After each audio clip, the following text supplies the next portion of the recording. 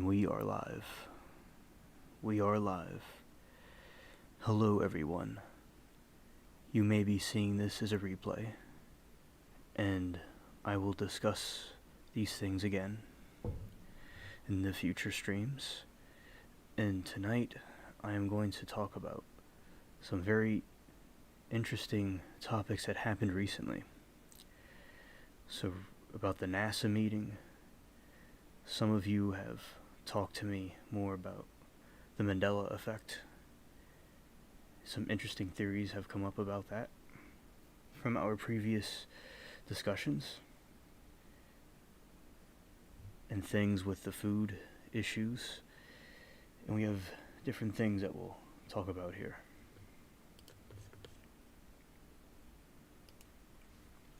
Alright. Hello. So, something that caught my attention that one of you have sent me is the recent situation where NASA has, I was just checking something really quick, that NASA is having a special meeting of the recent situation with the UFOs. As one of my companions told me a long time ago, that the government could not hide this from too long about the aliens and the UFOs, and they like to call them unidentified flying phenomenon, and there's another word in there that I don't quite remember at this moment, but basically they're now having a special meeting about it, and it's finally here. The time is here where we have the government and NASA talking about the different things that are going on with aliens.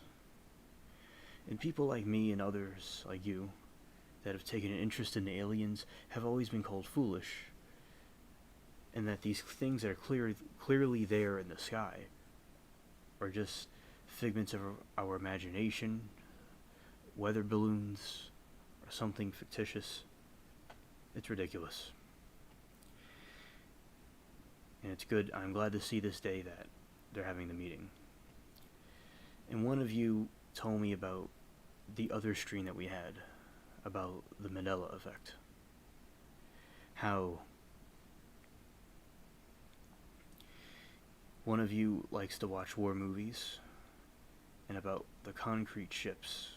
And that's something that I have never heard of. And any of you watching have heard of the concrete ships, let me know below. So the concrete ships were used in the wars of the past, and one of my companions here has suggested that effect situation that I've been talking about the past few streams, and you all that have been here or have the Mandela effect, it's when, and I'll repeat myself again because there's more to add to the topic, is when things repeat.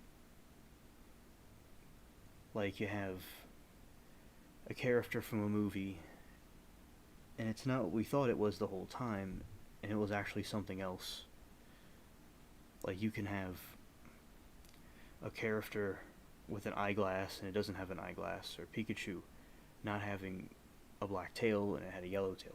So those are situations where we have the Mandela effect. Like something else my companion was talking about, how you can have a situation where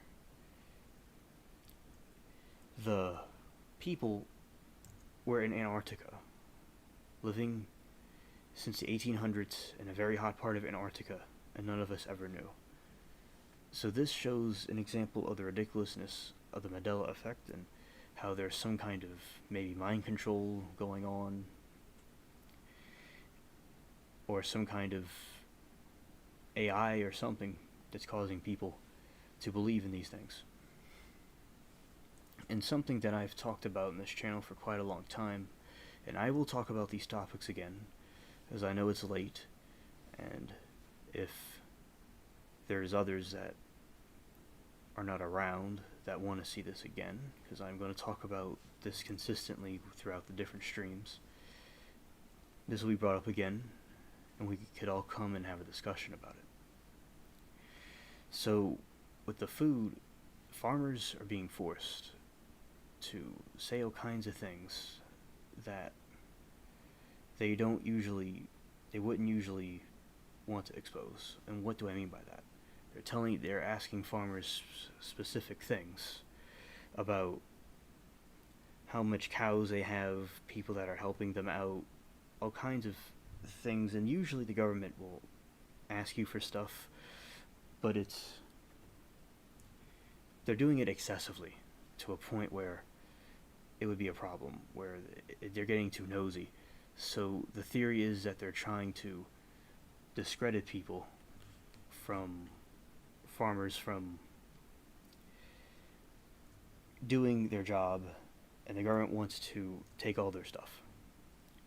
That's basically what I get from it and others get from it, and that it's mandatory that they have to say certain things or else. And I think since the new administration has come in, there's been more restriction on the farmers, in my opinion. Hello, Latina.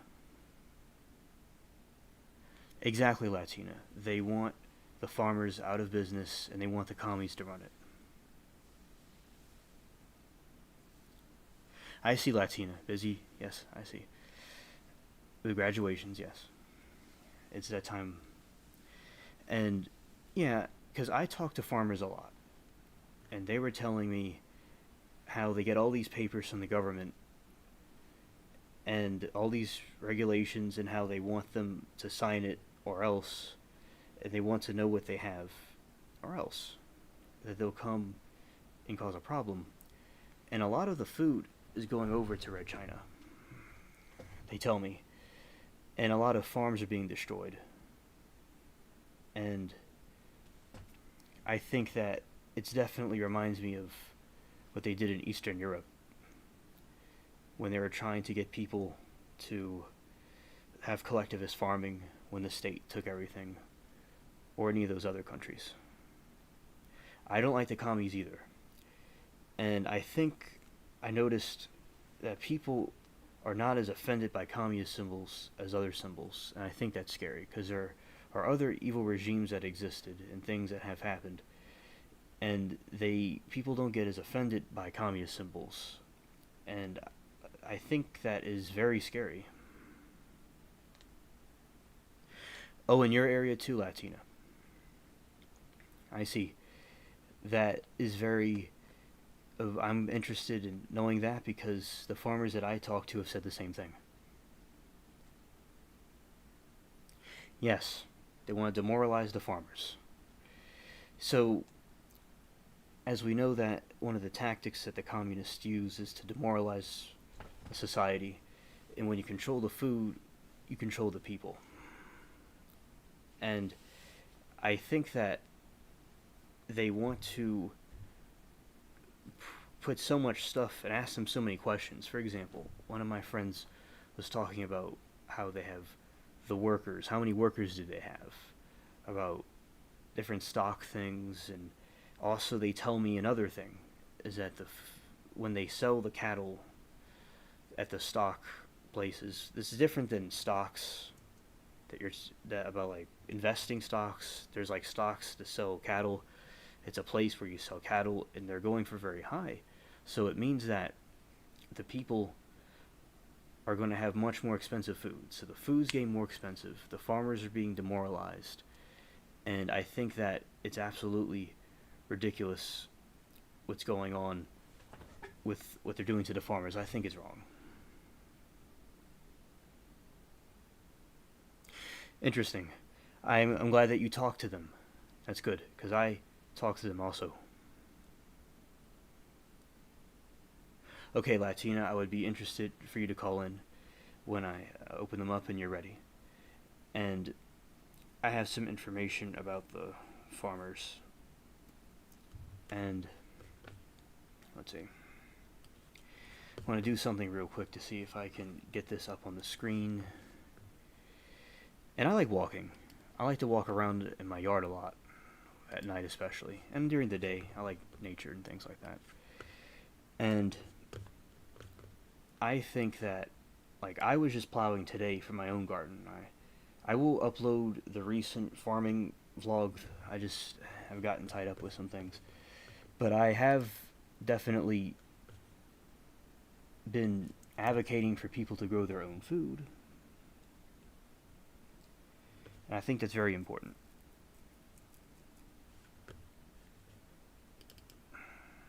So basically, because they'll send the farmers they'll send them information, they'll send them these documents that they have to sign. And if they don't sign these documents, men in black will come in. And what does that mean? The men in black, remember, it sounds like a movie, and it's kind of similar to a movie, but it isn't really a movie. It's government agents, like when the people were talking about the alien sightings that were occurring, men in black came to silence them. And when you have, censorship goes all the way back to a long time ago. And people don't understand that it's been going on for many years that there is censorship. And now the farmers are being censored, and people don't think it's important, but it's very important because that's the food. I'm getting back to the chat. And I think that the demoralization is happening to the farmers because they want the farmers to be demoralized so they can control the food better. And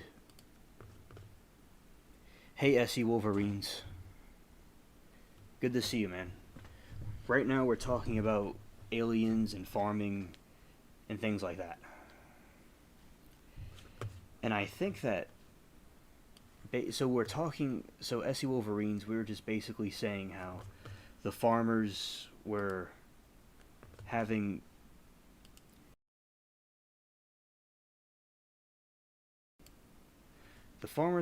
an issue with being demoralized. So the government is sending them information in the mail telling them that they cannot do things that they should do unless they'll come. So usually a farmer can do what they want to do, and they're not really given that much regulation. But now, in the recent times, they're getting letters in the mail with pages and pages and pages of letters with real specific things, like how much cattle do you have, how much workers do you have, and if you don't answer all the questions, they come and bother you. And I think that that's a problem, and I'm addressing it now. And I will basically like to hear y'all's thoughts about that. And a warning I want to say is that the food may get more expensive because the cattle's being auctioned off for higher prices. And that's understood. And I have some more information about that. And another thing that I was discussing before about the NASA alien sighting is that, which links to this, is that now NASA is finally talking about having meetings about the alien situation because there's so many alien sightings, and they're going to have a big conference about it. And they want to take over with the food, and there's a point where government cannot hide stuff anymore, and they tell you small truths. They'll say there might be a planet, there's not a planet there, then they'll say there's a planet there, there's not aliens, and there's aliens. They go back and forth about it.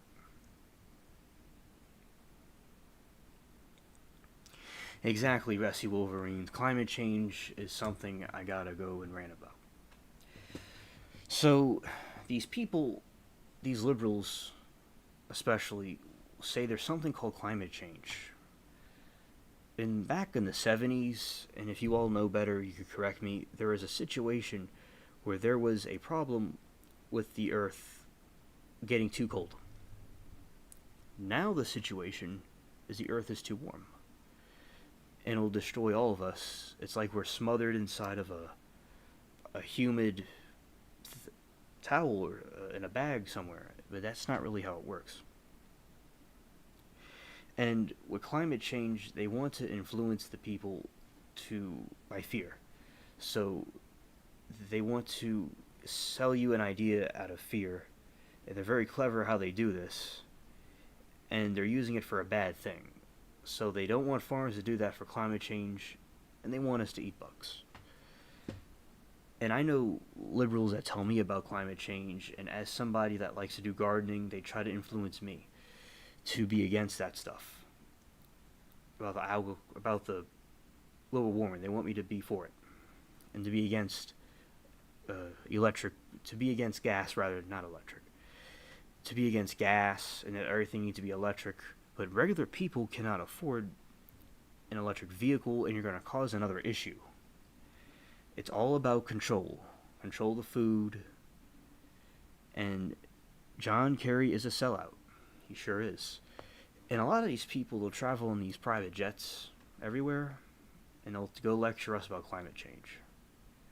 That's called having nerve, and or pure ignorance. And whoever does that, I feel needs to have some self-reflection. It's more easy to fool someone than it is to convince someone that they were fooled. That's what Mark Twain said. And I'm glad that I know the different farmers.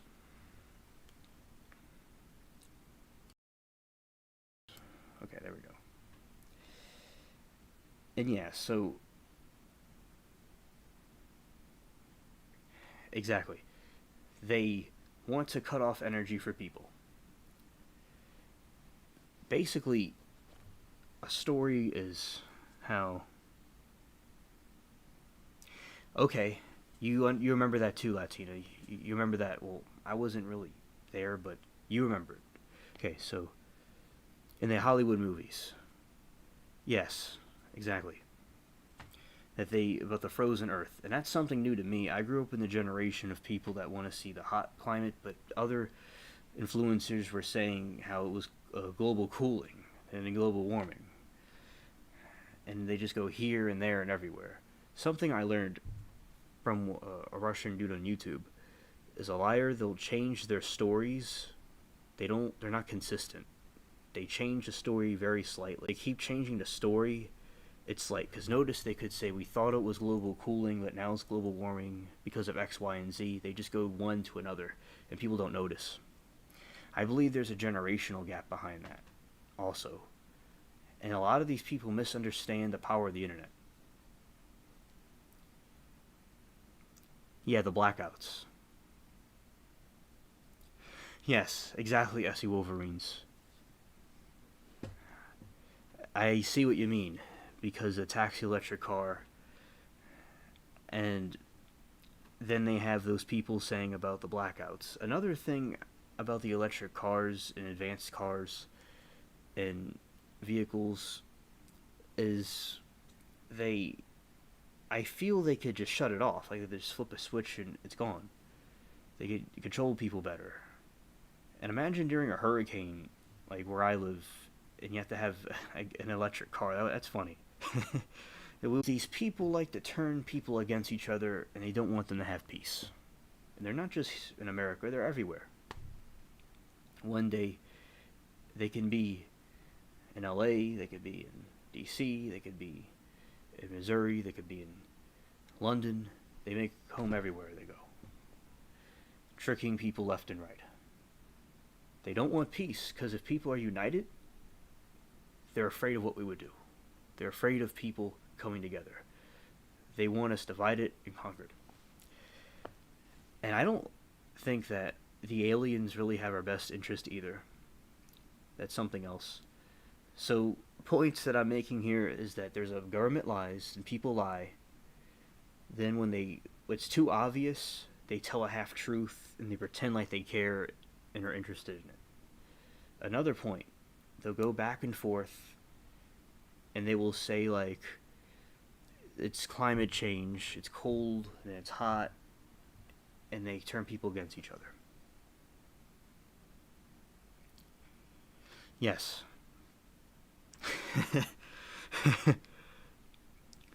Yes, SE Wolverines, I totally agree.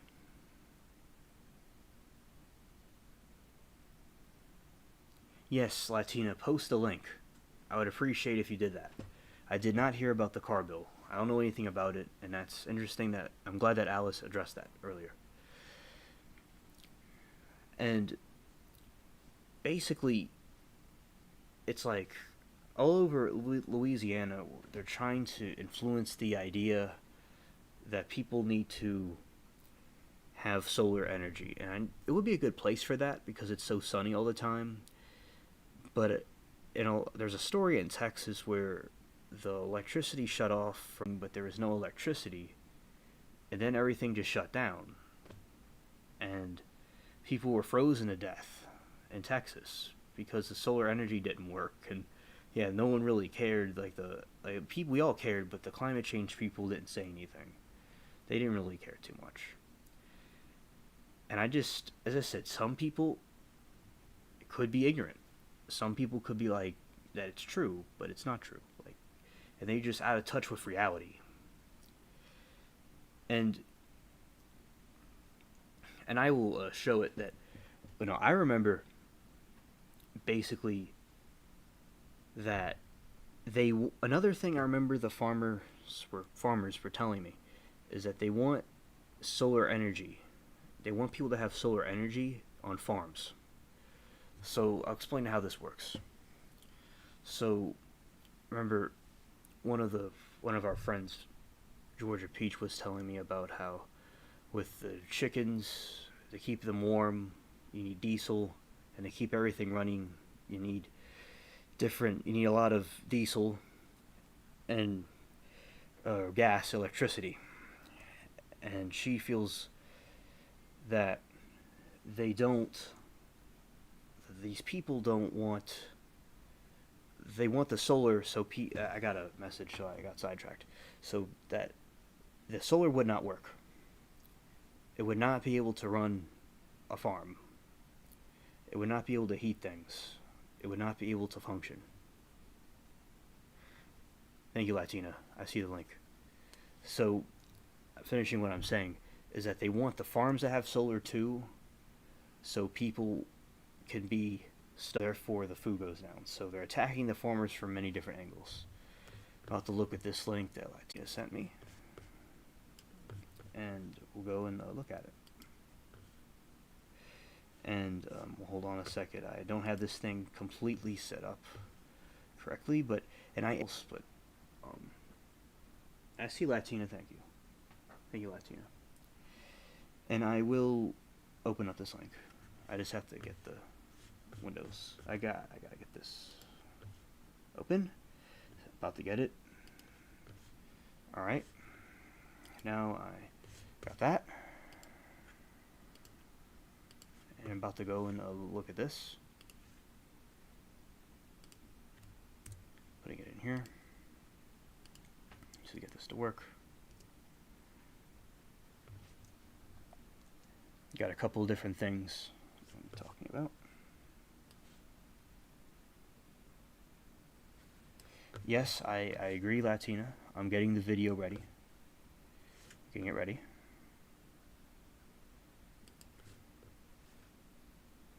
I was actually going to play something else soon. Alright. Now, I will go ahead and react to this. I just have to fix the window and get you all to see it. And y'all let me know if you hear it.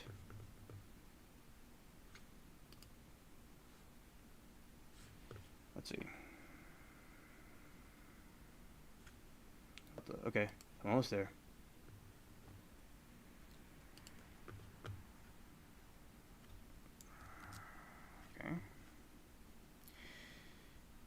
What happens when there's ads? Hold on. Prostate enlarges and the There's urine ads, channel gets tight. and then Urologists it's are going stunned. to- Is okay. Congress taking... All right, there we go. There we go. Okay. Now switching windows. Thank you all for your patience.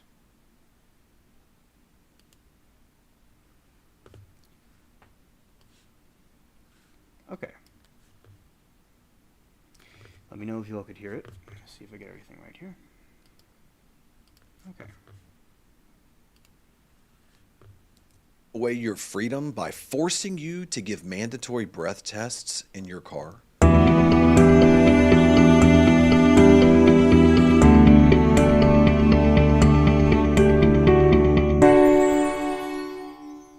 Hey everybody, this is Jeff Hampton with Hampton Criminal Defense Attorneys. Listen, I'm doing a little bit different type of video here today because I'm not one to usually get very political, and I don't get into a lot of political conversations or discussions. But there's a new law that has actually already been passed that I've got a bunch of notes here that I wanted to go over with you because it's going to affect every single person in the United States. Everybody, every law-abiding citizen in the country is about to be shocked with some of the things that are coming our way based upon the infrastructure bill that was passed. Now, let me just give you some background on this. You say, what does this have to do with you as a criminal defense attorney at your law firm? Well, first of all, understand this.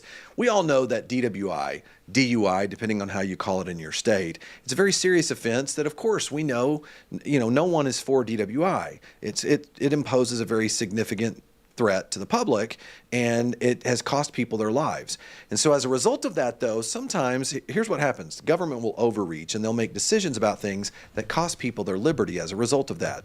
The 2021 Infrastructure Investment and Jobs Act now requires all new cars built after 2026 to implement systems to passively monitor the driver's performance for the purpose of detecting drunk driving. Now, specifically, HR... All right, I got something to say. So you see how these people pass laws after a catastrophic things happen for your safety? It's how it starts for your safety, and then it could go to all these different things. That's just something that I wanted to say.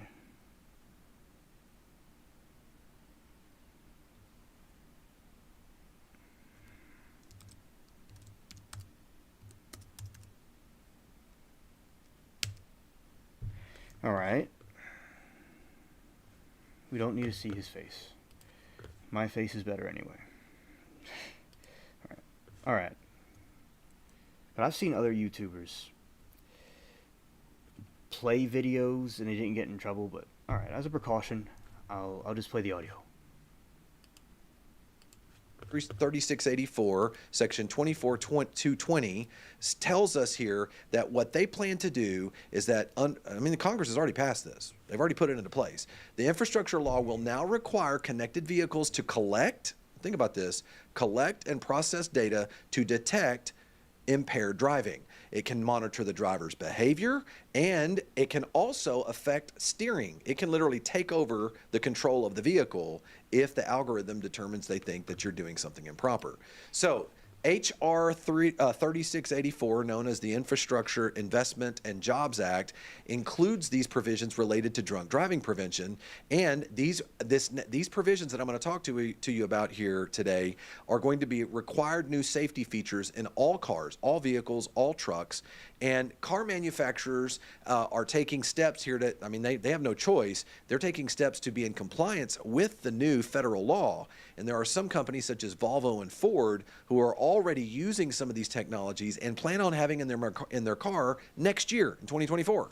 So if you plan on buying a Volvo or a Ford, get ready. Many of these technologies are going to be in there already. So now the problem is, everybody says this sounds wonderful, right? It's a good thing. It'll keep people from... All right. So you see how I was just saying a moment ago about the car? And Volvo is a good car for safety. It's a good, safe car. But you see how I said they're going to put technology in these things to implement the censorship? Yeah. That's basically everything I just said. Now I'll continue the video. We'll proceed. In SE Wolverines, I agree. Yeah, exactly. As the Wolverines, I totally agree. Now back to the video.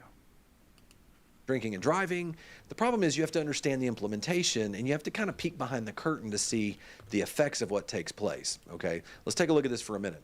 So here's what it says. For connected vehicles to monitor drivers, there will be some form of technology that will require the collection of data while a driver is in the car's interior. The interior of the car, and here's the issue. This now collides with what the law says. Under New York versus Class 475 U.S. 106, a Supreme Court decision decided back in 1986, the court has said that the interior of a car is considered a place with a reasonable expectation of privacy, even under the fourth, as defined under the Fourth Amendment of the United States Constitution. Yeah, SC Wolverines, you hit the nail on the head. Oh, you always have good points, and so does Latina.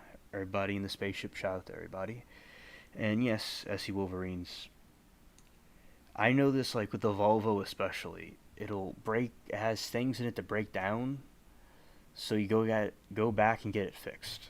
The luxury cars especially, they'll have things in it to break over and over and over again. Yeah, just more BS. You're right. Very true. Exactly, they don't care. Exactly, lose your job. Exactly, SC Wolverines. The last people they have on their minds is us. It's all about them. When they say we will survive, they mean they will survive. Now, I'll proceed. Very good points. Very good points. So the problem is we also know people, I don't know about you, but I wouldn't exactly feel very comfortable knowing that some algorithm or some monitoring device can take over my car whenever it wants to, and I don't have any control over it. So the problem is when we look at this type of structure, one of the things we have to figure out is we understand that according to this new bill, that the interior of the car is going to be monitored. There's going to be a data collection of everything that the driver is doing as they drive the vehicle. And so one of the things that we see, for example, a video recording of the interior is going to be allowed to record certain things. Racial or ethnic information, it will record. Whoa. Oh, this is getting into some 1984 territory right here. This is very wild. Okay, so this thing is going to be like a living person listening to you. It's going to be monitoring you, so if you say misgender the car, it's going to shut off. Oh my god. This reminds me of some memes and some cartoons that were going on, and it's becoming a reality. It's just absolutely scary. It's getting to this point, like the car is going to just lock its doors. It's like you say, let's go Brandon, it just locks its doors, and it goes and drives you to the nearest fire station or something. It's just crazy what these cars are doing. All right. Likeness of the driver and the passengers, and it will, if the vehicle can monitor the speed limit of the road, it can provide precise geolocation. It's also likely going to be able to monitor your speed. So it's going to be able to tell if you were speeding at any certain period of time. This is all the stuff that's talking about that's in the infrastructure bill that's required. Now, car companies and manufacturers are justifying this. They're saying, okay, look, first of all, they didn't pass the law. They just have to be in compliance with the law. But they're not against it either. Many of the car companies are great with this because they said it'll help to be able to enforce traffic laws. But one could argue that the collecting of this sensitive information could, number one, it's unnecessary, right? Why are we having to collect all this information if we're just trying to prevent drunk driving? But it invades your reasonable expectation of privacy by how you operate your car privately. So the collected data, here's where it gets really this is where it gets kind of like, crazy Minority Report movie type stuff. Here's where it gets a little crazy. The collected data could be misinterpreted by the algorithm. Suppose the vehicle monitors the driver's behavior to identify drunk driving and stops the vehicle after what it believes to... Okay. Wow. It's like, in Latina, that's an excellent point. That basically it can blow up if it wanted to. In my opinion, I agree with your opinion. In the 5G, yes. Yep. And they always accuse us of being fascists and stuff. And it's like, look what they do. And I'm really marveled by what I'm witnessing the gentleman talk about. How these people are, it could blow up, it could pull out, like, it's like, this is like Transformers, but real. Like, it could, like, transform into something, it could just project a laser just pointed at your head. It's like, for instance, my old pal and I were talking about, like, in a communist country, if you say that tree is Winnie the Pooh, they go and kill you. If y'all were driving with me, and it's like, say, like, that tree is Winnie the Pooh, like, the car shuts off and self-destructs, or it just points a laser gun at me. So this is like communism on steroids, okay? Communism on steroids, right now.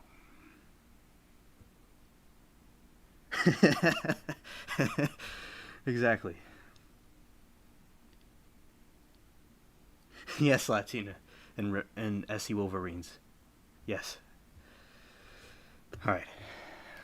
Let's dive into this deeper. Recognized as drunk driving behavior, but then it determines later it wasn't drunk driving behavior. It was somebody. One more thing. So it's going to mistake drunk driving behavior.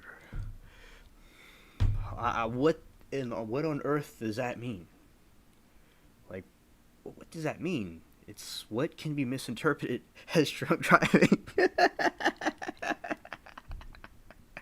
The nerve of these people. Something could be misinterpreted, but it's like, what? It's like, oh, I'm gonna just slightly turn the steering wheel a little bit, and it's drunk driving.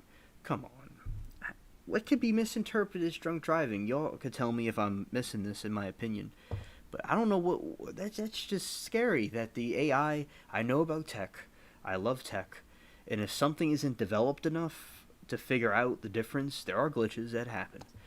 But if it shouldn't even be implemented in a vehicle just yet. It's like with the other things. It's like if you're not certain about a vaccine or whatever, it shouldn't be implemented right away, in my opinion. Okay, my opinion. And let's see what y'all saying.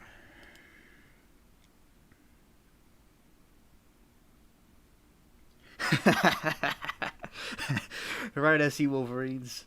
Exactly. Exactly. And what if you get in an accident? It's going to accuse you. So I would say that the AI is accusing. So does the AI get sued for slander? Like, is it going to get hurt for slander? Like, it doesn't get punished because it's from them. It's from them. Because they can't. You can't. If you can't question someone or criticize a group of people, they're the ones in charge. That's basically what it is. All right. Let's go. Diabetes that had low blood sugar, and it made them appear to be drunk. What about if it's someone that's tired or sleepy, or maybe it's a sudden medical condition? I mean, maybe the worst thing that could happen is to stop the vehicle and drop it in the middle of the road. And there's lots of other questions we're going to ask about this too. So one answer to this is, and I'm going to tell you, here's the answer to one of the proposed things that was debated in Congress, was to use the infrastructure law would allow cars to be equipped with a breathalyzer and a video monitoring device to assure that the data collection is actually drunk driving. So now they can collect the data and watch you all the time. Actually watch you on video. Hold on.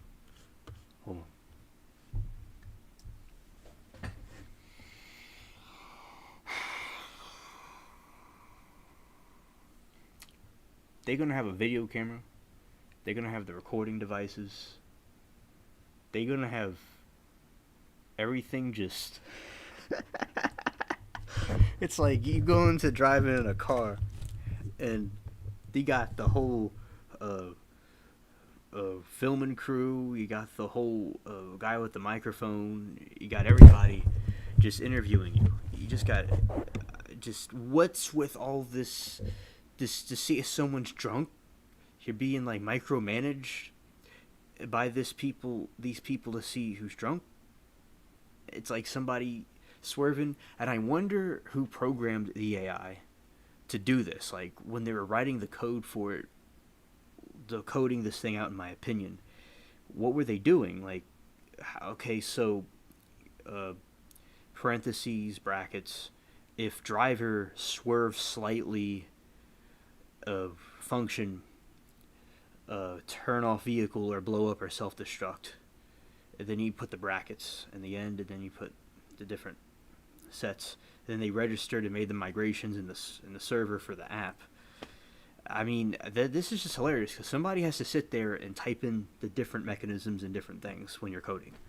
As I learned things about coding through YouTube.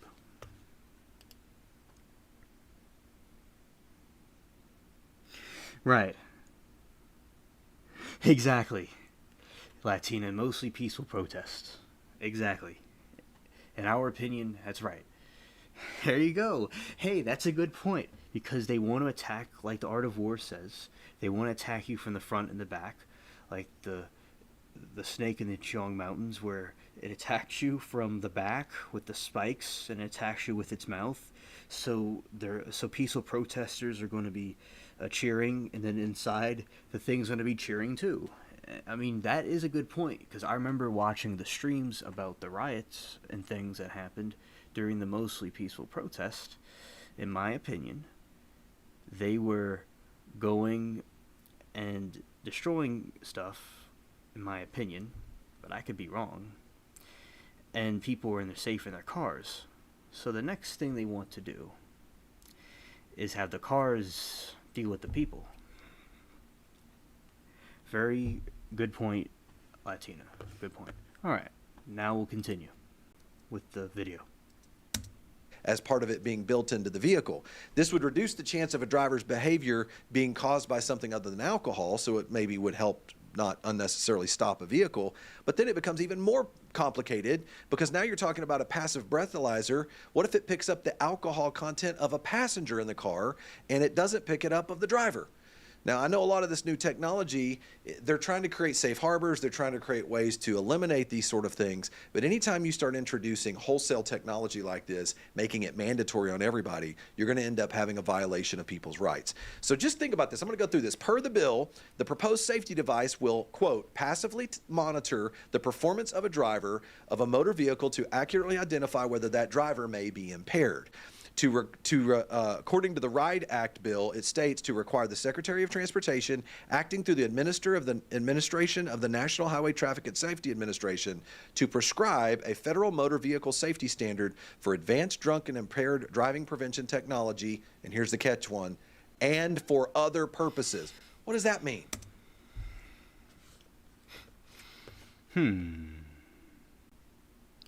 Very interesting. Very interesting how they have it for other purposes. There are other purposes for this thing. I think that it's very interesting about the other purposes part. I wonder what that's what all the buzz about that is about. And yeah, exactly. It's if you take NyQuil or anything with alcohol in it, it's like you're doomed. It's like the cars now has a mind of its own, and remember, someone is programming the machine, the app, to do this. Right? Somebody's putting this way. Right.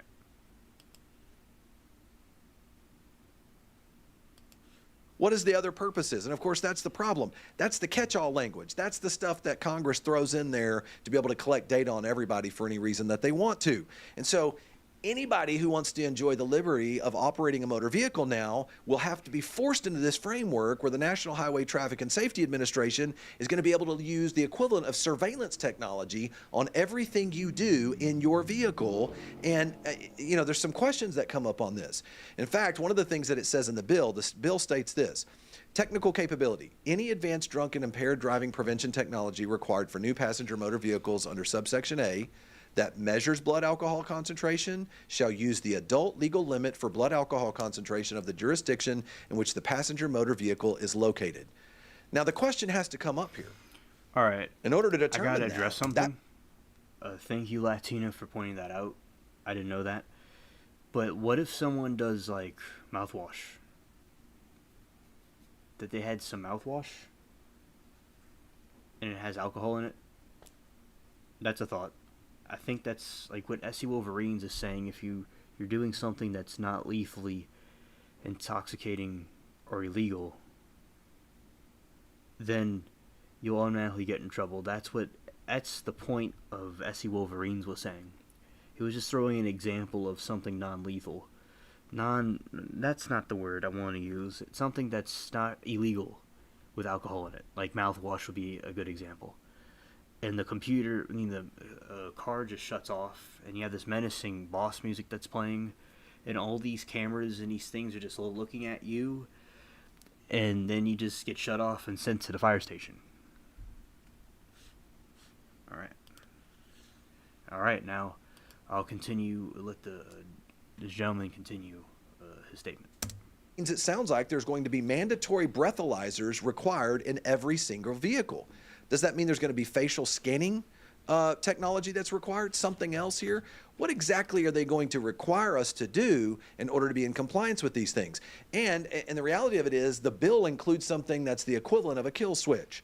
In other words, here's what the bill says. It says, because driving prevention surveillance technology for drunk, impaired, or other purposes, by the way that it talks about this, it must passively monitor, but the moment that it comes up that it determines that there's a violation, that it will stop that impaired driving. So there's a preventative measure that's associated with it. So think about this. This kill switch technology is running in the background. So whatever you're doing as you're driving down the road, if the algorithm determines it thinks you're doing something off base, right?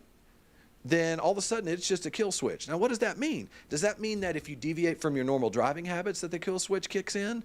Does that mean that it's going to learn your specific idiosyncrasies of how you drive? And, I've driven with people who do this all the time on their accelerator. I've driven with other people who weave within their lane like this because I don't know why. They drive me crazy when they drive like that. But that's just how they drive, right? Does that mean it violates something according to the law?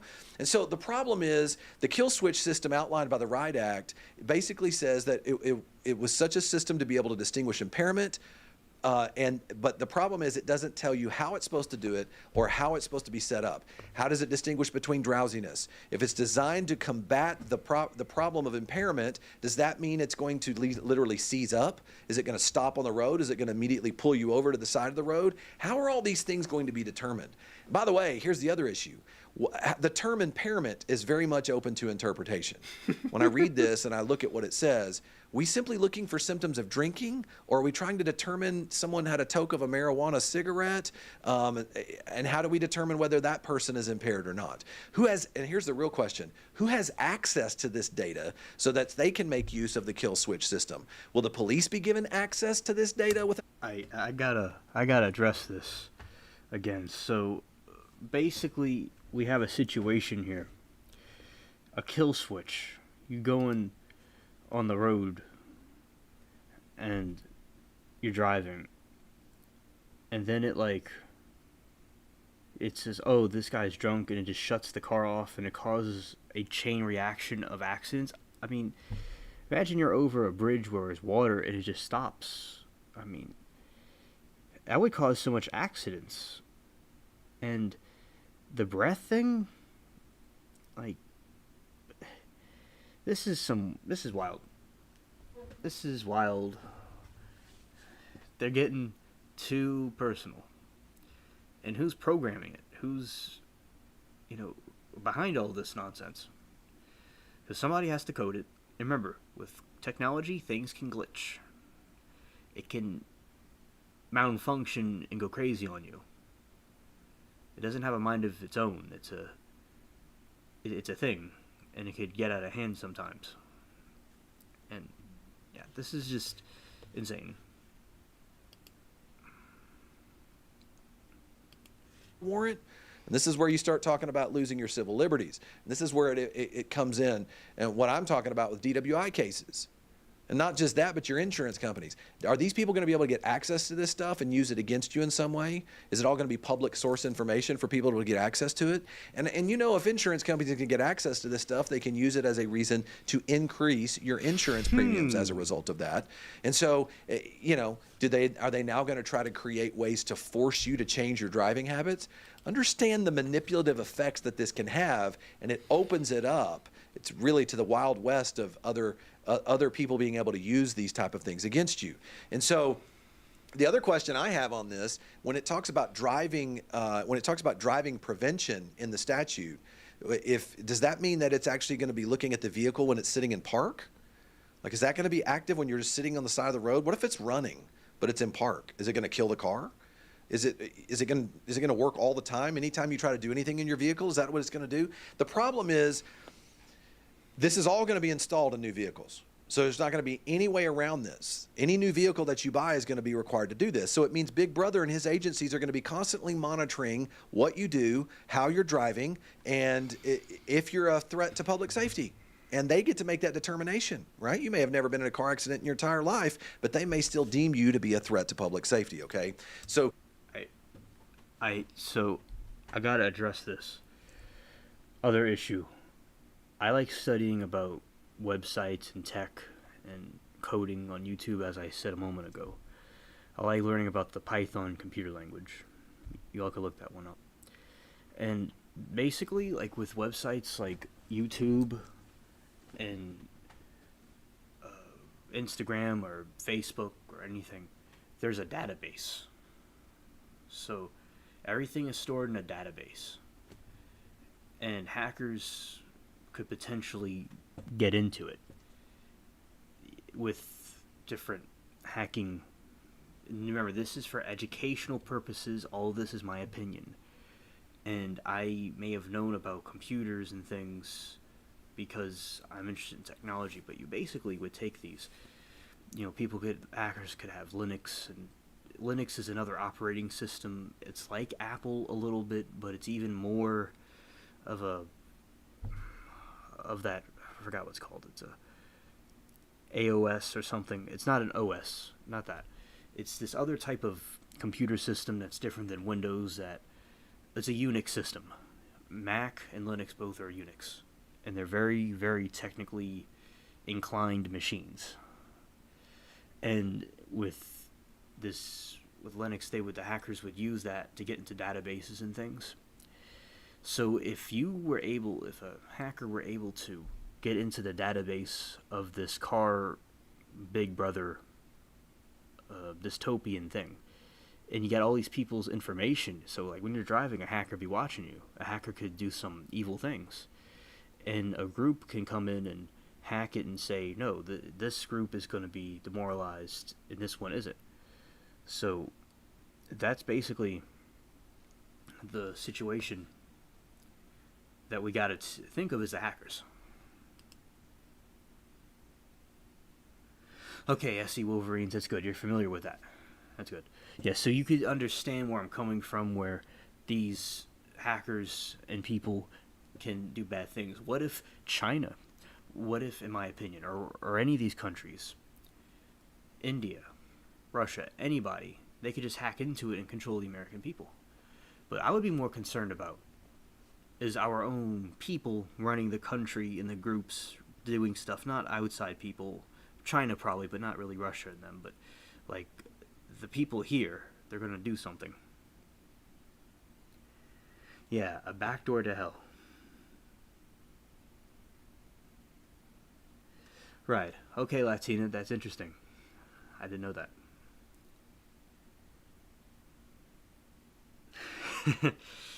Right. Alright. That's what I think too, chat. I totally agree, chat. Should you do something, what happens now? If that information is available, what ends up taking place? What if you end up violating that and the algorithm triggers you? Does that mean you're sitting on the side of the highway? I can imagine, I'm here in Dallas area. Imagine being pulled over on the side of the road because your kill switch kicks in. You're just sitting there. How long do you have to sit there? How long are the police called? These are all issues that you have to consider in this situation. So, and by the way, how protected are these structures? How are they open to someone that could hack into this? Is it open for other people to be able to get an open API to get access into this sort of information? So returning back to the legal interpretation here, here's one of the other issues that comes up that I ask about is, does the term impaired driving mean? What does that actually mean? Think about this. Currently, it isn't defined by any legislation. So does that open it up to whatever the National Highway Traffic and Safety Administration means? Hold on. Is Hold on that a second. whatever NHTSA wants to? Congress passed this totalitarian. Oh my goodness.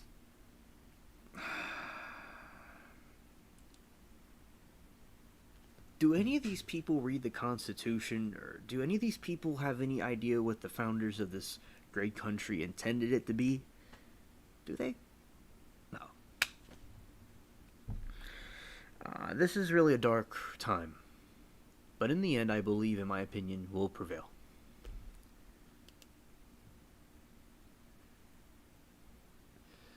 And I agree with SC Wolverines.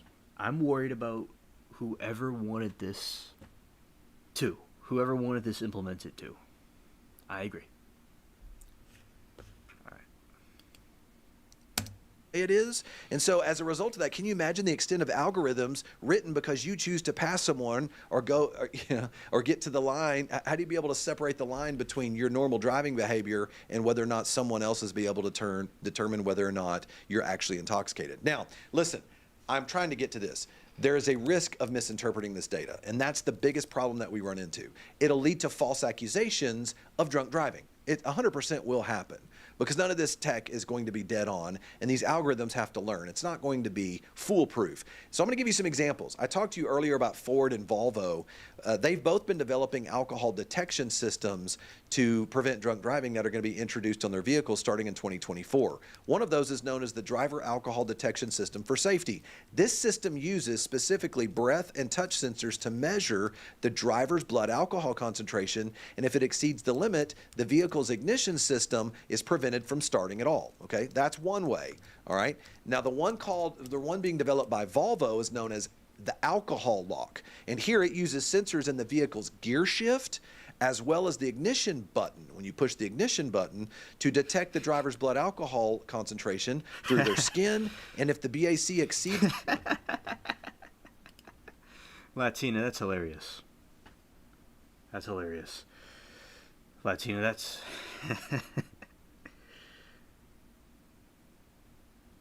Right. That's exactly the point, Latina.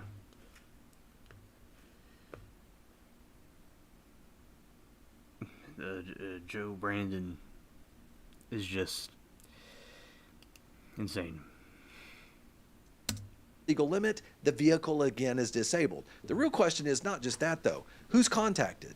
What else is that reported to someone else? In what way can that be used against someone?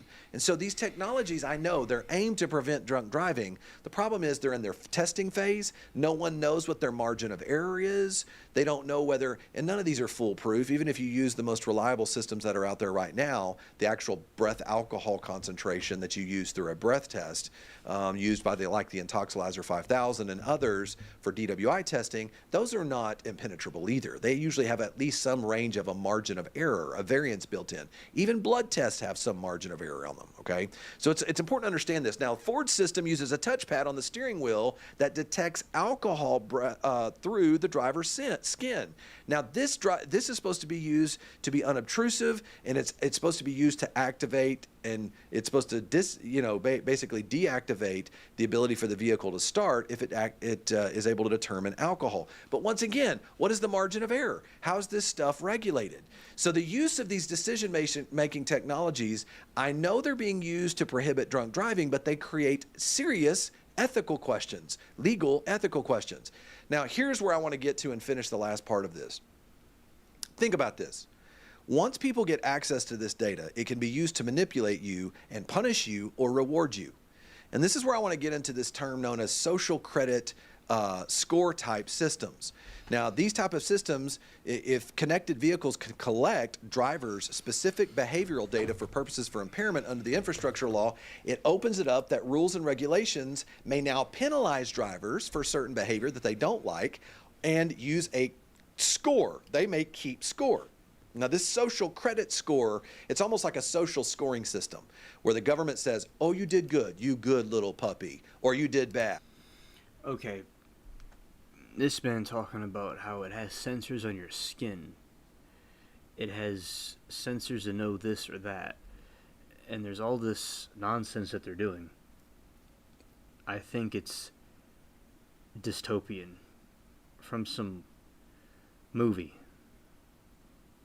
The insanity that this world has come to is marveling. I said this before, and I'll say it again. We are in a never-ending Twilight Zone episode. Go sit in the corner. It's literally the way it works. And you say, oh, this would never happen in the United States. Well, let me tell you, this is similarly to how it was introduced in China. So when you look back on it, China did the very... Okay, I'm going to touch up on this. The Russian Empire, not perfect, had... It was a strong, economically strong country, and the communists took it. The communists took all over the world. And one thing my old companion told me, and we both agreed on, is that never think something can't happen to you. It can happen here. That if we forget history, we're doomed to repeat it.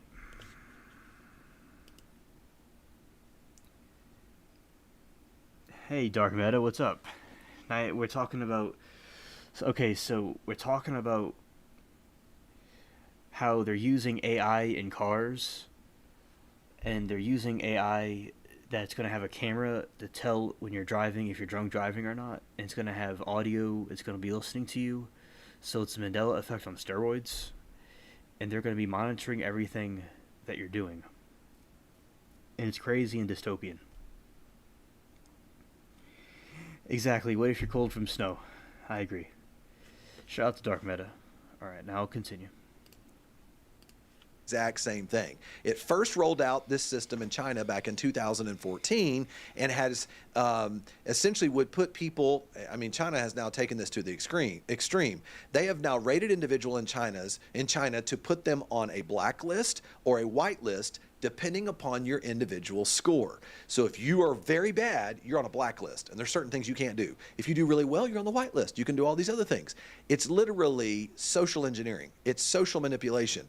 And so the social credit score system is built on two parts. Here's how it works. Number one, data collection, and then reward and punishment based on that data collection. So essentially, data collection is performed in a multitude of different monitoring systems that could be used exactly the way it is right here in what I'm talking to you about in the infrastructure bill. Now, most of those ways that they evaluate this are kept secret. Certainly they are when you talk about this in China, but they gather all kinds of everything from credit information to purchasing information to criminal background, compliance with court or administrative orders, traffic violations, online behavior. This is what China is doing. But it started by introducing it in a very small way, and it grew from there because the state got access to all this information. So this system, let me tell you what China did. China is to the point now, the authorities have used social credit scores to ban individuals from doing this. Think about this. To ban people from purchasing flights, making reservations on high-speed express trains, from staying at luxury hotels, and for these, and here's another one. If they think you're playing too many video games, China will literally come in and actually slow down your internet speed because they think you're a chronic gamer. I mean, you can't make this stuff up. All right. So Latina made a good point. How, I was working in the sun today plowing my garden of my new farm field. And also, they were... Darkman is funny. So, yeah, I agree with that. Does the car have empathy? It's the cars aren't going to have empathy. And it's going to be a nuisance. It's going to be terrible what these people are doing. And how that this thing is programmed for our destruction and the social credit score. Yeah, it's all socialism and communism. they don't want people to have individual thoughts. They want people to be collectivist. So think of it like a beehive or a wasp nest. How everybody just works together and there's no free will, there's no mind behind it. And it's all dissolved into one thing. That's what they're trying to do here. And it's a shame. I wonder, it reminds me of the Hunger Games. If you all ever seen that before. And yeah, Dark Meta, I agree. This is getting scary. Or like that other movie, The Purge. It's like there's this elite and they're doing stuff to us. This is just frightening. It's just crazy what's going on. I'm really marveled by the progression of this fascistic cancer. That's how in their life they are. So the punishment can also take more extreme measures. China has also done things that based off, if you take a stance separate from what the state takes on this, you'll be denied entrance into a university, you'll be denied employment. But if you do what you're supposed to do, what if you have a high social score? What if your social credit score is high? Well, now they give you perks. They'll give you discounts on your energy bills. They'll give you a hotel without a deposit. They'll allow you to boost your profile on a Chinese social dating site. I mean, literally, dating sites. And that's how much you're talking about the social engineering that takes place. Now, I know that's an extreme example, but I want you to understand the same concepts that were used in China to allow this social credit scoring system to be introduced is now being used in this infrastructure bill by introducing these mandatory reporting requirements for whether it's going to be a breath test device, whether it's touch-based devices. And look, these type of things already exist in technology. There's something called a scram device that people will put it around their ankle and they can actually determine whether or not they've been using alcohol or not. They are now introducing these devices into every vehicle that's going to be bought starting in 2026. So why do I say this? Look, I think it's important that people understand this. I have no idea how this is going to roll out from state to state. I have no idea how it's going to affect individual DWI cases, I don't know how it's going to affect your insurance rates, but I can tell you this, it will absolutely invade your privacy. And I can tell you this, there will always be collateral damage when something like this rolls out. And it's never a good thing when you lose just a little bit more of your liberties in the name of protecting you. I'm always suspicious when the state tells me they want to protect me. They're not my mommy and they're not my daddy. I don't need them to protect me. That's what we have as individual liberties and rights in the United States. So be careful about this new bill. Be aware of it if you go out and buy a new car. All right, so that's okay. So I'm going to say my thoughts about this. So basically, we have here this new edgy AI, this garbage scum system that was coded that in new cars it's going to take videos of you, it's going to monitor you, it's going to social credit score you, it's going to do these horrible things. You were exactly SC Wolverines and Dark Meta, exactly. And they want to control these people. They want to have the same thing they have in China, and it's getting real personal now. It's getting like right in the bubble. We all talk about the bubble. They're getting inside the bubble.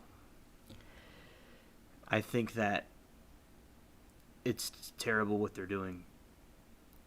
And also what SC Wolverine says, I agree, they're psychopaths and they have no empathy. And they're definitely lunatics. And it's just insane what they're doing. It's like they really want to reshape our country into something else.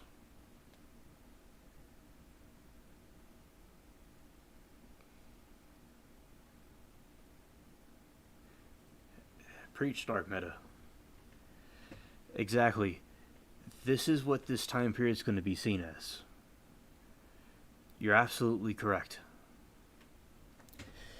And I was thinking how backwards society has gotten. They always say they're progressive, but they're regressive. Always trying to be possessive.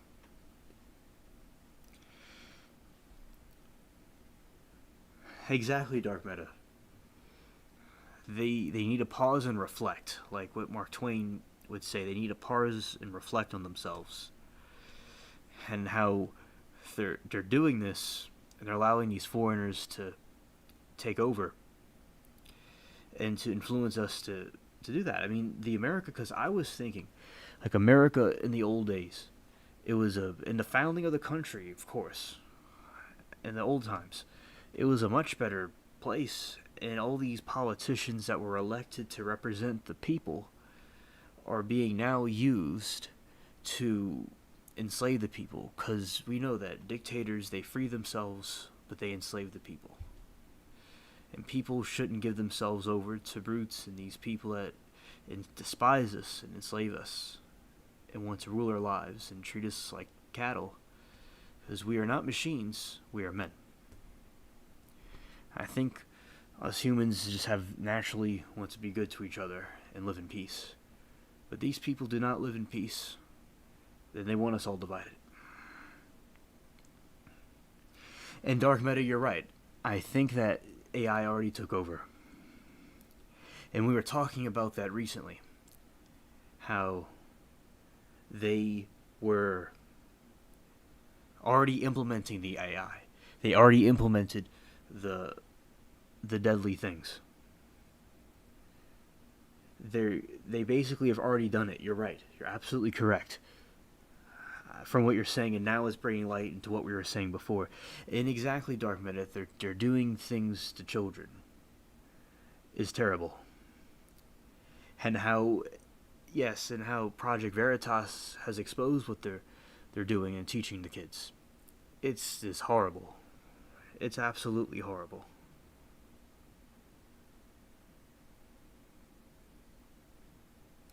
Exactly. And I think that they need to be locked up and put far away. They need to be put away and never lock the door and throw away the key. That they think we're dangerous, and people with individual thoughts are dangerous. And it seems some of the most dangerous people, in my opinion, are not locked up, and that's scary. You know, what is this country has gone to? And that the society has allowed this to happen.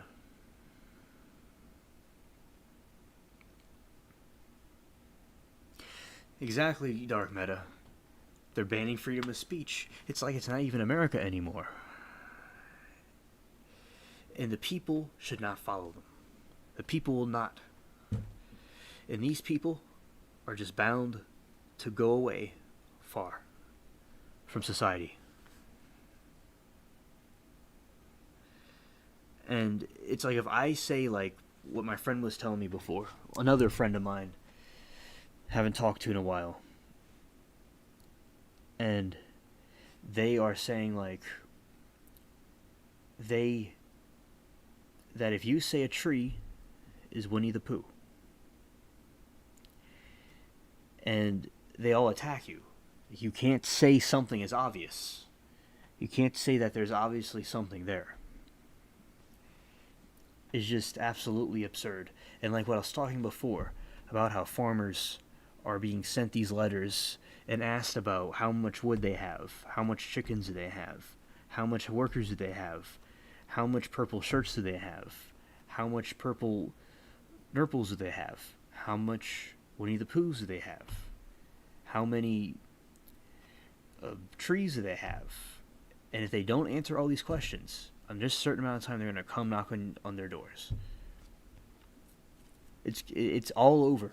It's a wildfire. Facts. They're passing laws that are anti-human. And the robots in the AI are also against us. And what I was talking about before, that recently, something that I want to play really quick that is slightly a little off topic, just slightly. It's about NASA holding the meeting about the aliens, and I'll play that really quick, and then I'm going to go back to the other topic we're just discussing. Alright. So this next thing I'm going to play is that NASA is holding a hearing about the UFOs.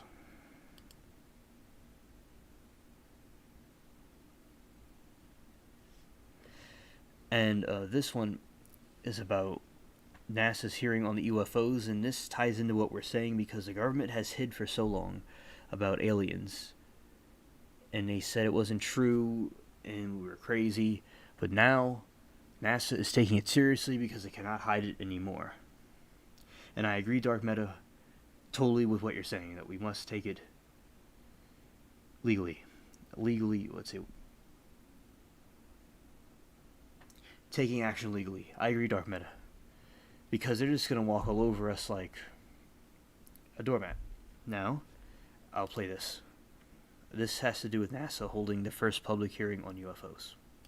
Is a question humans have been trying to answer for years. Are UFOs real? And if so, where do they come from? For the last 7 months, a group of scientists convened by NASA have been looking for tangible answers. And today, they held a rare public hearing to share their research into what they are calling unidentified aerial phenomena. News Nation's Dre Clark listened in and now joins us live. Dre, a lot of people are following this. Yeah, because they want to know, are UFOs real or are they fake? And this is what this panel was trying to get a better understanding of. But, you know, NASA says they want to be as transparent as possible when it comes to the topic of UFOs. The agency also recognizing the considerable amount of public interest and the need to provide some level of clarity because many of these sightings remain unexplained. So NASA took the unprecedented step of forming a panel of experts and asked them to go on a fact-finding mission and then provide a detailed analytical report of their findings. And that report will be made available to the public later on this summer. Now, earlier today, the 16-member panel that was put... Exactly, Dark Meta. That's what they're doing with the kids. And how that they're encouraging the minor attracted, which is so stupid. It's so crazy how that is being normalized. That evil action is being normalized. It's so evil. It's so demented. And you see, like, what I'm playing right here with this NASA thing. How the government said that people were saying how the UFOs are fake and they're clearly something is there, and how they're also hiding about the alien information, and now it's coming out. And they're also doing that. I think that it's absolutely absurd that this terrible regime that's ruling our country is doing. And now I'll continue with this video of the UFO hearing.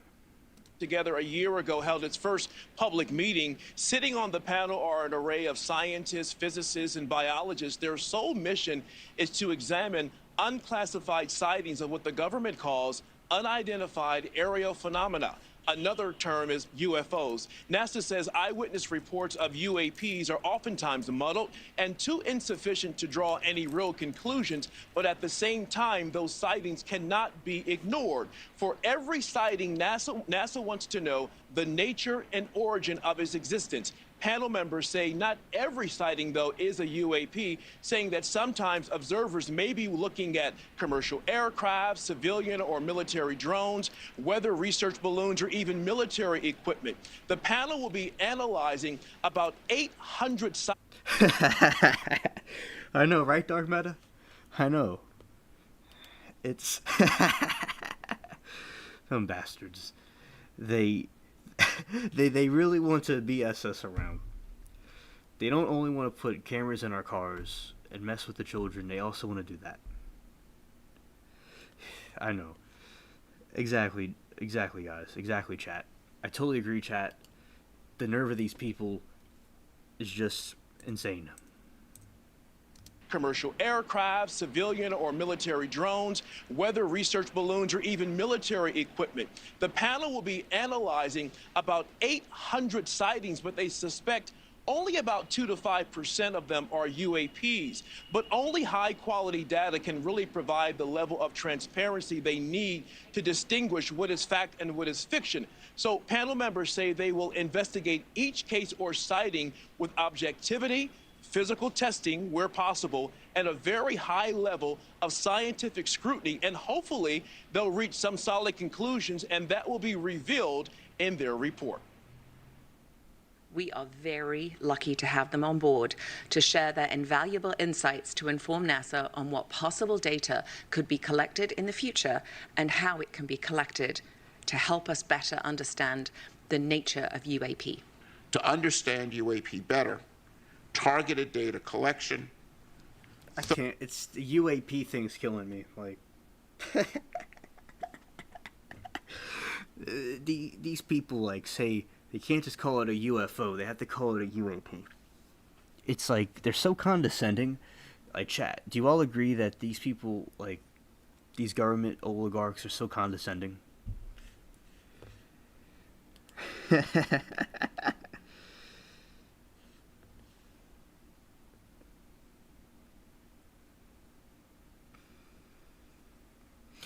I didn't know about that, the dildo thing. That is so evil. What they're doing. These people need to be like sent. They just need to be taken away. They're doing this, and I'm disappointed that there's so many liberals and people that are supporting it. Facts, Dark Meta. Thorough data curation and robust analyses are needed. Such an approach will help to discern unexplained UAP sightings, but even then, there's no guarantee that all sightings will be explained. Now, the panel says they will make their findings available by August 1st. Meanwhile, the Pentagon is conducting a separate investigation into UAPs. They will go based on the information found by military pilots. They will study those images, and those people who will be conducting those studies will be both intelligence and defense officials. So, Nicole, a lot of interest, and it seems to be something the government is taking very serious, and hopefully they'll get to the bottom of it so we can finally answer the question, are they real or just a figment of our imaginations? Oh, yeah, a lot of people take it very seriously. Okay, thank you, Dre. Thank you for watching. Go to newsnationnow.com to find News Nation on your television provider. All right. So that group was called News Nation. It was sent to one of my subscribers. Shout out to them. And yes, and addressing what Dark Meta was saying, is that I think with a lot of the gay people are not buying the LGBTQ X, Y, and Z 1, 2, 3 movement. And I think also that movement is all about money. I think that they are about money, and they are using the gay people as to make profit and to push their creepy, demonic, nefarious agenda. And I agree that Western civilization is infested.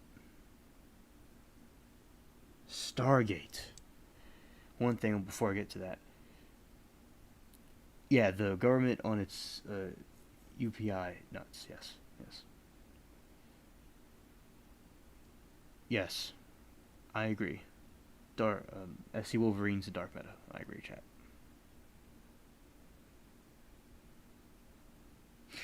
Exactly. The god of the liberal is money. That's something I think is very true. The liberal god is money. The god of the liberals are money. That's all they care about. That's the only thing they're pushing. Because the gay people are there, and then they push these other narratives in this community, and now it's just for money bags and pushing an agenda. And exactly, pride is a terrible sin, and that's what they're doing. And it's very evil what's going on, I agree.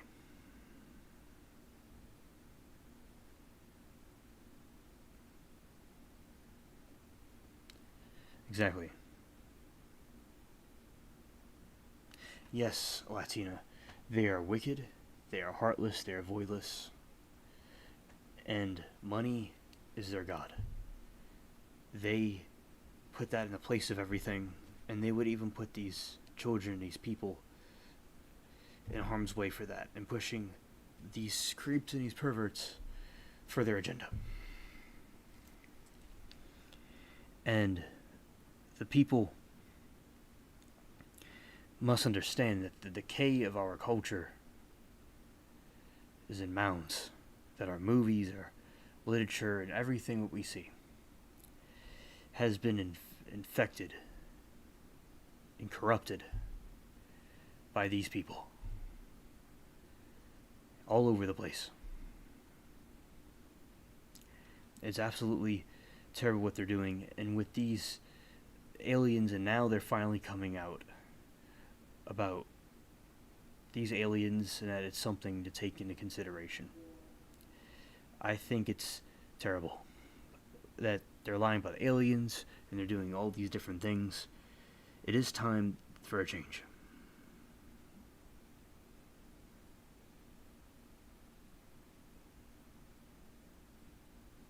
And that's a good point that you're saying, because like Target or Target has lost so much, and these companies lose. You know what, Dark Meta? That's a good point.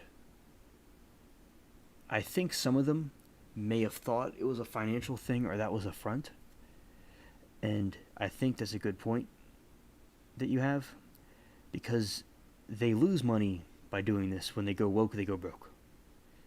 And I'm do things with financing and things like that. And not everybody that does money and is good with it is bad. You know, and I think that some people may have been motivated by that, but I do agree that they're motivated by a satanic power, by an evil ideology to do this. Because they do lose money from it. Like the Buzz Lightyear movie, the Toy Story movie that got woke, and Target, and yeah, they want to hurt the people. And I think that, although I said I'm not against money or people having that or doing good with it, but I feel some people have that as their only goal, but in the end they lose money from that. So I think that is a good point.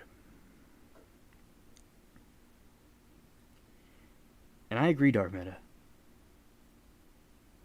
that it is something to distract people. I do agree with that as well.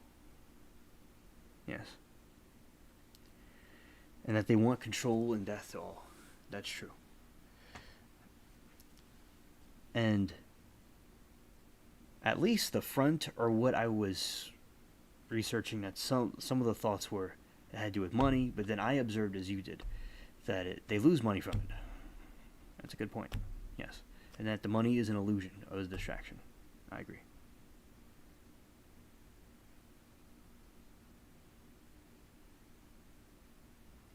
I agree it's rigged. And it's a scam. That's a good point.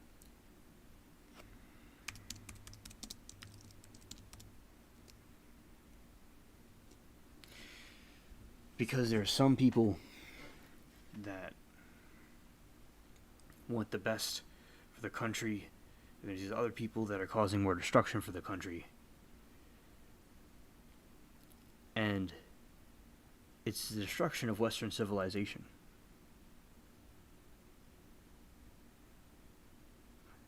I agree, Dark Meta. And I believe that these people, like, when I was studying about demons and things about the Christianity and stuff, that they get energy, the demons get energy from these bad things that happen, and they give their people energy that they get from that. That's partially has to do with witchcraft. They want to hurt the people like this, and they get more energy from it. Right, I agree about Musk. I agree.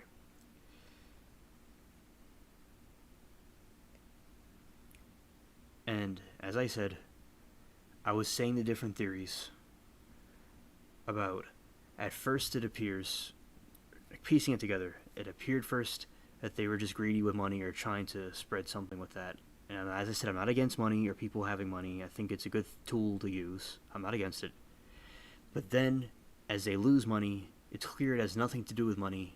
It has to do with controlling and killing and destroying humanity. That's what I could sum up from it. I was just saying from the different things that I've learned and good conversation with you all and chat about it as well. And I will say, Latina or Dark Meta or anybody, if anybody wants to call in, the lines are open. Anybody wants to give their thoughts about this,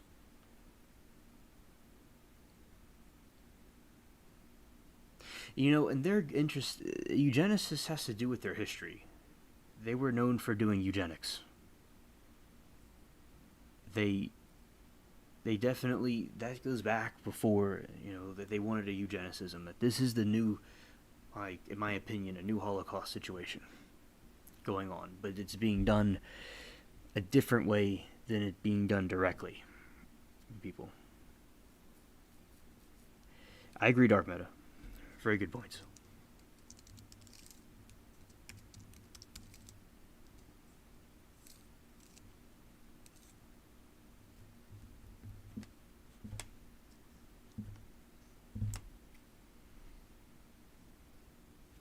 Okay.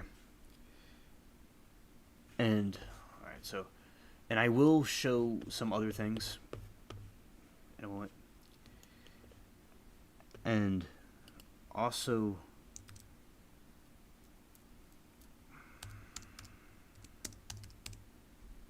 yeah, calls are open whenever y'all are ready for that. I would have to switch this thing really quick, though, so people can hear the call. I have to switch something to the other window. Okay. I had to turn on the gear. Oh yeah, because the military's compromised. The military is compromised because other people I talk to in the military that have relatives in the military is that the military is doing this thing where people they're putting woke stuff in there and it's discouraging people from wanting to go stay in the army. And they want to weaken the people by weakening the army to make us defenseless against attacks. So I definitely think that the military's compromised as well. And they've attacked us from every angle possible.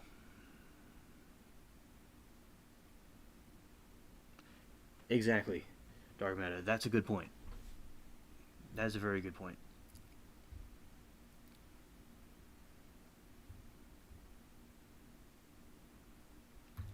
Yes. Yes. Exactly. It's the corporations, and they're all working together with the government and the media. That's exactly right. Very good job of pointing that out.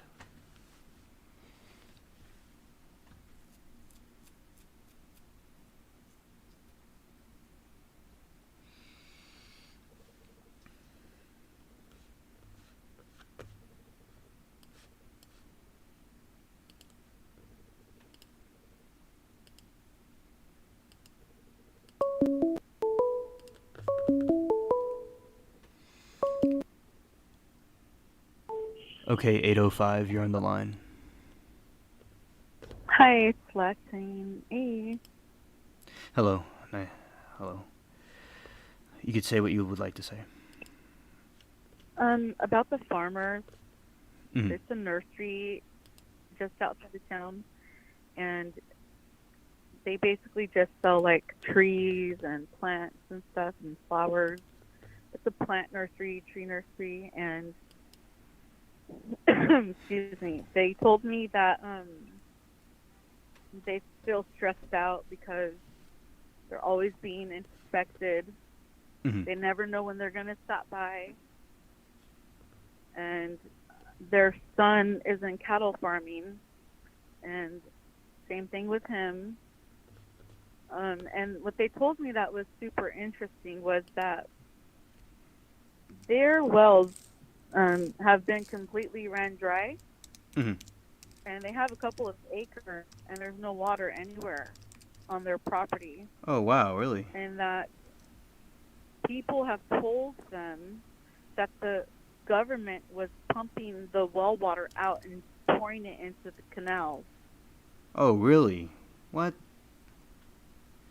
That's crazy. Yes. So why would they do something like that? Why would they pump all of the well water out Mhm. Oh, yeah. and dump it into a canal? That's dirty. That's really dirty. What can that do? But what is the purpose behind that? Can you think of possibilities? Okay, so let me get the idea here. So they're getting there's wells that they get water from, right? They're underground wells Right. under their property, under their land, Hmm. are dry. Right. And There's nowhere to drill a well and get any water. right. And then the government is pumping it into a canal. Is that what you said? They said that people that know in town, because, think about it, they've been in the area for a long time. Hmm. A lot of people know them. They're local farmers. Hmm. So they know people in town, and these people in town supposedly have told them that that's what the government agency officials were doing. I don't know what agency or what government officials were doing it. I don't know if it's local government or state government or federal government. I have no idea. Okay. But why would they do such a thing? Because they're trying to contaminate them. They're trying to make them sick or poisoned. That's what I think. Like, they're trying to... Remember we were talking about they control the food, they control the people? Maybe they're trying to get them to move and go somewhere else.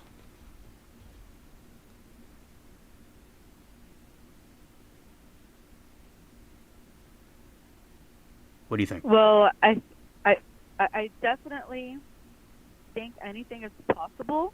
It's definitely nefarious, and it's definitely something that takes away control over autonomy, like to be self-sufficient.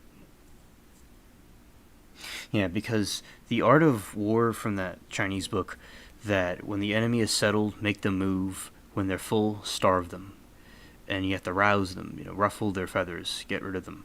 So they're probably, I'd say they're planning something to get rid of them, or to get them to maybe be reliant on what they have rather than being self-reliant. That could be another possibility.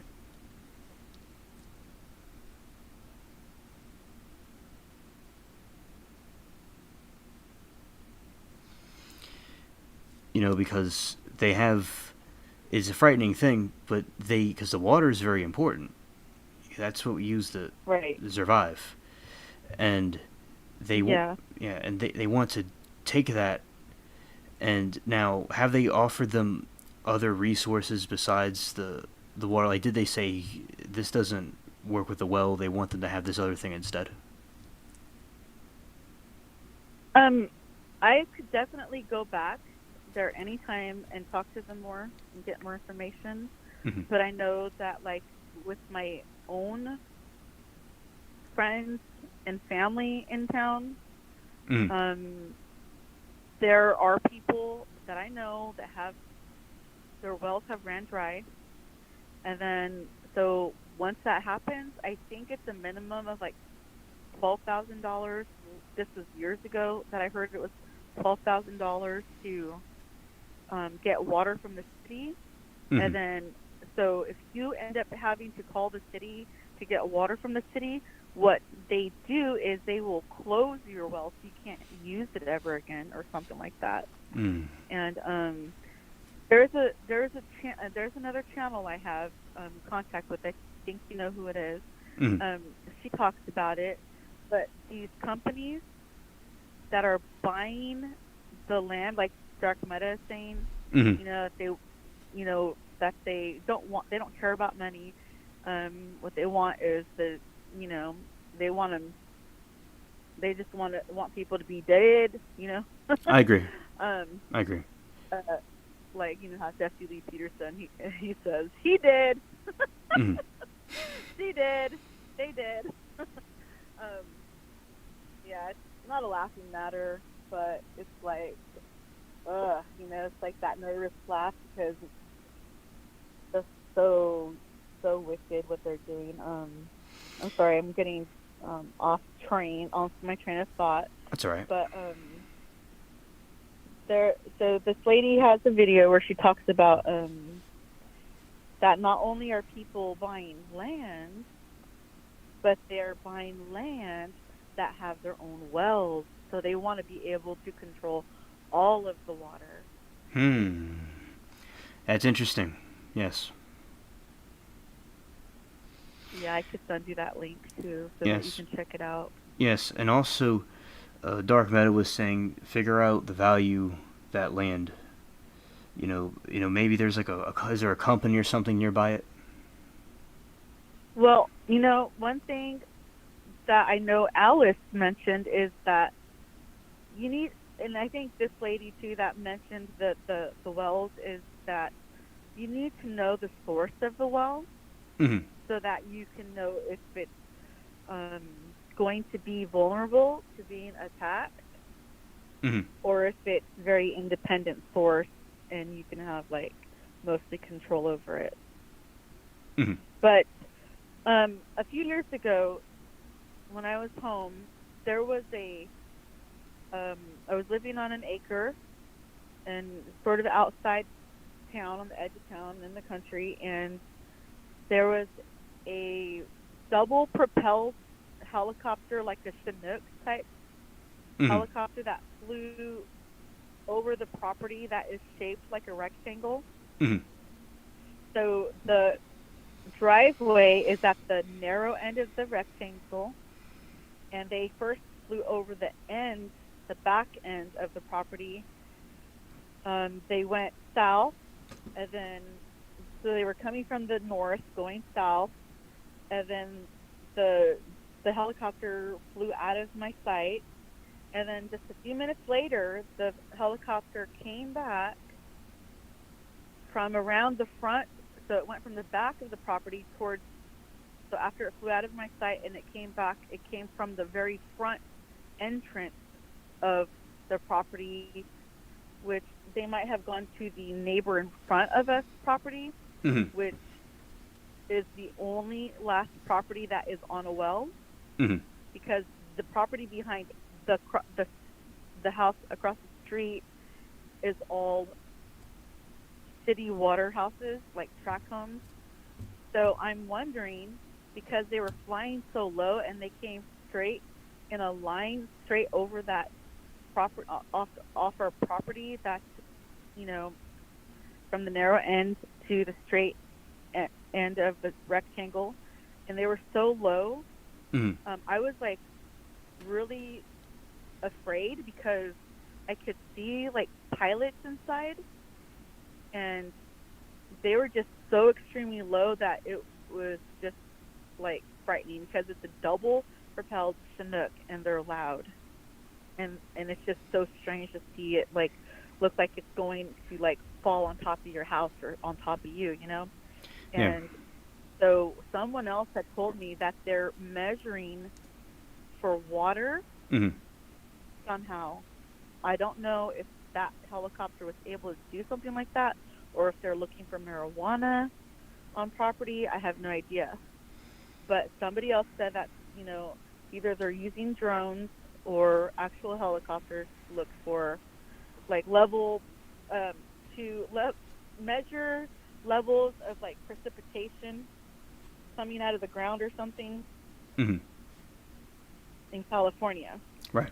And Yes. that it's possible that they can fine you if there's too much precipitation coming off your property, like moisture, like Right. I don't know how Right. you can explain that, but that's just what I was told.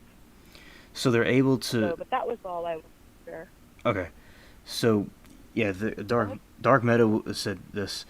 There will be either resource or some type of access point for travel or transport. These are the key valuable things most critical to these huge companies, and they use tons of water also.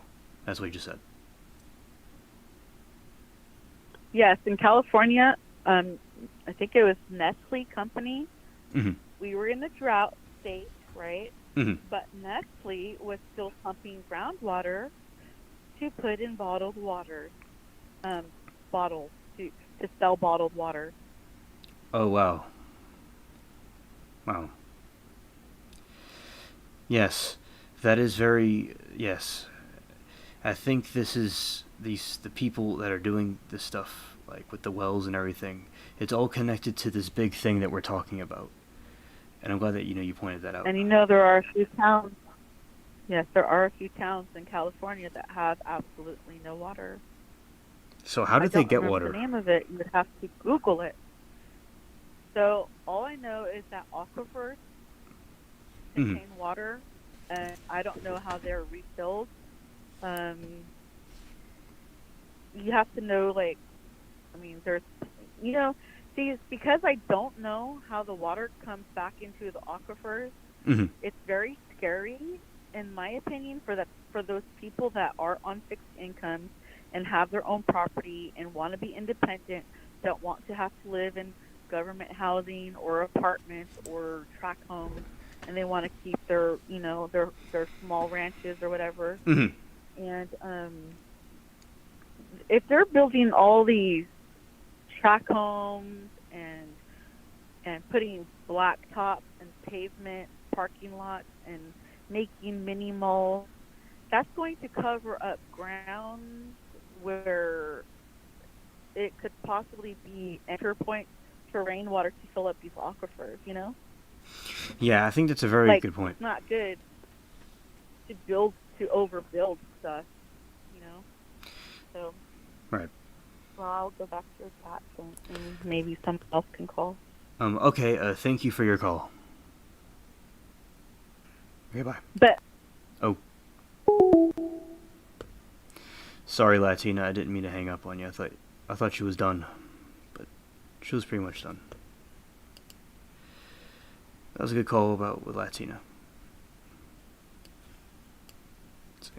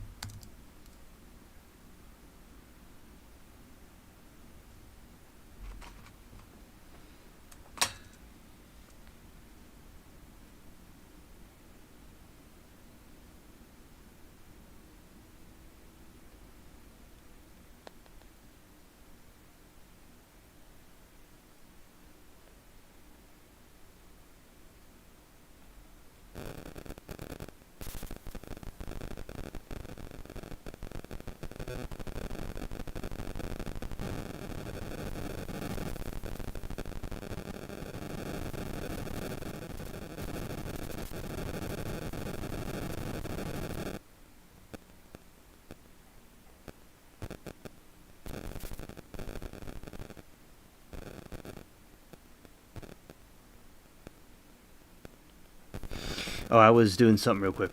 Alright, so, basically, yeah, that was a great call. A shout out to Latina. That was a good point, and Dark Meta gave good commentary. And I'll read some more of it.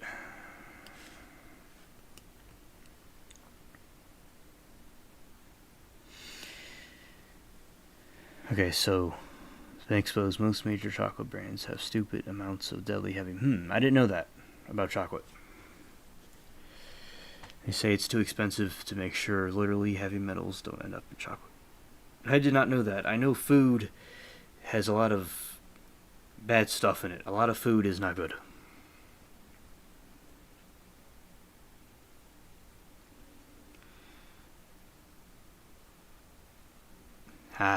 Good point to tie it up, Dark Meta.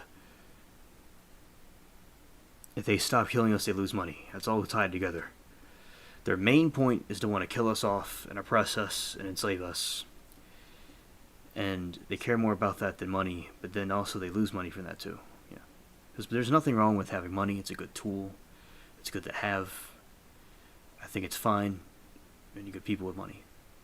And like the spaceship is a silver mine. Just joking. But basically I think that there are people that just have it in for us. And it's a very good point. I don't believe them. I agree. Exactly, Dark Meta. Sometimes these people, they'll say stuff and it's not really true. And I'm like, are you sure about that? It's like, are they sure about that? And then and it sounds weird. It probably is weird. Yeah, I agree with Dark Meta. There's no safe amount of metal. I agree that shouldn't even be in chocolate.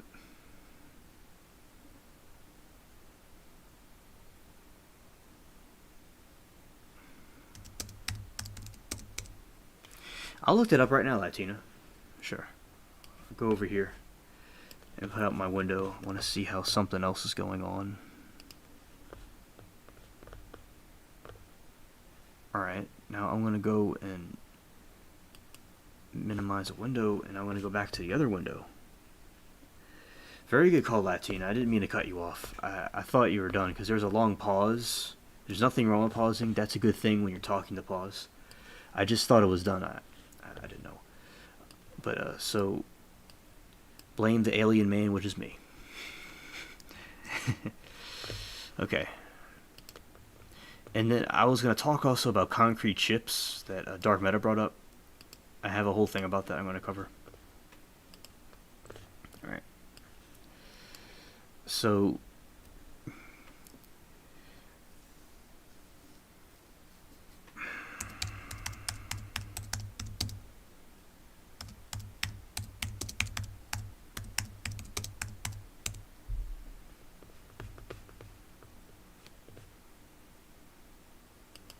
oh, I'm still here. Okay, so I see that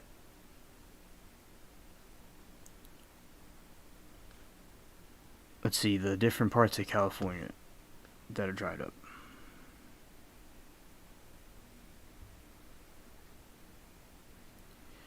Drought reveals the West is going to dry up. Let's make sure that I got this right. Let's see.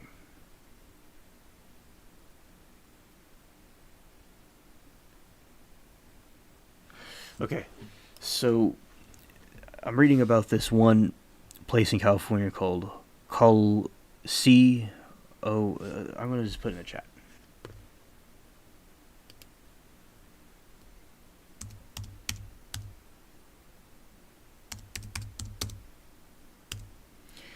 Coalinga is a town in California that has only one source of water, and it's shrinking from inadequate management from the federal government.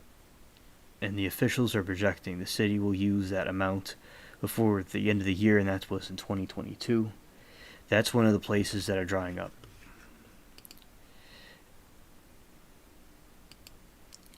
And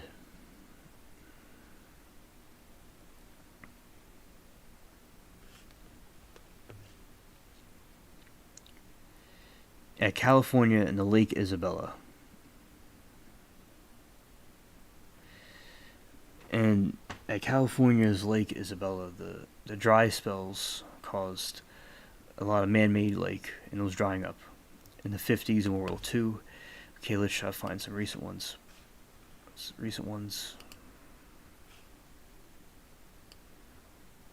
There's a Bible prophecy that something would dry up, that there would be droughts. Now, see it in the news, anything. Yeah, water levels in I remember this. Okay, so there is a situation out in the West Coast where the lakes are drying up and they're going to have some energy issues, I've heard.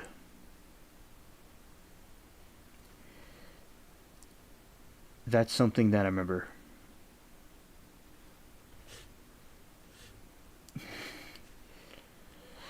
And basically, there's not that much information about the towns, but I know the lakes were drying up over there, but it's not giving me a specific town.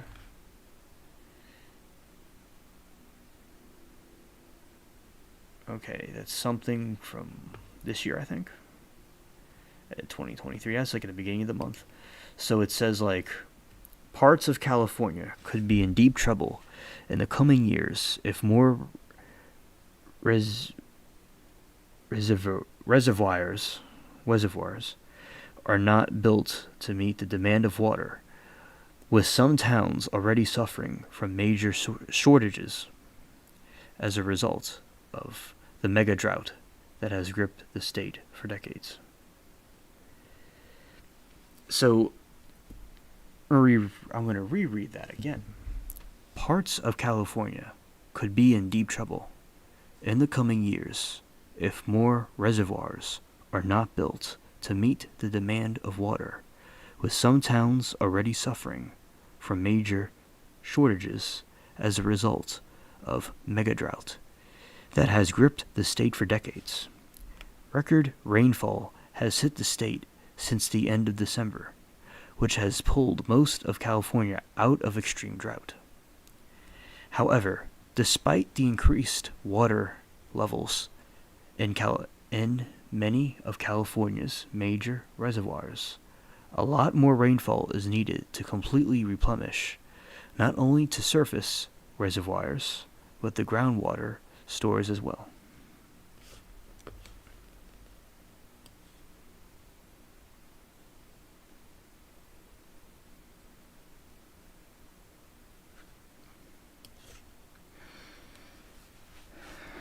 I see, chat. The good points, chat. Good points. It really depends on where in California you're talking about in terms of trouble. Certainly, some smaller communities are already in deep trouble. Jacob Peterson Pillerman, a water resource geography expert and assistant of professor of East Carolina. Read that again. Jacob Peterson Perlman, a water resources geography expert and assistant professor at East Carolina University in Greenville, North Carolina, told Newsweek a couple of Northern California communities ran out of water to supply citizens this fall. Other wells are going dry. In Central Valley, farming is also another dimension, where some growers are facing very difficult times with dropping groundwater levels and not enough water to satisfy the water rights. So Latina has a good point. Latina is great. She's a great reporter. She's great with information. And she is exposed this, and I'm reading this article, and they're not giving specific towns, and I have looked, and I'll keep looking to see if I could find anything. But it's basically what Latina was saying, and there's a picture I could show on the screen for y'all. Here we go. What you see on the screen is an example of California drying up.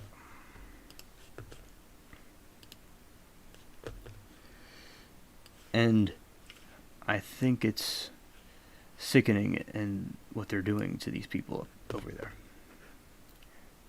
And reading on, lack of water is already impacting parts of the state, and they mention a place specifically called Coalinga in Northern California was forecast to run out of water by the end of last year, with city officials having to purchase additional supplies at a huge cost. People want to be independent. They don't want to deal with all this nonsense. They want to make people reliant on the government or the stores, and they don't like the American idea and dream. And I think it's very cringe. And on the screen, as you can see, it's Lake Isabella in California, and has a large drop in the water levels, hitting 7% capacity. And this was on November 14th, 2022. Despite improvements, the state's drought and conditions and increased water levels in many of California's major reservoirs, a lot more rainfall is needed.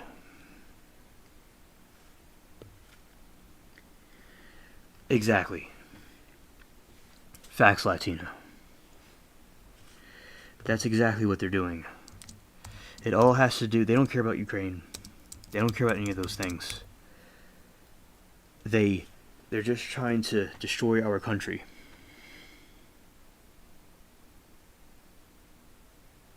That's an interesting point, Latina.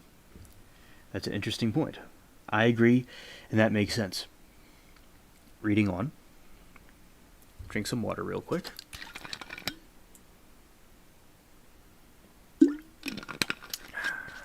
Okay.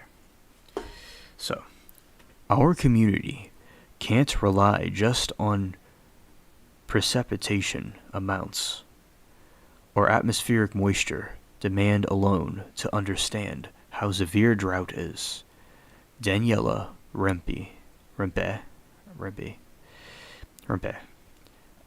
a hydrologist and geomorphologist at the Jackson School of Geoscience, University of Texas in Austin, told Newsseek, "We have to look underground to see how much water has been depleted from the storage below ground in soils and rock.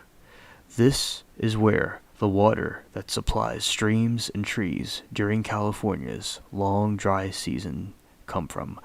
This is a very good point, what Latina was saying, that perhaps they are artificially letting not the drinks, but the lakes dry out.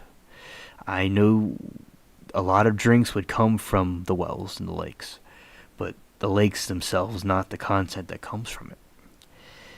And I think that it's very possible that it's being artificially done, and I feel you, bro. SC Wolverines, I feel you. And reading on, Rempe previously told that Newsseek that the long periods of low rainfall as remove moisture from plants increase the risk of fires. Groundwater levels are also impacted. Latina, I want to know, do you think the fires in California, the wildfires, are artificially done? Or do you think that they are not done? Like, do you think it's natural or unnatural with the wildfires? You could say that in the chat for us. And also, continuing on, the groundwater is absolutely crucial in supplying the streams in California. California's long, dry summers every year. Not just during drought, she says, but what happens during the drought is that the rains that would refill this groundwater end up just refilling the dry zone, and either delaying or preventing recharging of the groundwater system that supplies the streams and reservoirs.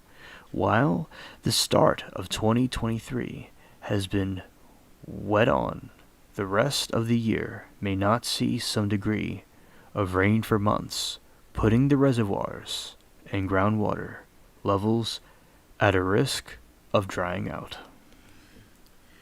So as we can see, chat, it's clear what Latina was saying and concerned about is true, that the news has picked up on this terrible thing going on with the water in California. And although specifically I can't locate a town, now there's something called a dry town, but I don't think that's what we're talking about here. But basically that there's towns and counties and farm communities, and if I got something wrong, y'all can correct me.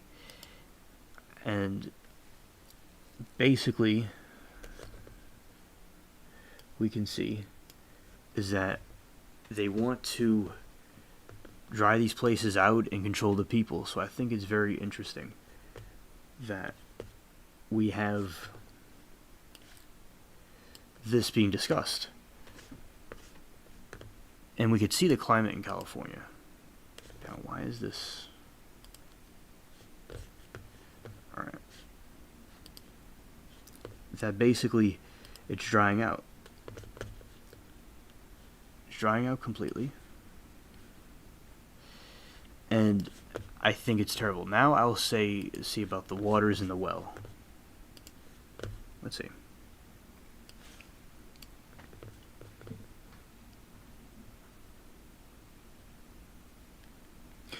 Okay, SC Wolverines, thank you for informing me about this.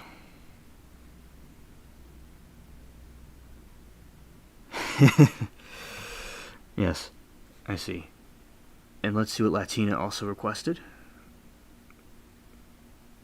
Benefit small towns. Hey, nah, I wanted to know, look up towns that have dried up and wells. Okay, now let's do wells fill up with water. Now I'll say which parts of California are drying out.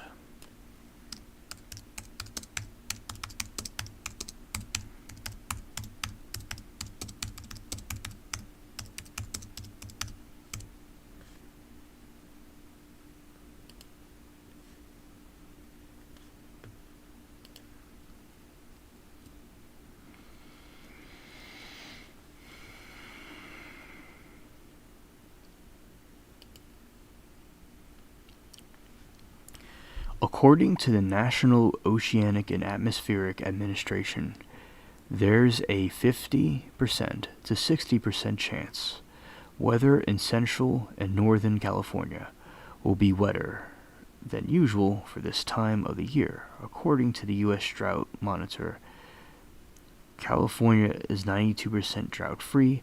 I don't know if this is completely true, but they're basically, as we read in the other article, it's all the weather, it's causing more of a drought. And as I said, I can't find specific location. Wait, drought map. I think we have a lead here.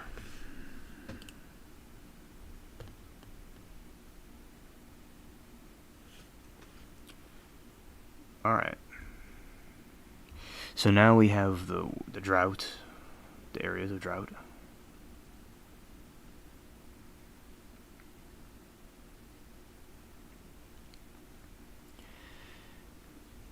Now, California has the ability to store nearly 40 million acre-feet of water behind dams around the state. The State Department of Water Resources reports a regular accounting of the water levels at 154 reservoirs, representing the vast majority of the state's water storage capacity. As of May 30th, state reservoirs stand about 28% capacity, the above 30-year average, 76% month of May. And the large Northern California reservoirs supply Southern California with much of its water below the current levels of some major reservoirs in order of total capacity. Now, we can see here that California, it has the capacity to do these things, but they want to control it. And I didn't know these things about wells. I'm learning as you all are learning in the chat. I didn't know these things about California. I didn't know about the water situation here. And the large Northern California reservoirs supply Southern California. I didn't know that. That's something I didn't know.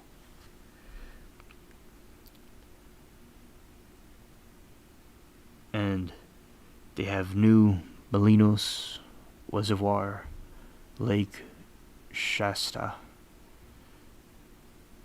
Lake Oroville, and Trinity Lake, Lake Berezia, and they have all these different reservoirs. Folsom Lake, like Folsom Prison.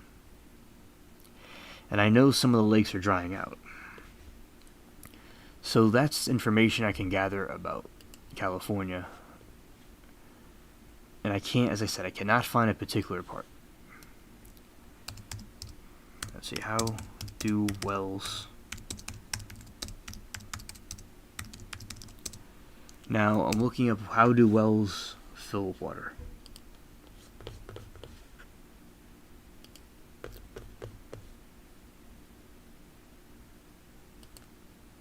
Alright, so a well dug or drilled into a saturated rocks will fill within water approximately to the level of the water table. If water is pumped from a well, gravity will force water to move from saturated rocks into the well to replace the pumped water.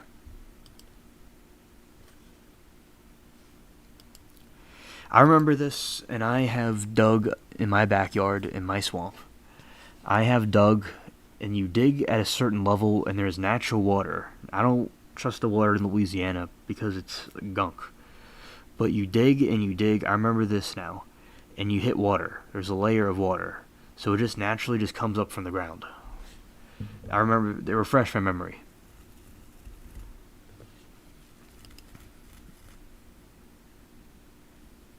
Exactly. Tonight we have many examples of media suppressing the truth with the UFOs or the unidentified aerial phenomena, and with the wells and all these different things that they're doing.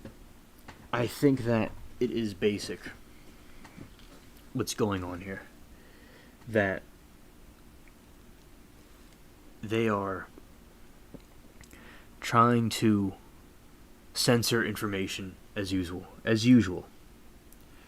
And Dark Meta, would you like to call into the show and have any thoughts? If I'll put up the screen for the calls if you wanted to call in. But basically, as I was saying, there's a lot of censorship, and that's how. So the well, you dig, and then water comes up naturally from the earth. I remember that. And like down here, because New Orleans is below water, sea level, like you could dig a couple of feet and you get water. But in other places, you have to dig deeper. And it just comes up naturally. And if they're trying to get rid of the water, they're trying to get rid of the people, or control the people. We know the dictators, they free themselves, but they enslave the people. And something I wanted to point out that Dark Meta and I were talking about is, have you all ever heard of concrete chips? I haven't. Until recently. I don't know why the screen is halfway like that. I don't know what that's about. But so there's these concrete ships, and it's something I've never heard of on any History Channel, on anything before, that concrete ships were there. I don't even know how this is a thing. And some of us were talking about how it could be the Mandela effect. More censorship. That's another mystery we were talking about on here.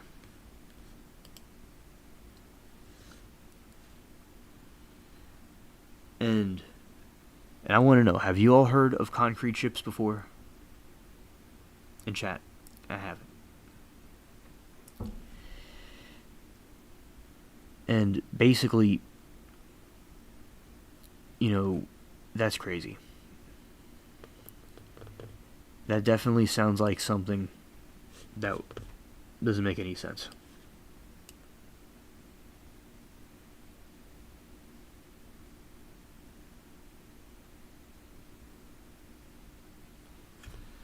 Okay, Latina. Thank you for clarifying that. I'll read what you said.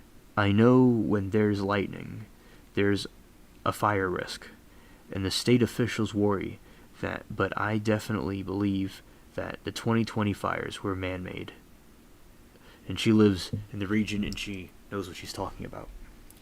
So, thank you, Latina, for that information. We were talking in another chat, in some other channel, about how the fires could be man-made. And I think that's very possible. And I think that's a good point. I'm glad that you clarified that for me. And so, what Dark Meta and I were talking about with that, the concrete ships could be something from the Mandela effect. I know, dude.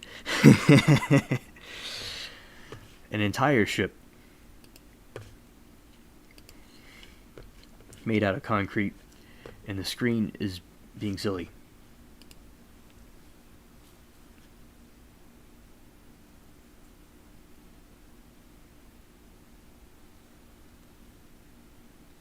Whoa.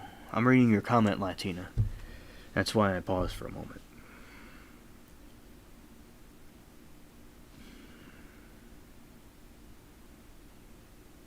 Wow. I remember I saw a movie one time. It was a 90s movie. I don't remember what it's called. And it had a cool actor in it. It had a cool actor in it. And then Sanguine Valley. Wait, I don't know if I don't think I said that right. Remember, it's Joaquin. Yeah, Joaquin. San Joaquin Valley. And ashes flying in the air everywhere. Cars would have ashes on them. People died in fires. Yeah, it's just terrible. And they had to go on lakes to survive. Okay, I see Wolverines. I'm going to town. Alright, here we go. Go into the Mandela.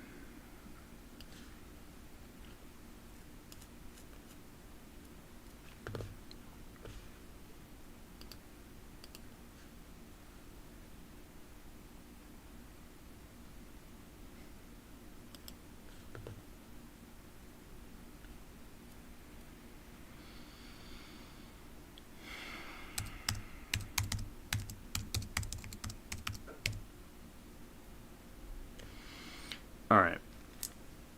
So, the Mandela effect.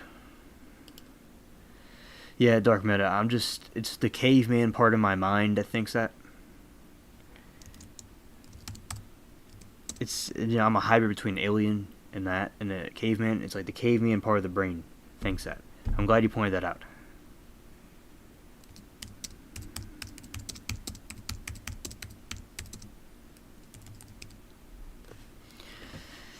And so the Mandela effect was based off of Nelson Mandela. And they believed that he died at a certain date, but he didn't die at a certain date. He died way at another time. And be more specific here. And so they believe that the Mandela effect could be a false memory. And more specifically, the Mandela effect is an example of something called collective false memory. This is when a large group of people collectively quotes a saying a certain way, remembers an event a certain way, when in reality they are remembering the same thing incorrectly.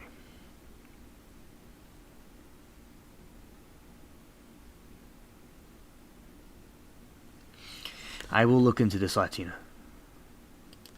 I will.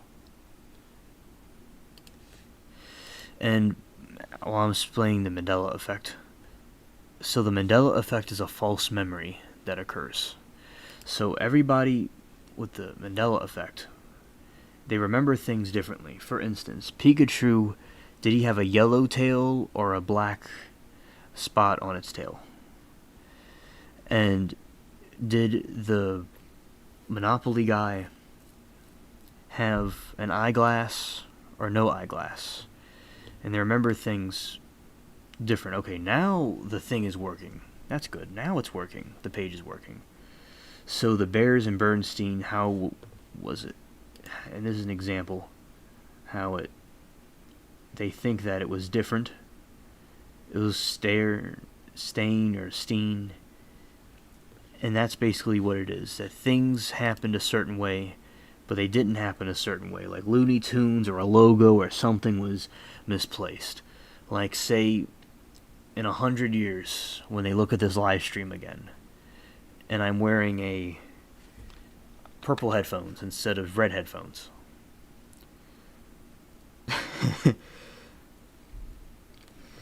And, alright.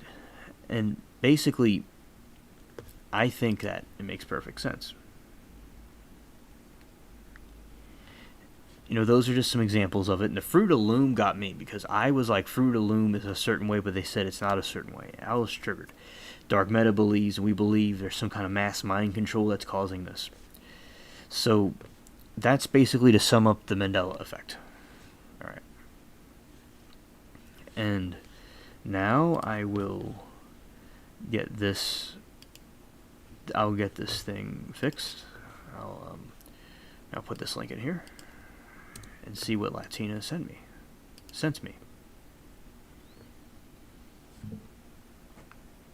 Alright. Being slow. Now we got an interesting thing going on, and I'll show all of you in a moment.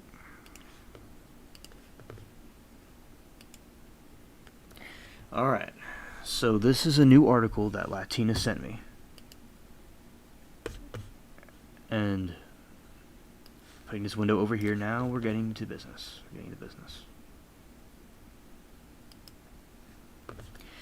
California enchanted a groundwater law 7 years ago, but wells are still drying up, and the threat is spreading.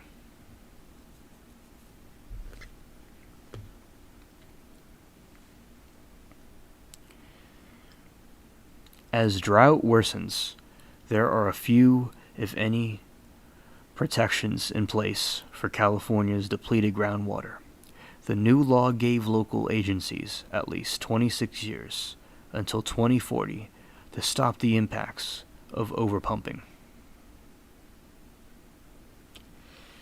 Kelly O'Brien's drinking water well had been in its death throes for days before its pump finally gave out over Memorial Day weekend.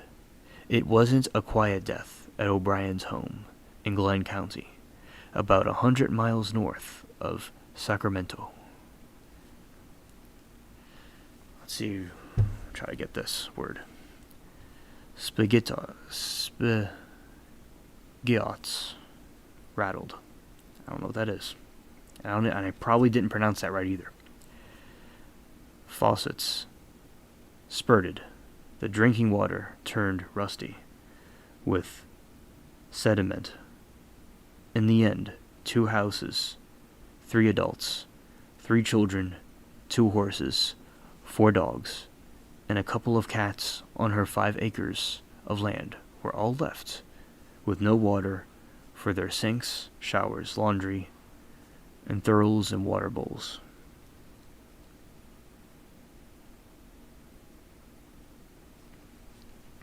And exactly, Latina. I don't understand either about that. I don't quite remember that either. I'm not too sure which one, but not Dark Meta, SC Wolverines said a good point. Alright, now I will continue reading. As extreme drought spread across the state, O'Brien feared that the water underneath her property had sunk so low that it was out of reach of her well. The whole time you're going, oh please, let it be something else. Let it be a switch. Let it be the pump. Let it be anything but being out of water, O'Brien said. She worried that she might have to take out a second mortgage to afford the $1,000 if her well had to be drilled deeper. Soon O'Brien learned that other wells were falling around her. She heard about one neighbor to the north, another to the east. The list keeps growing. She started a Facebook group for owners of dry wells to share their woes and resources, and it grew to more than 665 members. In a way, you're kind of relieved it's not just you, O'Brien said. However, it's really terrifying at the same time to think that it's not just us, it's everybody around us. During the height of the state's last drought, thousands of Californians in the Central Valley ran out of water. So this is what Latina was talking about the droughts and how it's happening all over the place. This is a statewide issue, and perhaps in the other western states as well, in my opinion. As their wells went dry, so much water was pumped from the underground, mostly by growers, that the earth collapsed, sinking up to 2 feet per year in parts of San Joaquin Valley. Alarmed, the California legislature in 2014 enacted a package of the new laws that aimed to stop the overpumping. But 7 years later, little has changed for Californians relying on drinking water wells. Depletion of their groundwaters continue. Pumping is largely unrestricted, and there are few, if any, protections in place.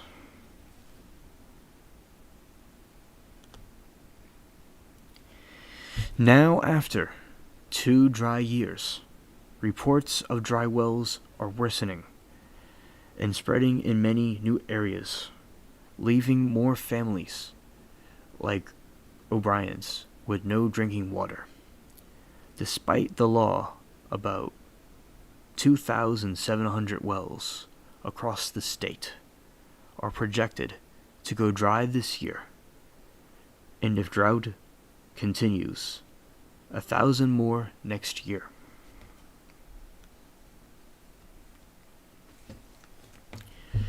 It feels like we're in a very similar place to where we were in the last drought, a person on the Pacific Institute says. Called the Sustainable Groundwater Management Act, or SGMA. The laws gave local groundwater agencies in critically overdrafted basins 26 years until 2040 to achieve sustainability and stop impacts of overdraft from worsening.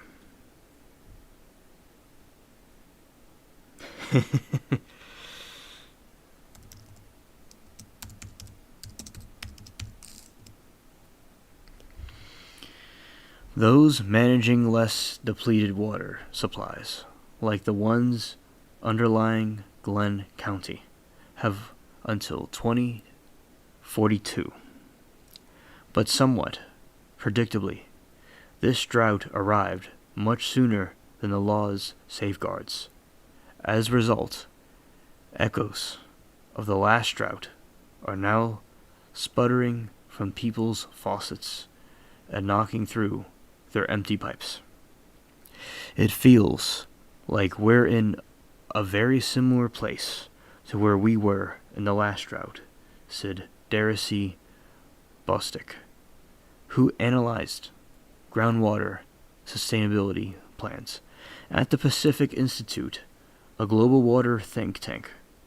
Everyone talks about how it's different and how it will make time, but people are still going to lose access to drinking water, and we don't really have new plans for addressing that.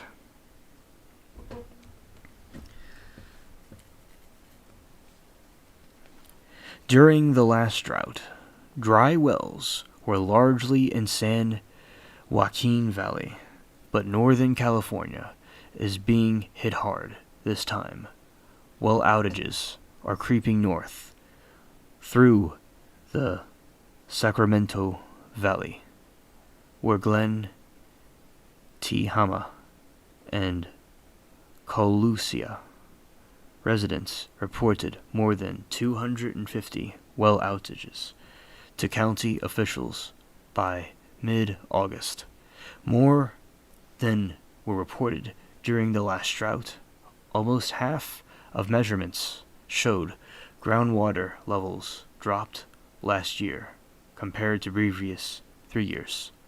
The scope is much larger than I think anything we heard about before, said Joe Kokorowski, the State Water Resource Control Board's Deputy Director of the Division of Financial Assistance. We're having from counties that we didn't hear from during the last drought.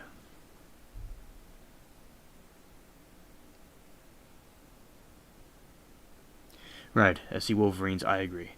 And I think that this shows very good points. We have these mass droughts happening gradually over time.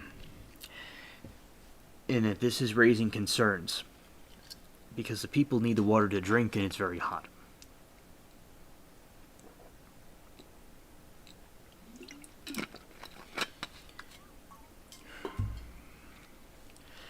And I think that it is very serious what's going on with this. And we could see right here. And the Tehama, Glenn counties have most reported shortages. So this is a map of the shortages. And you may not be able to see this. May not be able to see this, so I'll read it for you. So, no reported shortages is gray. Yellow is 5 or fewer. Light orange is 6 or 20. Dark orange is 21 or 40. 41 or more are red. So that is the map, and those are where the shortages are happening and where it's not happening.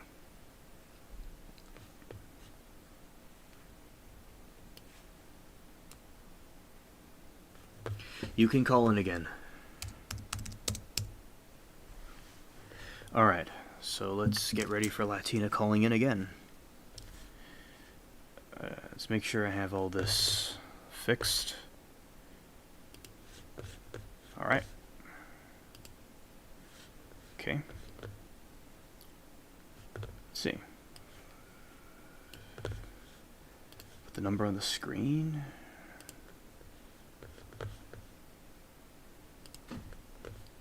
And she can call in when she wants. It's all good.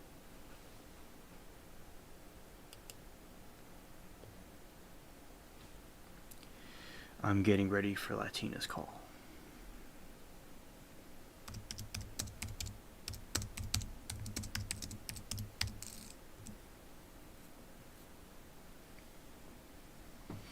And, you know, what do you all think about all this?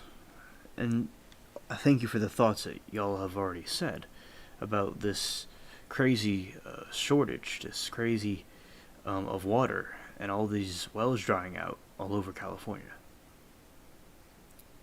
It's absolutely crazy what's going on here. All right.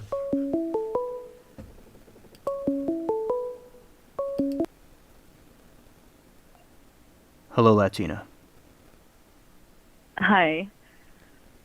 I have a few questions because you're reading all this data to us, right? Mm-hmm. How does this government get all this data and not share it with the people of the town to alert us? Yeah, it's a very of good a question. Plan, that we should have a plan. We should have a plan. Mm-hmm. You know, because you think about, like, if someone wants to build something near a body of water, Mm-hmm. they might say, "Oh no, you can't because of the fairy shrimp in California. You're going to destroy the fairy shrimp." So you can look up fairy shrimp in California, Mm-hmm. like stopping people from like building. But why are they allowing farmland to be tilled away and put tract homes? Where are you going to get water to give to the people if there's not enough water? So if it makes any sense, so you see where I'm going with this? Like, Yes. kind of help me like put into words. Or Okay. you can't build new housing if there's no water to give to the people. If there's not enough water to give to the people, just like you don't want to destroy the fairy shrimp habitat and build on their land and build near their land, because you're going to contaminate and kill the fairy shrimp, right? The fairy shrimp, I'm not too sure what that is. You can just Google fairy shrimp and then it might show up. Okay, okay. All right. But I had trouble finding the name of the town that's not too far away from me that has dried up and doesn't have any more water. And instead I found a town that I've never heard of before. Okay. And also, this year in my Okay. town, I get fairy shrimp. there were areas. I get fairy shrimp. Also, okay, hold on. Also in my town this year, I think it was January. Okay, so like Bear Creek overflowed in some areas and flooded people out of their homes. Oh, really? Some people, yes. There's a town, the whole town got flooded. So there's a town called Planada, Planada, California, Planada, California. Mm-hmm. So their town got completely flooded. And because there's cow farms nearby, Mm-hmm. it was mixed with the cow farm stuff in the water, right? Mm-hmm. Number two is cow pies in the water. So it was really, bad afterwards to clean up the mess. Mm-hmm. And then I'd imagine. So in town, there's some bridges that cross the creek. And the creek is like down low, right? Mm-hmm. And then we were getting notifications. So they never actually evacuated the people out of their homes. Mm-hmm. So there are people trying to sue the city now because they weren't notified properly to evacuate. And before they actually got flooded, they kept saying like, "Oh, at this time, in 2 hours the water's going to be this high. Like by tomorrow, like in 2 days, the water's going to be this high in the creek, right? Mm-hmm. So how in the heck were they able to predict that from happening?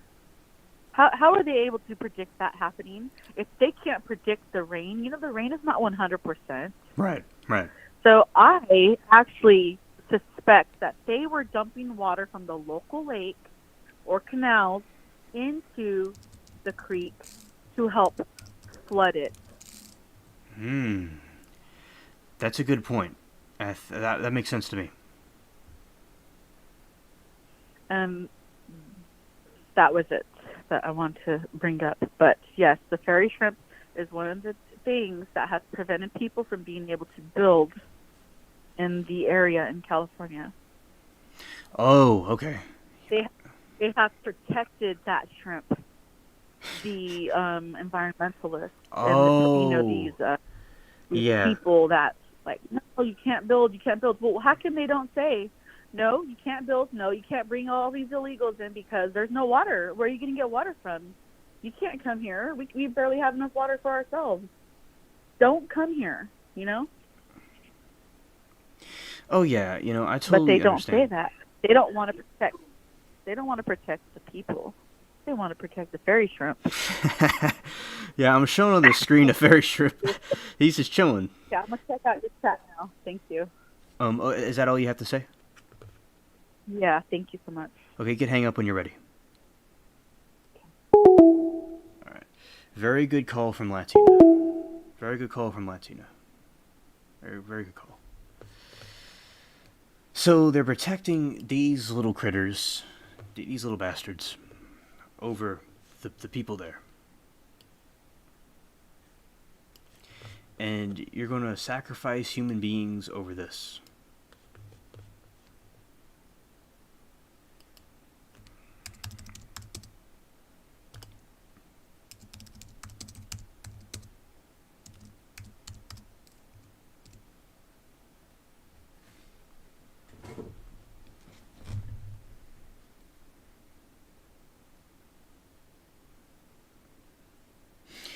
Yeah, I'm still alive. I may have spaced out for a second, but I'm still alive. So, basically, exactly, as Dark Meta was saying, they want to go kill us off, and they're going to do it in the name of environmentalism. This little dude right here, this alien right here, is laughing at everybody in California. They're not going to feed a bunch of people because of this man.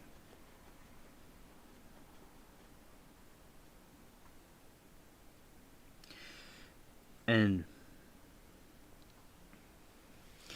you see these ninjas, like they be like right here, just hanging out, and he's laughing at the people in California.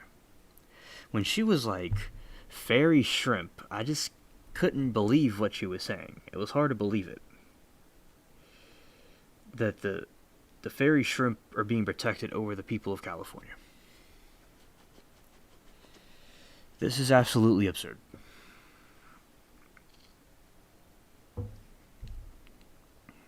And you have all this done in the name of environmentalism. This is just cringe. And I think chat can agree. Just because of this thing. This dude. And how does the government know all this information? How do they have all this information and they don't help the people? Like from the article that I'm reading. Just cringe. Just absolute cringe. And we can use the power, yeah, the spaceship, that is something that is in progress. And I got a couple of switches and things to turn on, and it will blast off up there. And we have to use the spaceship to escape, because time is limited. America will not change overnight, in my opinion. Like, the space and Mars and Elon Musk, we all gotta go to Mars and Nibiru and Planet 10.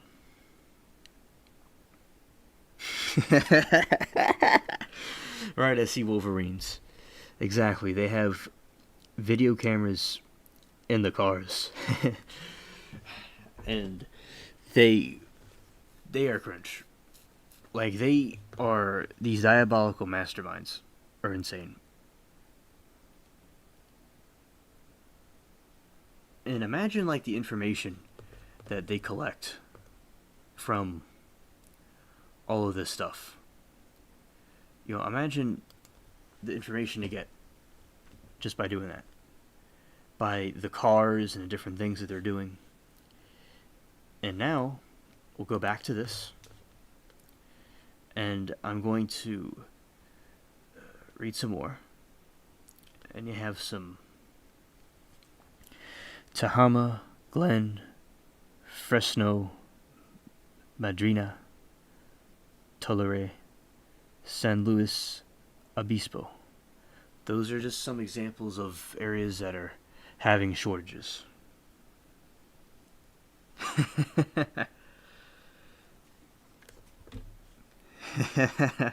Chat, shout out the chat. Shout out the chat. Y'all wild. Y'all hilarious. The best chat on the internet is right here. And also, you know, shout out to everybody. And I'm going to read some more of this and tell me y'all's thoughts on the next part. The microphone falls because it's having problems, but it's just because of, I'm going to blame me, the alien man. No one else. It's all me. And now I will, and the microphone is going to be gay. It's going to be LGBTQ for a moment, in my opinion, because it keeps falling, but it's not. It's going to stay and be good. It's not going to fall. All right. Now, from former state senator Fran Pavley, a Democrat and an author. Listen to this closely, chat.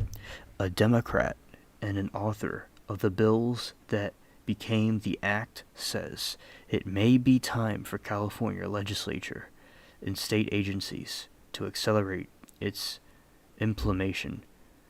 Quote, "We don't know when the next drought will come. So when this passed in 2014, I think most of us thought it would probably be plenty of time." Pavley said, and it was. Was it? Apparently not.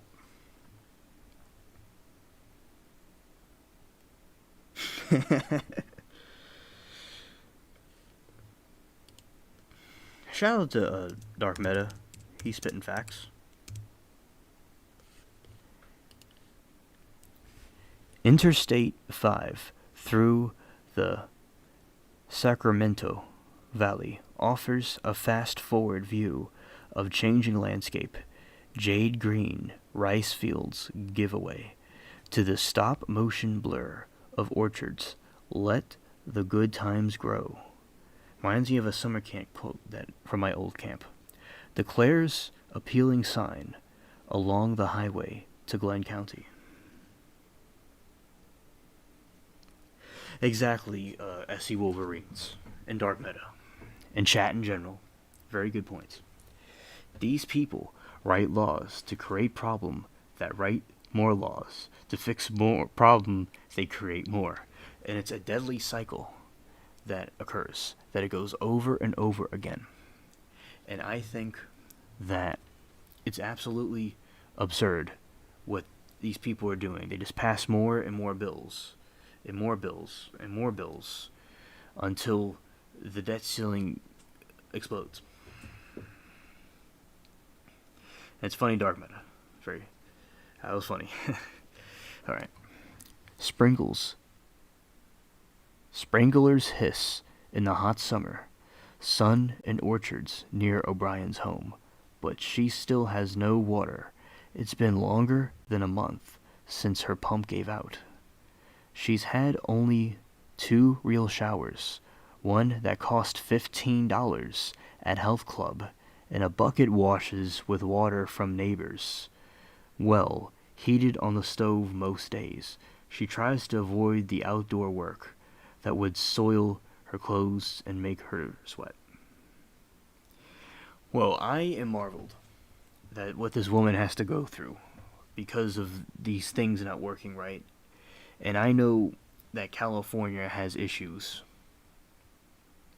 I know from this LA City Council, from what I see, it's just they were having this thing where they were celebrating Croatia and saying the anthem of Croatia the whole time, and they didn't make any legislation. And now you got these people that can't even take a shower. People that are losing their drinking water. And these people don't care. There really has to be change. Not the kind of change that Obama talks about, but real change. We do not need Nazi Germany or the Soviet Union in America. We don't need anything. We need to be 100% American. From the original ideas of the founders. Need to be re-implemented back into our society, in my opinion.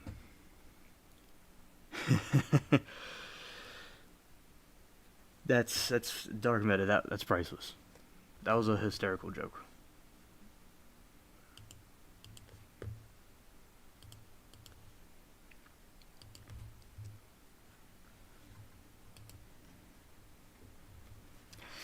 Every day was consumed, now going back to the article, every day was consumed with the next step on how to live your life without water, O'Brien says. Her dishes simmer in a slow corker all day before O'Brien washes them at night with boiled water. With no water to rinse rags, the dust that kicks up from dirt roads is dragged inside by her 2 dogs, builds up on her furniture. It just keeps getting thicker and thicker, and pretty soon you can write your name in it, O'Brien says. The price tag of waterless life is adding up. She's had to purchase drinking water and a hastily acquired storage tank, and her weekly laundromat visits cost $30 each. All the title extras that you really can't afford to be without, O'Brien says. Honestly, this last set of clothes I have before I have to do laundry.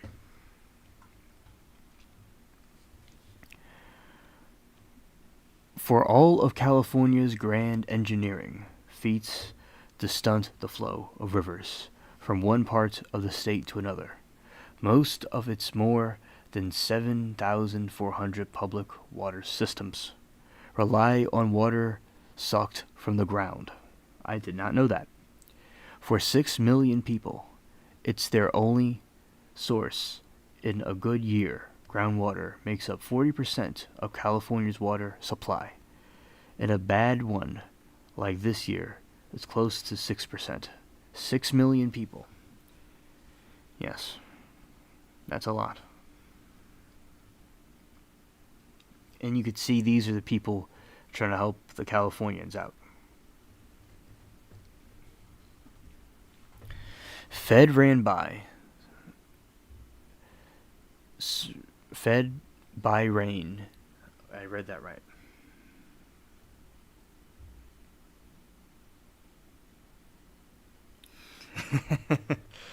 That's funny, dark meta.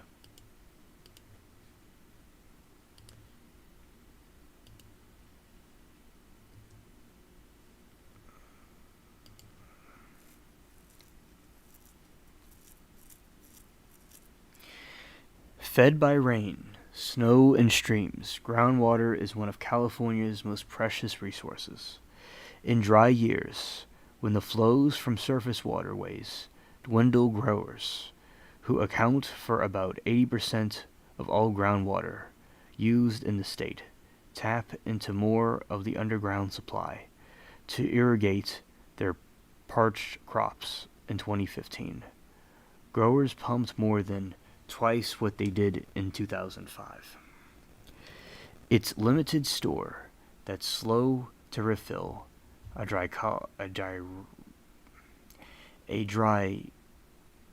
hydraulical savings account. It is limited store that slows to refill, a hydraulical savings account overdrawn by up to 2.5 million acre-feet statewide every year, according to the state groundwater report. That's enough water to supply 7.5 million Southern California households for a year. Californians report 2,600 households water shortages. Through January 2019, largely low-income Latino communities in San Joaquin Valley, a number that state officials acknowledge, is certainly an underestimate because most people don't report their dry wells. Farmers were among those who struggled.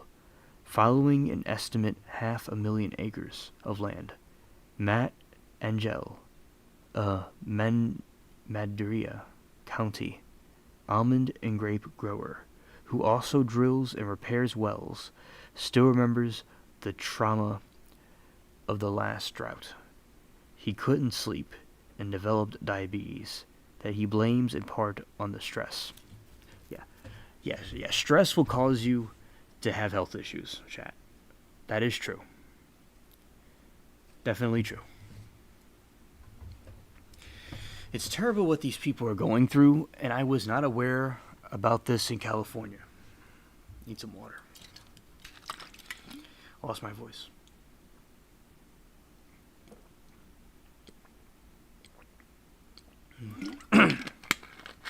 So, as I was saying, I'm disappointed that the government knows all this information, what's going on, and these people can't have water. And this is like a pandemic of water. And they're so worried about political correctness and being woke and XYZ LGBT 1234 #, but they're not worried about this because they want to create distractions and division. All those people that march for comfort and Pride Month, and for the other people, like a criminal gets killed and they march for him, they march for comfort, but they're not helping these people. I can't, the nerve of these people. In my opinion, which is my true opinion. Alright, so farmers were among, this goes back to what Latina was saying, chat. Farmers were among those who struggled following an estimated 500,000 acre of land. Matt Anglia. So the farmers are the ones that are suffering the most.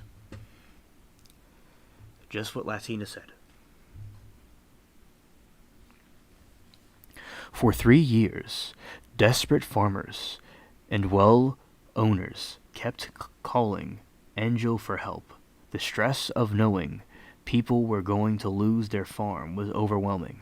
The stress of people calling me and going, I don't have any water in my house, was overwhelming. The main reason for water shortages, dry wells, between January and July of this year, 70% of people who reported household water supply shortages identified their dried up well as a reason. About 51% reported other issues that can be related to declining water levels, such as reduced water pressure, pumping up sand and mud. So Latina and I were talking about wells. So the wells were just pumping up sand and mud because they dried out.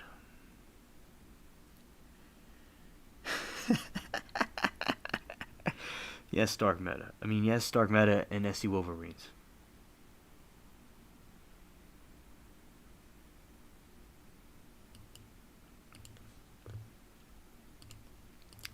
Y'all are hilarious. Chat is hilarious. Chat is on fire tonight.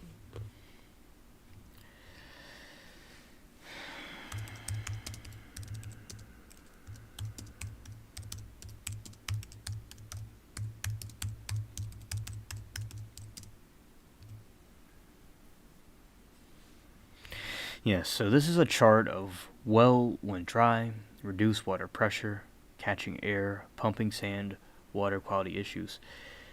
So the vast majority the vast majority are wells drying out. In O'Brien's Glens County, the Board of Supervisors enacted a drilling moratorium for new agriculture wells. And through the end of June, the region's farmers are feeling the pain over drafted groundwater, but they urge more target approach to a ban. Only areas suffering several depletion. Yeah, dirty spaceships polluting the galaxy with their filth. Exactly.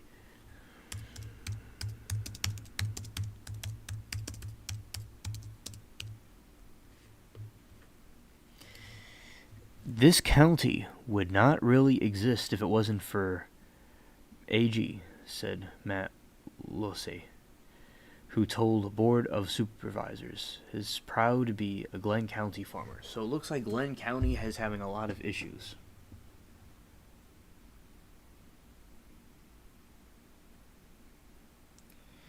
No, I don't remember that, Latina, and I'm going to pause this for a second.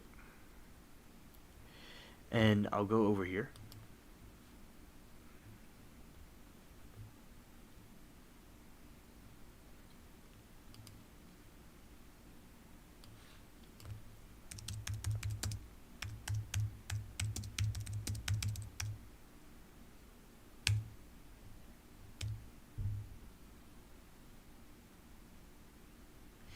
I don't know if I've seen this movie.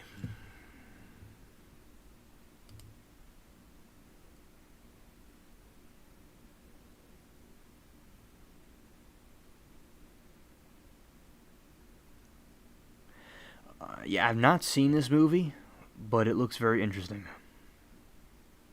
That's interesting.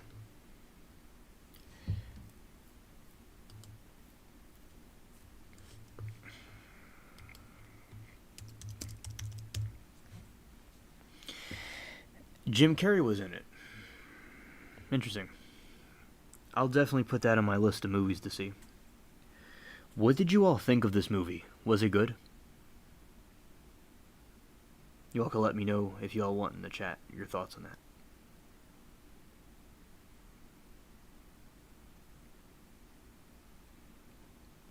And I've seen some alien movies before. Have you all seen War of the Worlds? That's another interesting movie.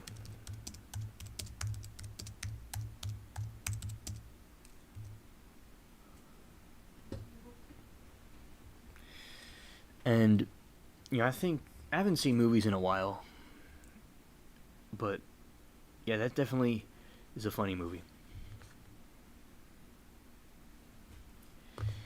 And, okay, I love old movies from the 80s and 90s. And, see if you all remember a movie from the 90s. Oh, wait. Do you all remember The Killer Clowns from Space? Y'all could tell me if y'all seen that one. So The Killer Clowns from Space, it was like these alien clowns came in. It was very creative. And they were messing with everybody. And they were taking over the city. Kind of like what our government does to us.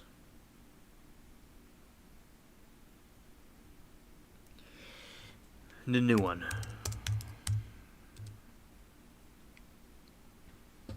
Yeah, I want to know about the new one. That when I was a kid, the War of the Worlds, it terrified me. Like when I first saw the preview.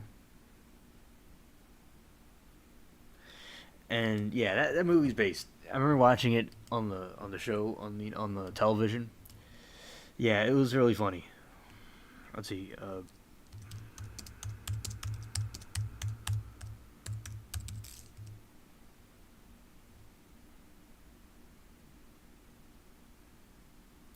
Yeah, I only saw War of the Worlds with Tom Cruise.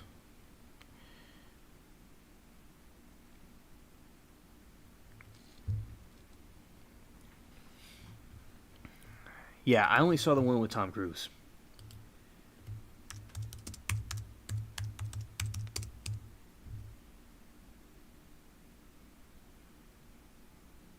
Oh, come on. They had a video game on it too?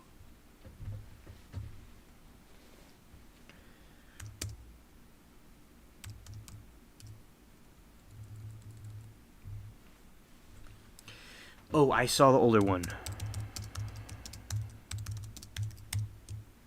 Yeah, I saw the one from the 50s. So basically, like, it takes place, like, in the 50s, and it's not with the same effects, and it was really good. I highly recommend watching that one.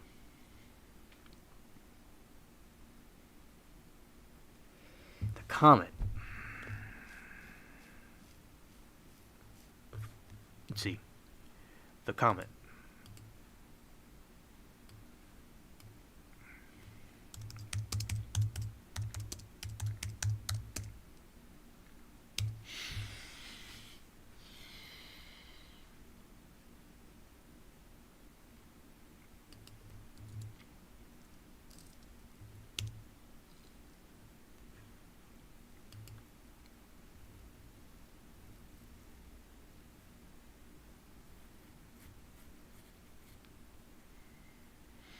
Is this the one, did it come out in 1984?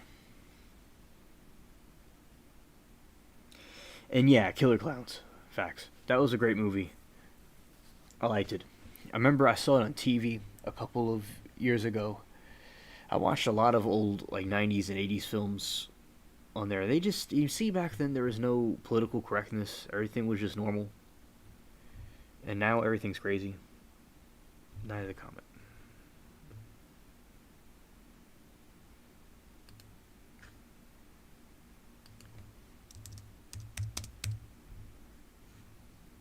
Yep.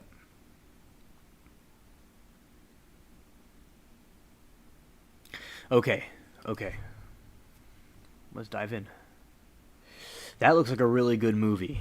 I'll definitely add that to my list too.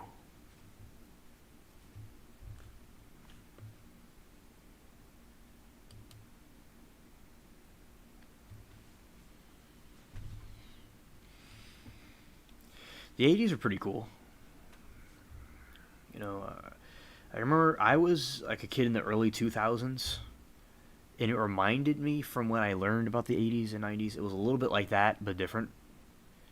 And yeah, like, this movie was pretty. I didn't see it yet, but it looks epic. I'll definitely add that to my list. And y'all know about the.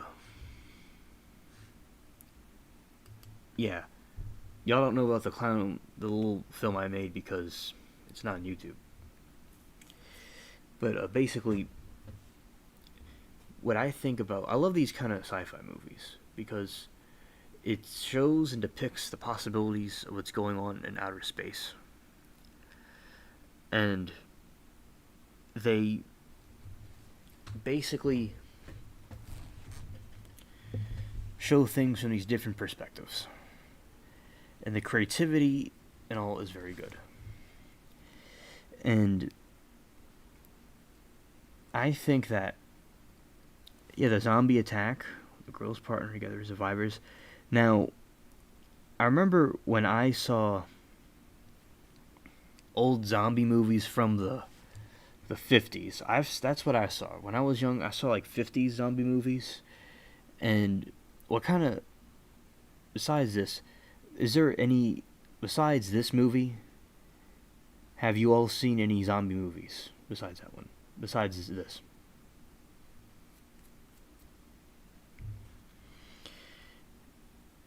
I think a lot in our age, there's a lot of zombies, people that are like zombies.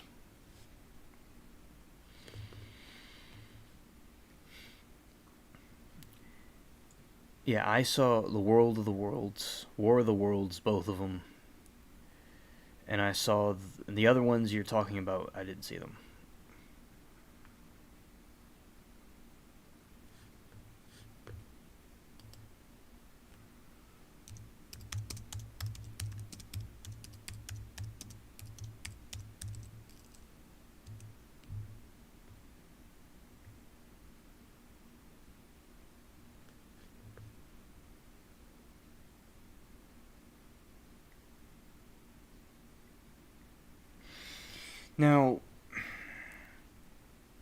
I don't think.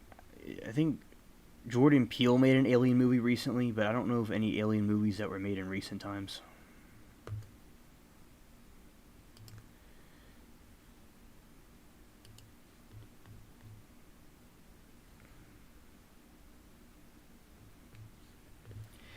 And yeah, so I'm gonna look up this link that Latina sent me, real quick.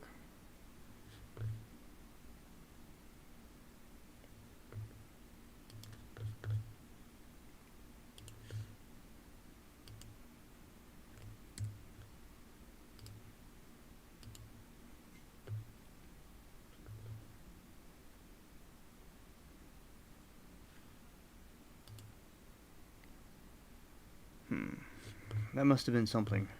Oh, she sent me two.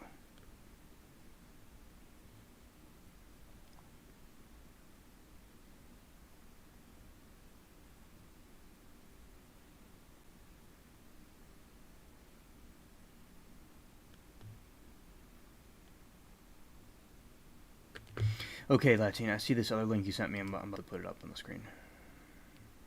Okay, I'll definitely keep that movie in mind.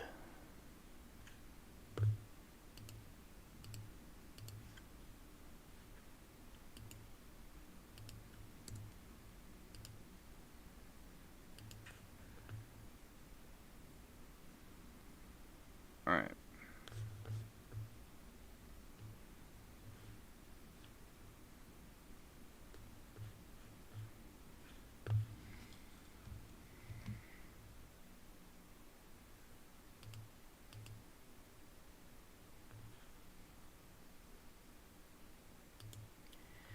And yeah, so basically my thoughts about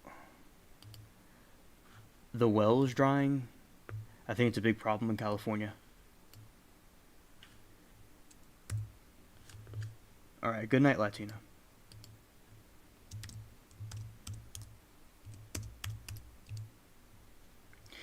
Let's see, what's this movie called?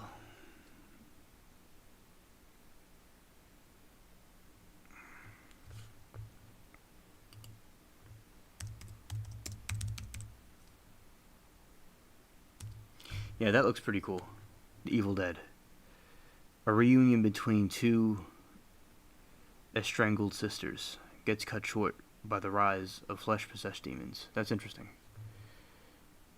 And what else we got here? Silent Hill.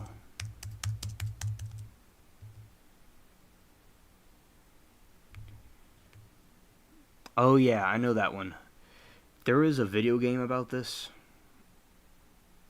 I remember, yeah, there is some like video game about it. Remember there is some video game on Steam called Spooky's House of Jump Scares. That's an interesting game.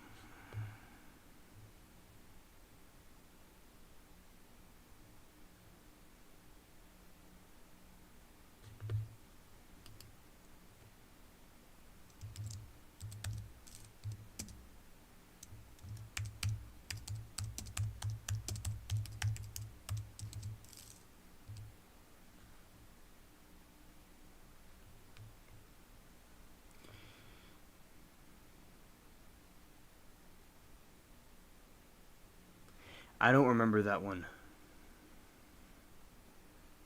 Let's see.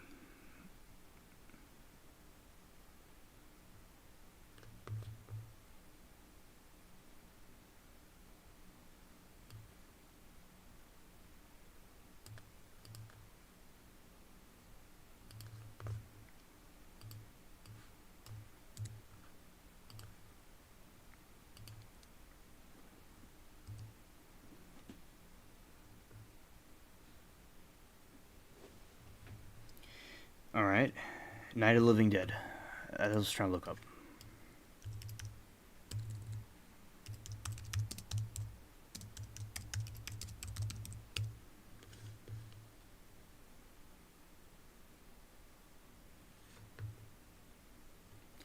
Yeah, these are some pretty cool movies I'm going to look into.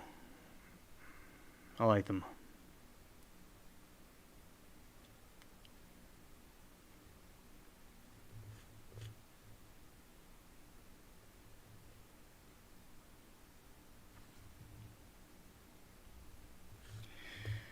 Rooftop shooting zombies.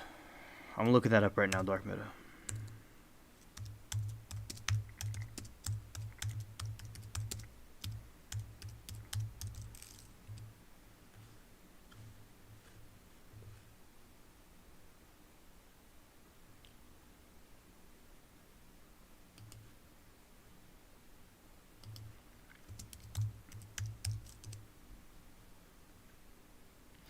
Dawn of the Dead.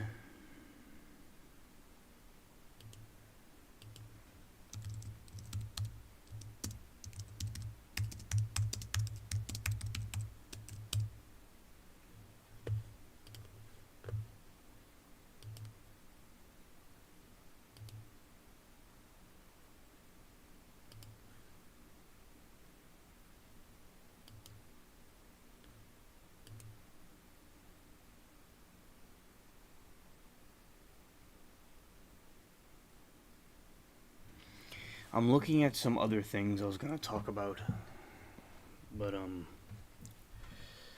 could do that in another one. But basically, you know, that I'm going to the things that were going on. Okay, SC Wolverines, because the things that are going on in the late 1960s, there is these alien sightings. When they went to the moon, there was these crazy alien screeching noises going on, and they weren't really sure what was going on. And so there was some alien sightings that happened during the moon expedition, but they hid it.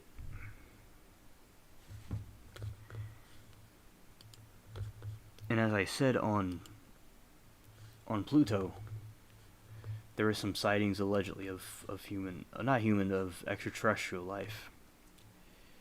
And I'll talk about this one also on the other streams, so other people can know about it.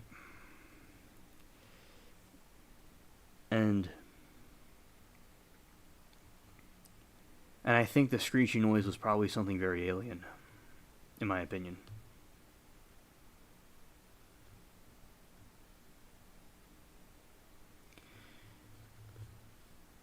Let's see. And I think, yeah, I'll leave those other alien topics for another time. And with movies and stuff, I think that it was better back then because things were less woke.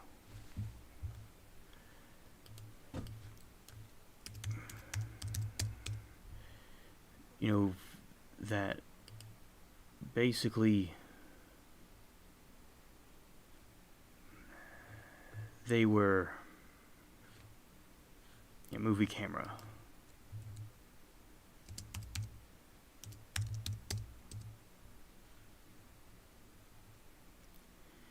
You see movies, you know, I remember from the early 2000s in the movies that the era you're talking about were very good.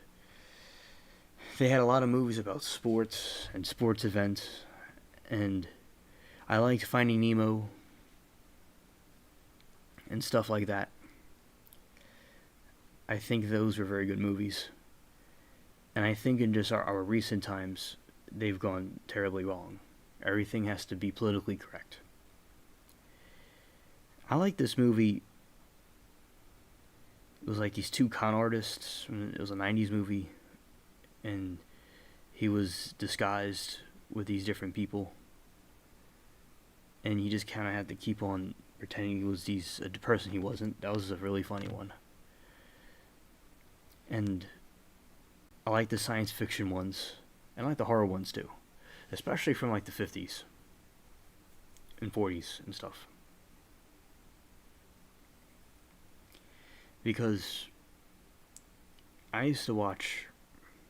I don't really watch movies much anymore because I've been working on YouTube.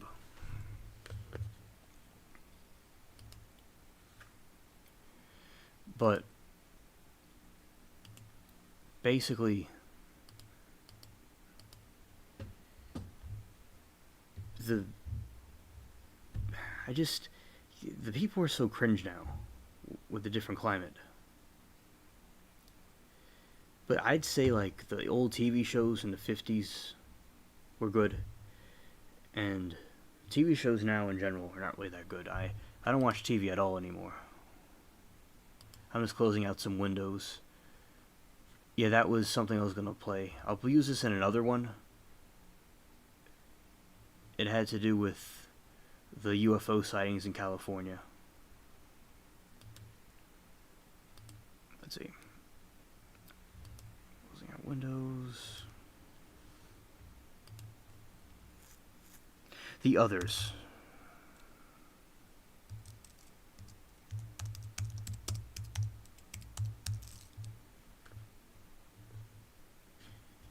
I don't know if I saw this one. Yeah, I don't know if I saw this one.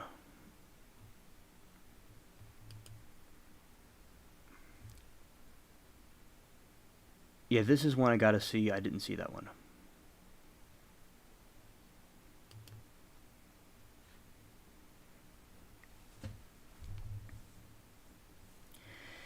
Yeah, that's definitely one I'll add to my list.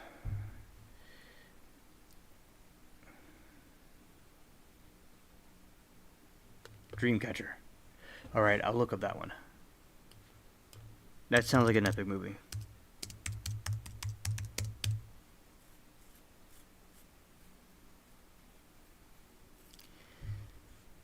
Yeah, I don't know if I saw this one or not. I don't remember.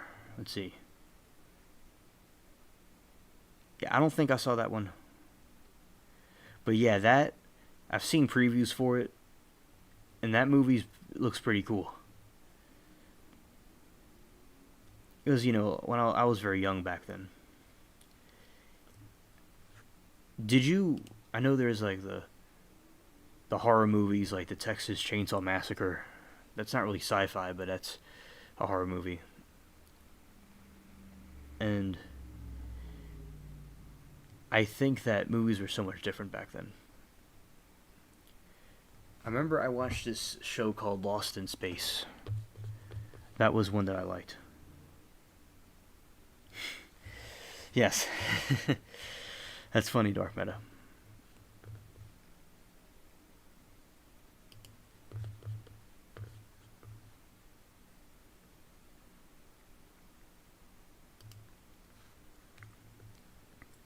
I was checking something real quick. Alright, so I think the Dreamcatcher one, this one looks... Yeah. I always liked Dreamcatchers because I was interested in the Indian culture, the Native American Indian culture, not the ones, not talking about India. But because I like the Dreamcatchers. And this reminds me of that, because when I was young, that's when I studied about it. And those things. Yeah, but those movies, I didn't see a lot of the horror movies because of when I was young in the early 2000s. But I bet, and I wonder, yeah, let's see.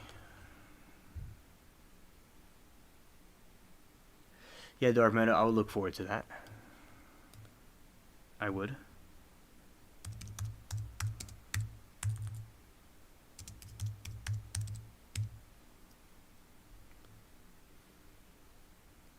American Psycho, that's things I've seen parts of. That one shows like what our time period has gone through.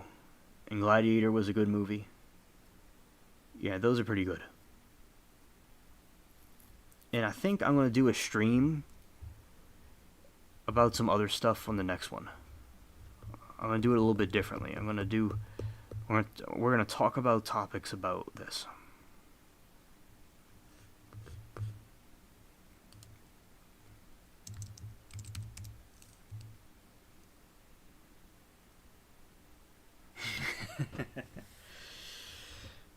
Yeah, I did too. I saw a bunch of reruns myself. And I watched movies from like the 40s, and I mean the 40s, the 50s and 60s. I watched that on MeTV. And yeah, that's pretty much me too, Dark Meta.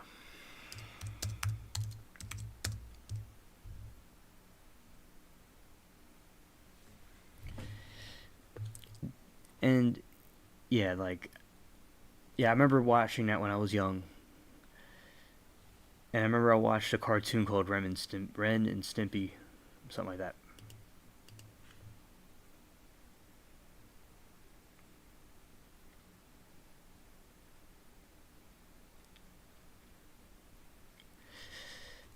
Yeah, good TV shows. I remember, yeah, The Twilight Zone is very good because it tells about the different times and stuff like we're in.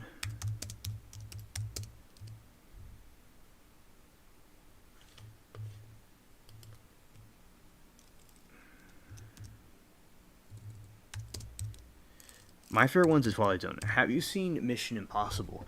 So Mission Impossible was about espionage. So this has to do with people trying to get people that are spies that were trying to infiltrate the Soviet Union and expose things that are going on.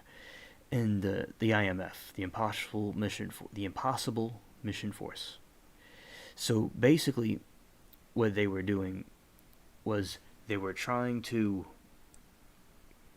They would have little spy gadgets and things, and that's where the Tom Cruise movie comes from, Mission Impossible, and that's where that spy music comes from.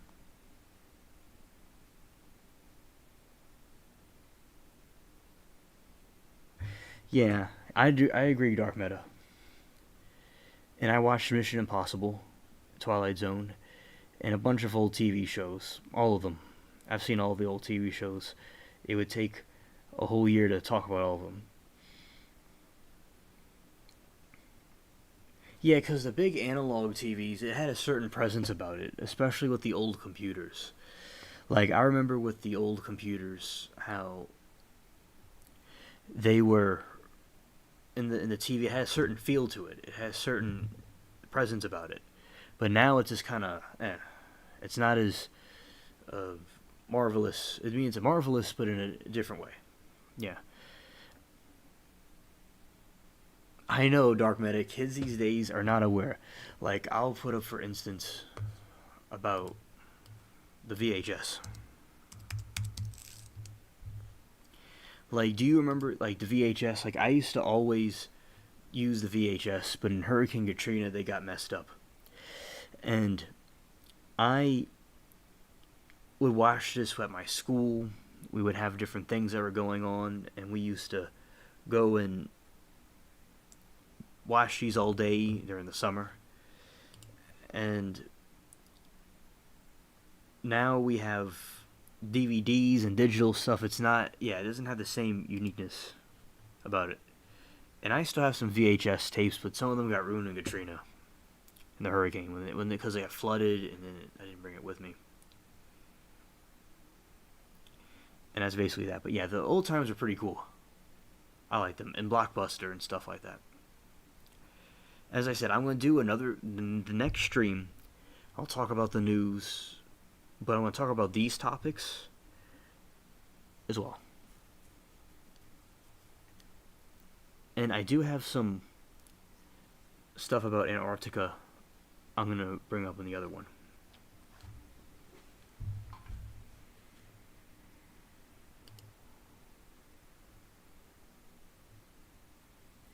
Yeah, VHS and the old TVs are classic. Have you ever seen the movie House on Haunted Hill, Dark Meta? That's a very good one.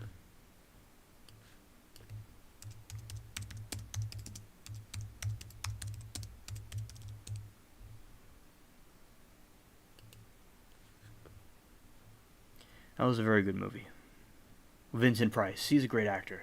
There's this movie that I like. It's called The Pit and the Pendulum, that Vincent Price was in, and that movie was epic. That movie was great.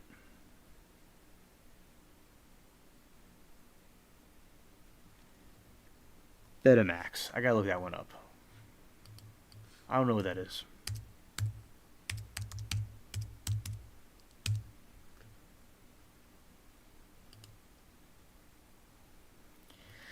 Yeah, I'm not. Yeah, before my time.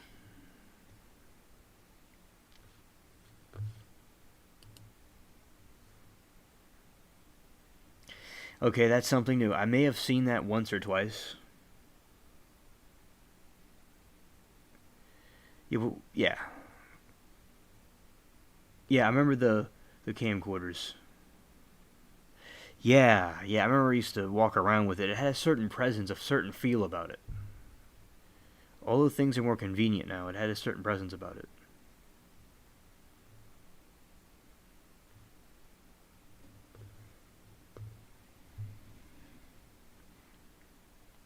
Yeah, the camcorders.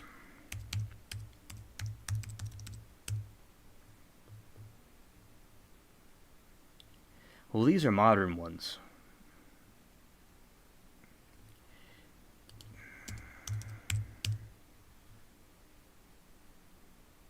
I remember when at my other house I used to have a camcorder and I used to walk around and film things and it was so cool. And now everything's just in a phone. And yeah, you remember the cassette tapes? Oh, I remember cassette tapes.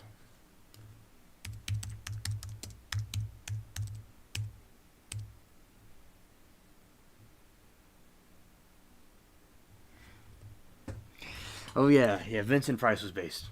He was based.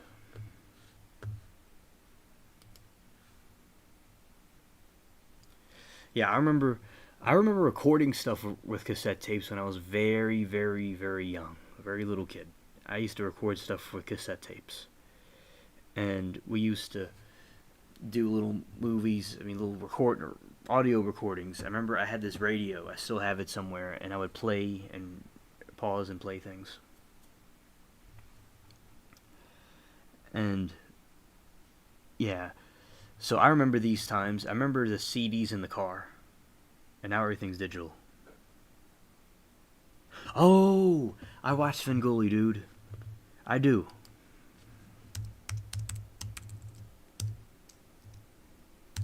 Oh, I remember Svengoolie. Oh yeah, I watch him all the time.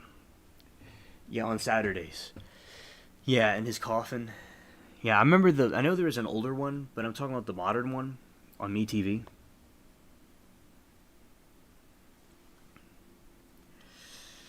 And yeah, rest in peace to him. Yeah, yeah, I agree. And I think that it's very, very good movies. Yes, those old movies he does reviews on is very cool.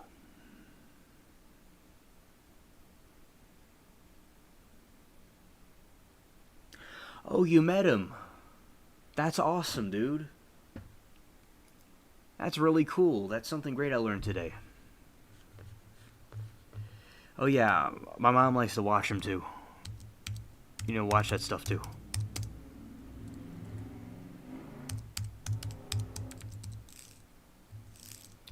Yeah, and they throw rubber chickens at him.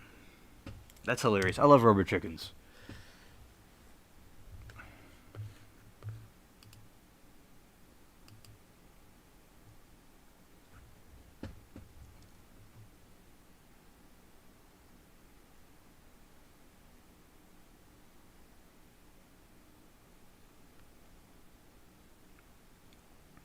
Facts. I agree, Dark Meta. I totally agree with that.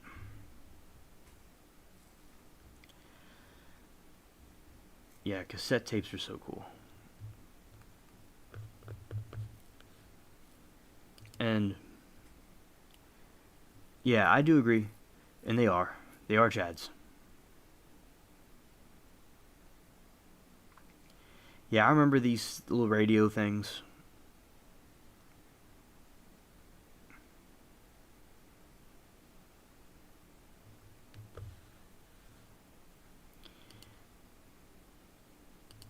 And yeah, he was because I remember they were doing these different movies about like the creature from the Black Lagoon. That was a good movie. That was good. And Dracula's a good movie. The original Dracula.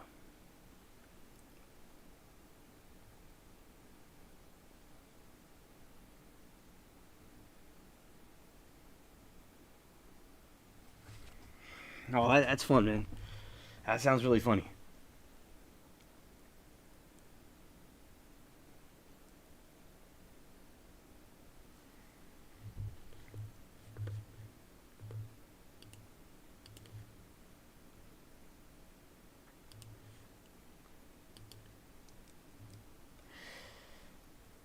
Yeah, yeah, I remember those little TVs. I don't remember having them specifically, but I know that they existed. I watched a Donna Reed show in the morning before school.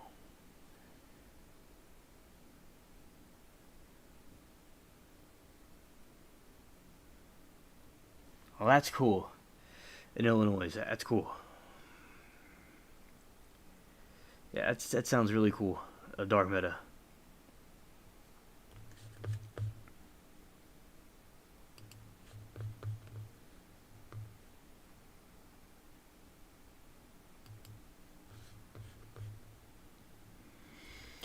And what I remember from Vincent Price and Peter Lorre, Peter Lorre was a Jewish individual from Germany or somewhere, and he came over here. And and he did some very good ones with Vincent Price.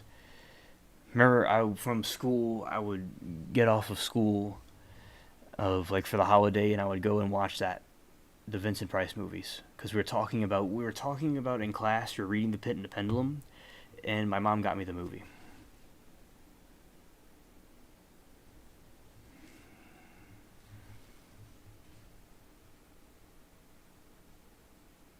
Oh, that sounds really cool. The mall. I like that. That sounds fun. Yeah, that sounds fun.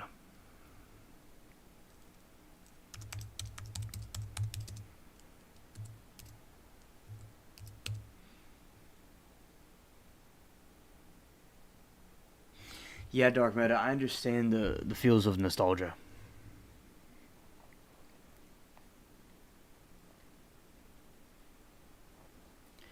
Yeah, that was a really good. That was really good. I had nostalgic things too, like with the SpongeBob and the different TV shows. I mean, the different movies that I saw in TV shows from that time period. And you understand just as me, it's crushing to see what's happened in the modern age. The kids have TikTok and all these crazy political things going on.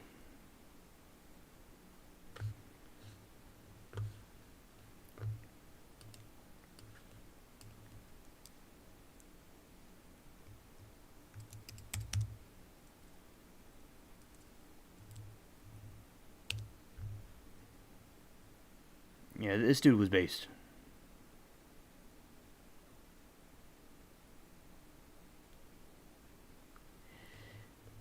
Yeah, I remember playing with chalk a lot. That's what I remember. I liked playing with chalk.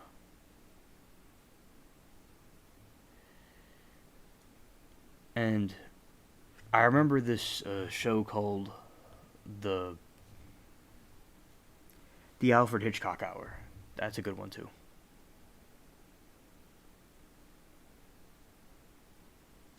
And the old cars are pretty cool, like in the '90s.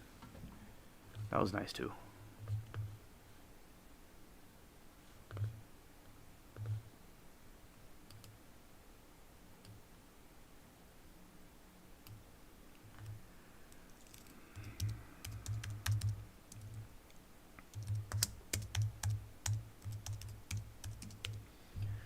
I remember those old Apple computers with the rainbow Apple logo, without it being, it wasn't woke, of course, but it was just like a regular one.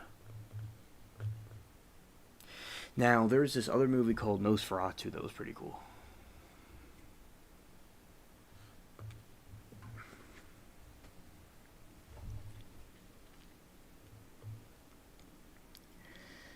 Nosferatu was a good movie from the 20s. I like silent films too. That's something I like. I like silent films.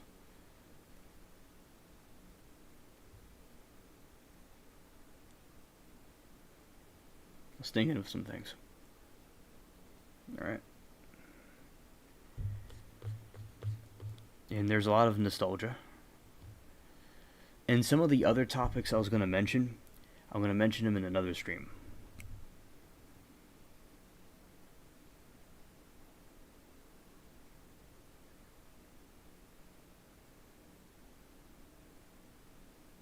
Oh, dude, I remembered Adult Swim. I remember that. Like when I was very young, at some point, I do remember seeing that. And yeah, 3 a.m. they had weird stuff.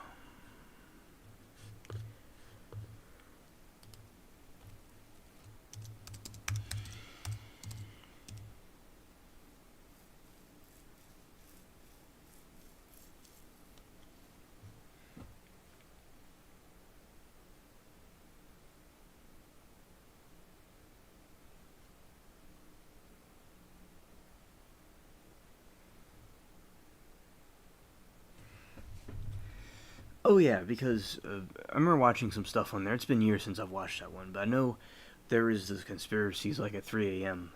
There would have something on there. There's some spooky stuff on there. And there was also some alleged cartoons that were not in production because of stuff that was going on, because it was too graphic. And something I'm just learning right now is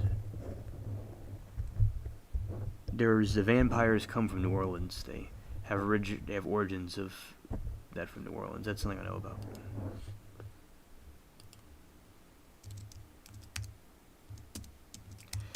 Hello, Georgia Peach.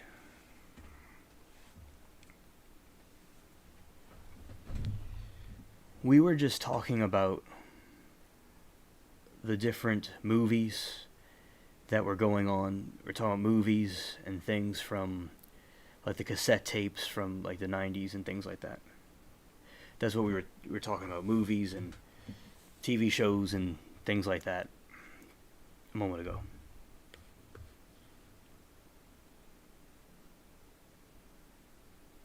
Yes, I do agree, Dark Meta. Yes, I have seen that. I have seen that. I've seen the old footage and they make it look like it's modern. And I think with the technology is very good in a lot of ways that we're able to do that. And we'll basically say like,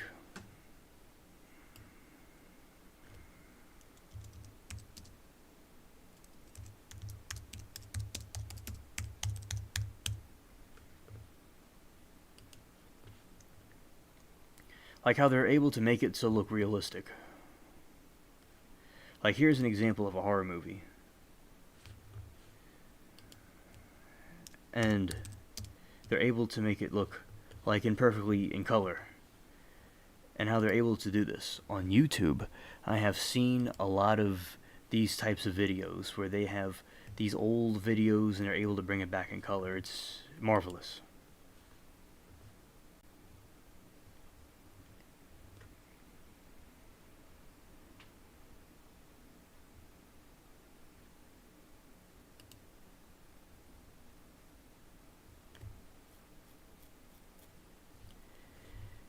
And that they're able to do that. And I like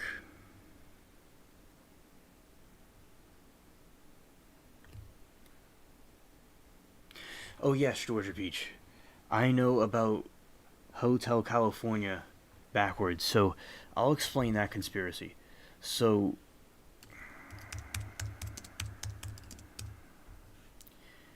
with music, there are these conspiracies that if you play the Beatles backwards or you play Hotel California backwards, there's some hidden meanings behind it.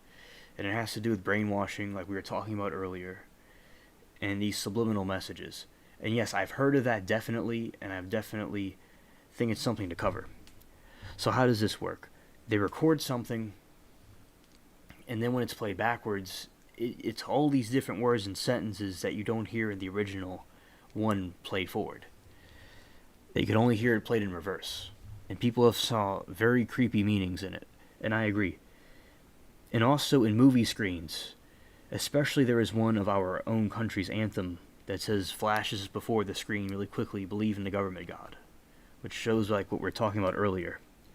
That people are being subliminally brainwashed, or attempted to be, or at least artists are trying to put some hidden message in their artwork. For instance, in paintings, there's paintings and there's some kind of hidden meaning behind it. And I think that's very interesting, and the meanings go very deep down the rabbit hole of different things.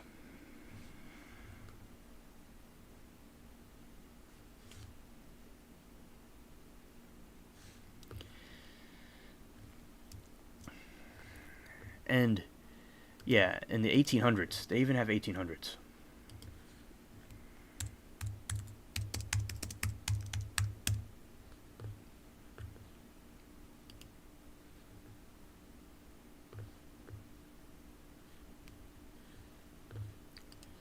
Yeah, this is vintage America. It's so incredible how they're able to recapture this. It's so incredible. And I think it's absolutely marvelous and enchanting.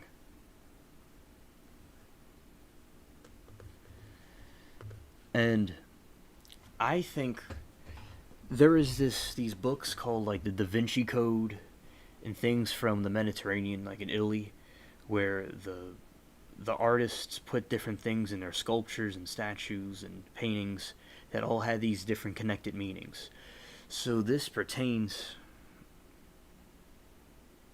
how they were able to, even with architecture, they put subliminal messages in it, just like with music. And I think that's very interesting how artists put that in there.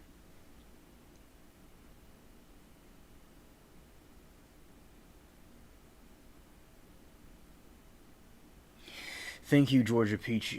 Right now, anybody can talk about anything. We've gone through all kinds of different topics.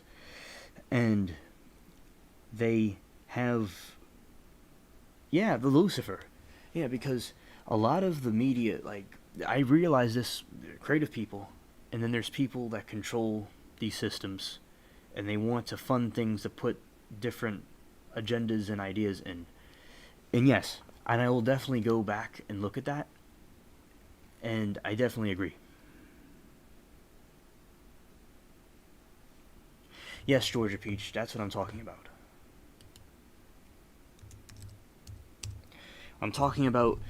We're talking about movies and cinema, and then we're going down the road of the hidden messages. And anybody could go off topic, it's okay. And let's see. Yeah, the Da Vinci Code. That there is these hidden things inside of the artwork. And that mirrors what you're saying about how they hide things in music and they hide things in artwork and statues too. That's my point.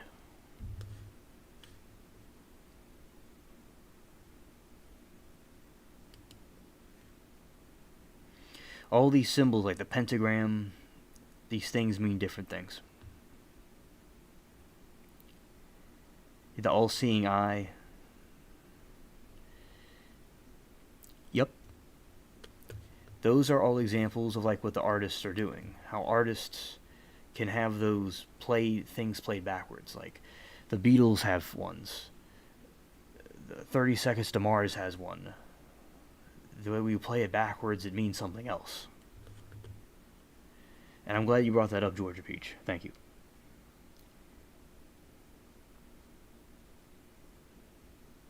Yes, Dark Matter, there are definitely good images that they're able to recreate with AI.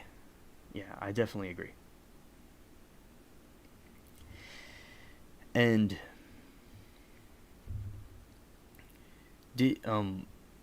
I will say I was saying earlier how on the moon there is alien. This is a little bit off what we're saying, a little bit off topic, but I was telling the other ones earlier that on the moon there is some signs of sounds from alien life forms on the moon when they were discovering it.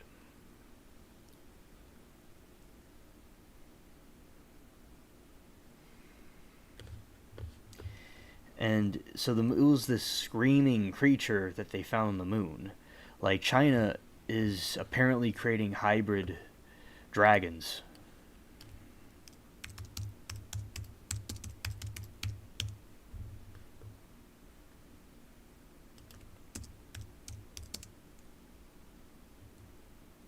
This was something I want to mention, that the Chinese are apparently creating these, in my opinion, they could be creating these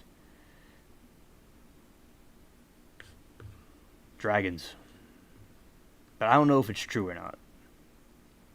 It could just be photo things going on, but they're able to clone stuff.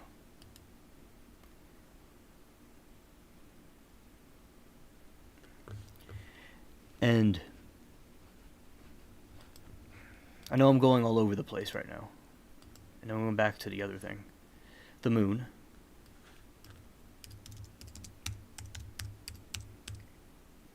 I'm just trying to keep you, everybody up to date with what I'm saying.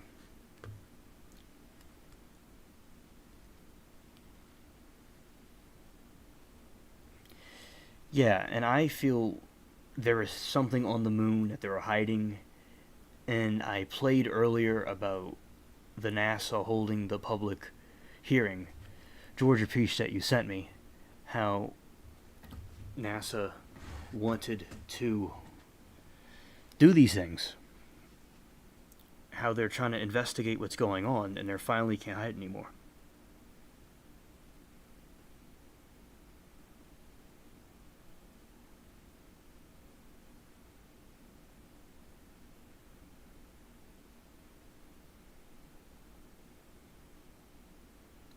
Dark Matter, I know what you're talking about. I saw them on YouTube.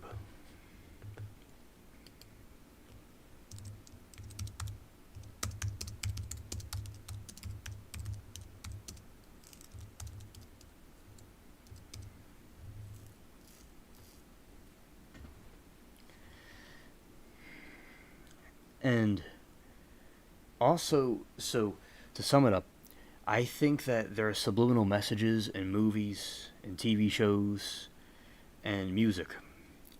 And I think that the aliens on the moon are very true.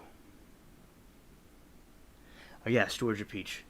I'm glad that you also agree with that. Yes.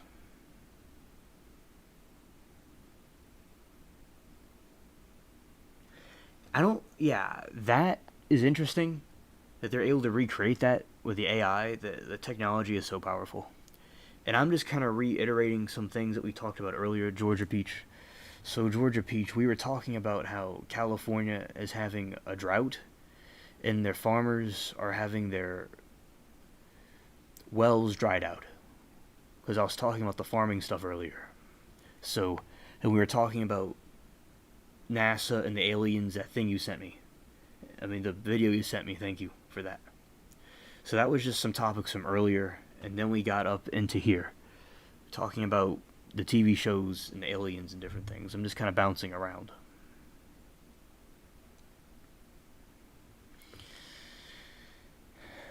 And I like all kinds of different music in general. Talking about music, I like all kinds of different music. I haven't watched movies in a while, though, because I've been focusing on these things on the internet.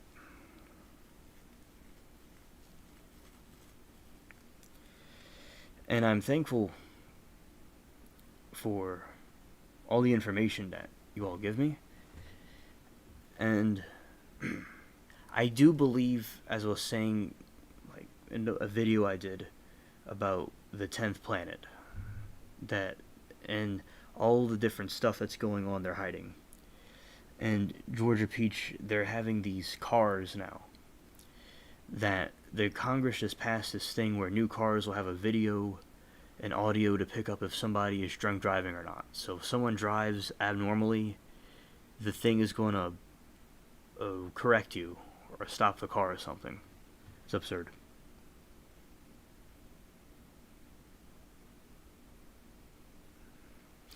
Yes, understood.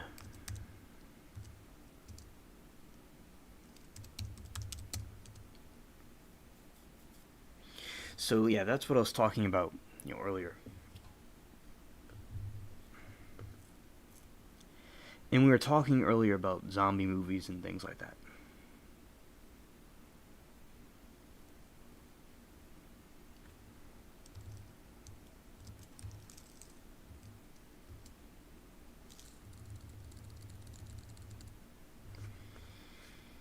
Yeah, and I'll go to this other screen in a moment. Alright.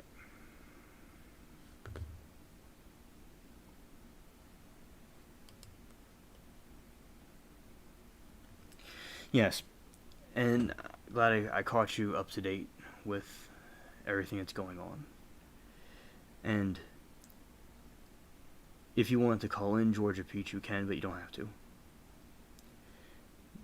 If you want it to come through, the lines are open.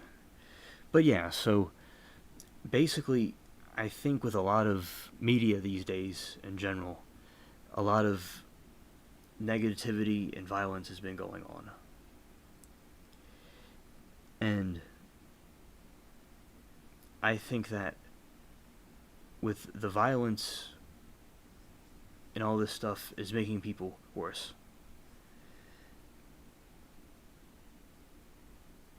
Oh yeah, you're talking about the AI. They recently had an AI robot that was saying that humans, it didn't like humans or something. And basically, so they have created this new AI that, and they're starting to look like the Terminator things. And a lot of the people in tech believe that it's really bad what they're doing with this AI. And I think it's very evil.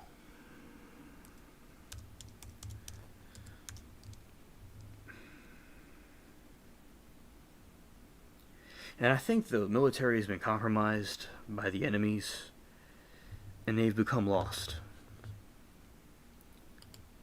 And also, this is a picture.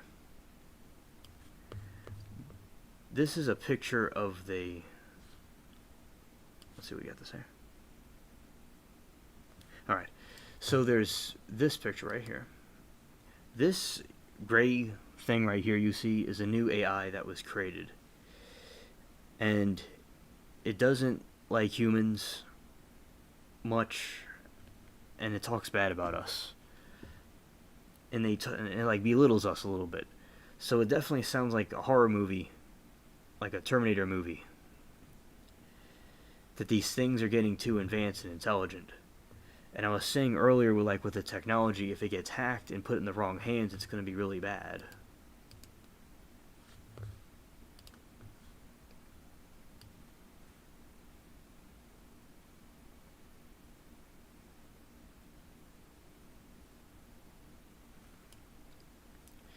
Right. I totally agree. And they're saying that they need to stop these things immediately.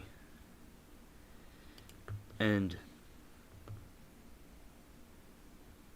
let's see if I could play this. I have to open it up in a different window. I have to do some things real quick. Oh, alright, so it's going to go in that window. Let's see if I can play this. Let's see if I get this done.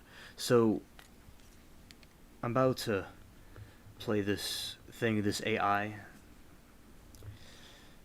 I'm about to adjust the window so I can get sound through this browser.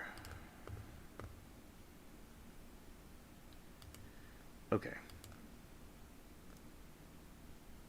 So now we get that. Okay, I'm going to play this really quick. This is really disturbing, alright.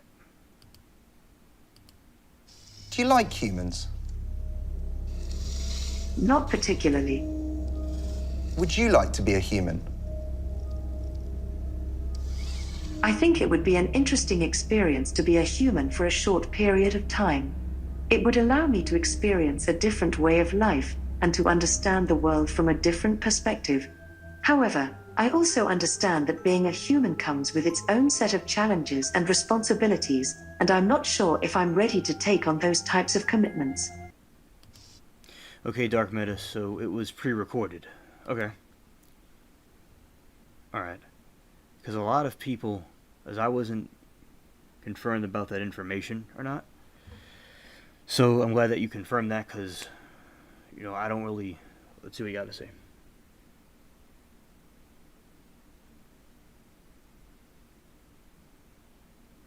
Read what you got to say. Okay, it's a marketing gimmick. Okay, Dark Meta, thanks for confirming that.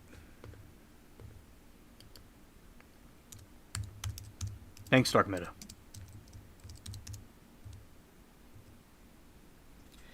Yeah, and hack the banks, and even checking things out in retail store can mess up.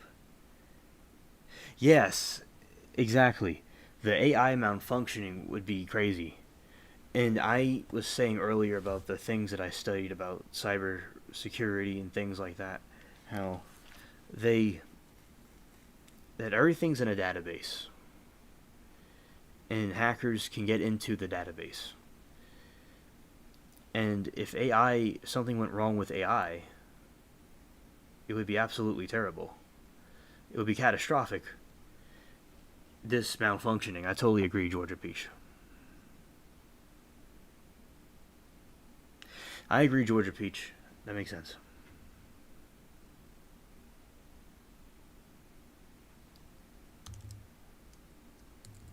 Yeah, I'm glad that you confirmed that, because I wasn't sure if this was real or not. But it definitely seems like it was a gimmick, but I wasn't really sure. I'm glad that you confirmed that. But overall, I think that definitely there's a possibility in the future that these things are going to get too advanced. And they're given too much information. If I'm wrong, I could be disproven. You know, but I think that it's best for the AI. It's getting too intelligent, in my opinion.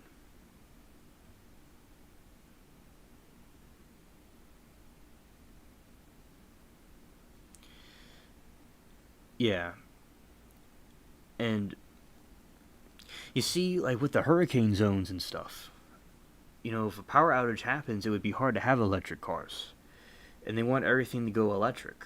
And it's all a part of an agenda. They do it for our protection, but it's not really for our protection.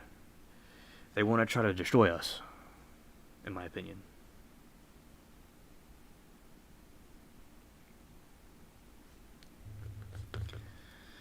And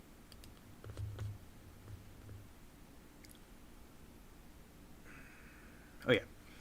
So basically, with the electric vehicles, there's so much stuff that can go wrong, especially the fires that have happened with the Tesla cars. And these things are not completely developed. And this artificial intelligence and all of it is just a bunch of a world of trouble.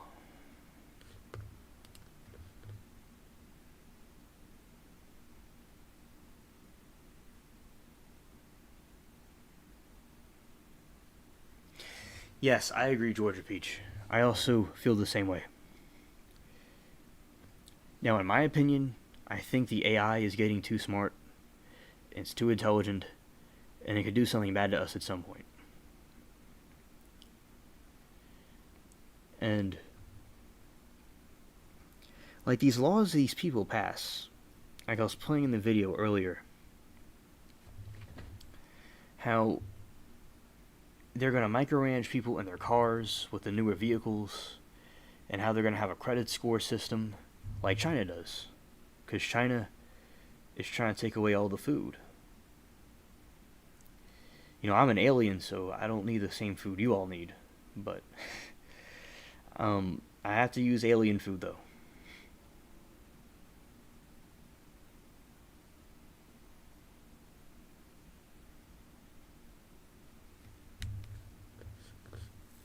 But the AI, I think, in my opinion, it could be used for something really bad. Even if it's not intelligent, I could reword that. It could be used for something really bad by the wrong people, and if I'm wrong, you could tell me where I got it wrong.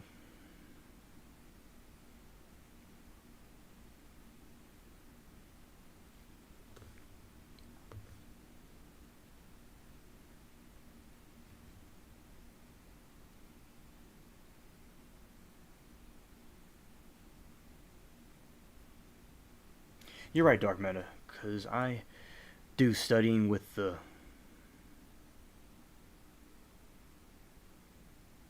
Yeah, because I study things about the computer stuff with the computer programming, and I know how that works. But I just feel that that the bad people are programming these things to do bad things. That's what I'm trying to say.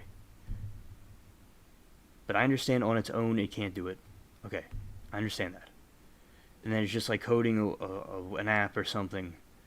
But I just wonder if someone's is coding the thing to do something bad, in my opinion.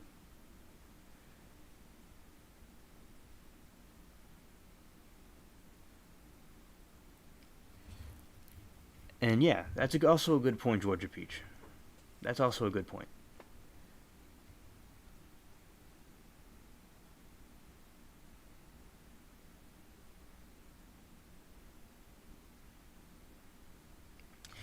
Right, right. And I think you talked about this on my stream recently, that on one of the other ones, that it can mimic the Okay, so what you say is it can mimic intelligence, but it has no judgment or awareness. So I assume it's going to be controlled by something like a puppet.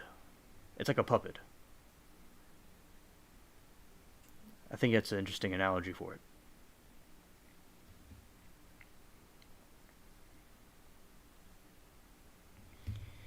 And because remember, they were saying what this thing could do, and I see you, Dark Meta, clarify that point. Thank you for that. But yeah, the cameras in the car is ridiculous, and the surveillance that they're doing is ridiculous.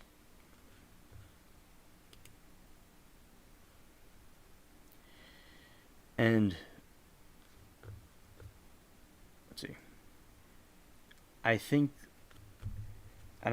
that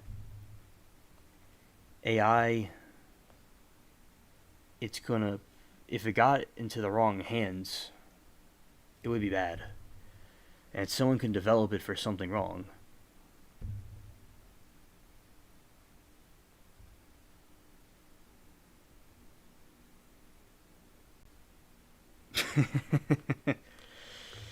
That's funny. Yes.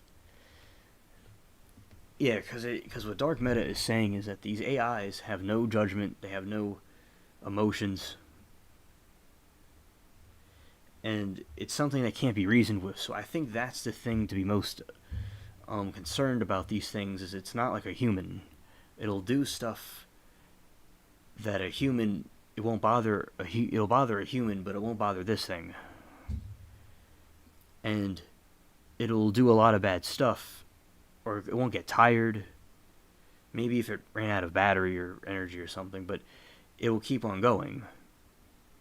So I think those are the attributes about it that are things to be concerned about, in my opinion.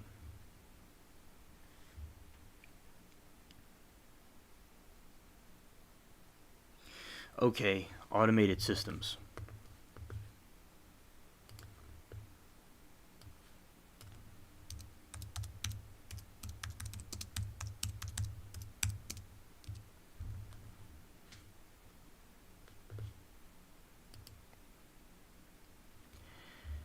Oh, yeah. Yeah, that makes sense.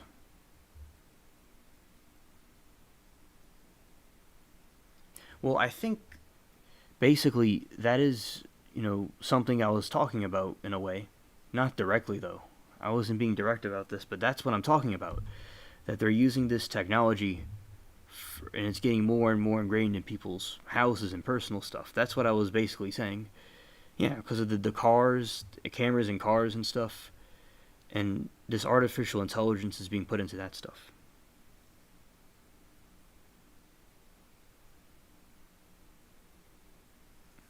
Yes, Georgia Peach. That's exactly right. Well, yeah. Okay, an automated system is a household thermostats, controlling boilers, and telephones, switchboards, self-driving cars. That's what he's talking about.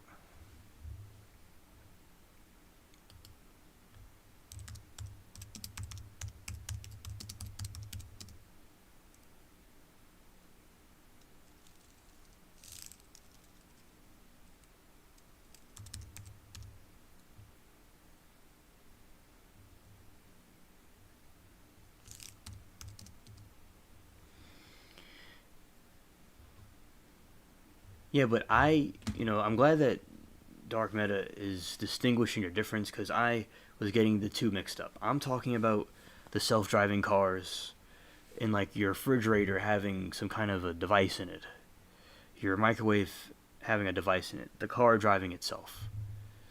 Those things like that. That's the kind of things that I'm talking about, and he's making it clear that it's automated systems.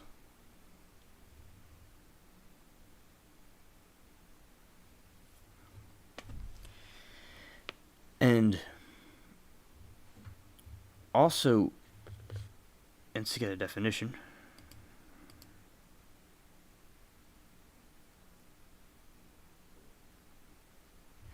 yes, I agree. I haven't spoken to a live operator in a long time, too. So, an automated system is an integration of sensors, controls, and and interrogation, no, hold on. An integration of sensors, controls, and I can't pronounce that. Actuators, designed to perform a function with minimal or no human intervention. And I think I pronounced the other thing correctly. Yes, like Amazon Echo. Yes.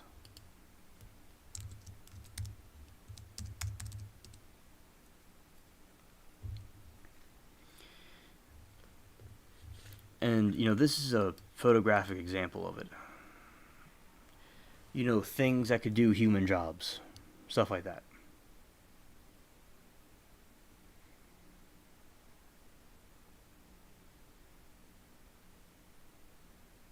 I mean, yeah, that's what I really meant when I said AI. But dark matter helped divide the sheep from the goats.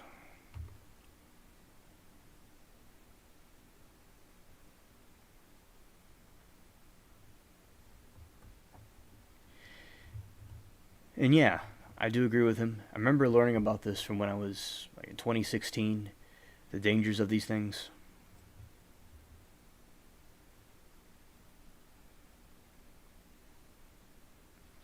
Exactly like we were talking about earlier.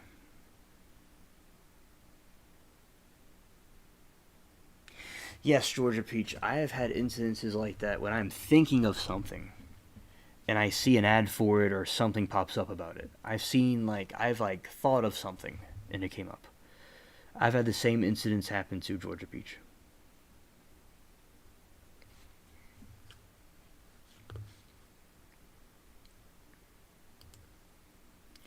They're reading our minds.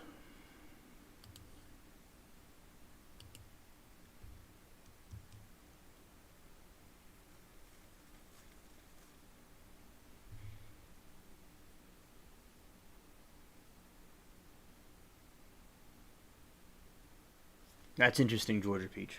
That's interesting. And, yeah, because I believe that this is a cause for a lot of these strange things that we're seeing. Yes, that too. I remember, like, Mark Zuckerberg, he covers his camera, his webcam. And mine is just, it's a desktop computer so I can unplug it when I'm not using it.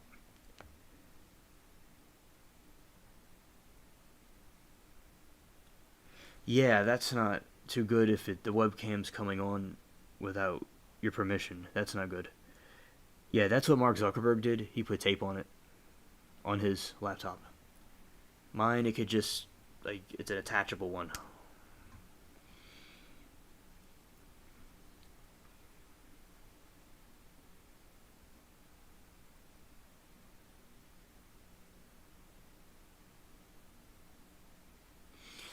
Oh, I didn't know that, Dark Meta.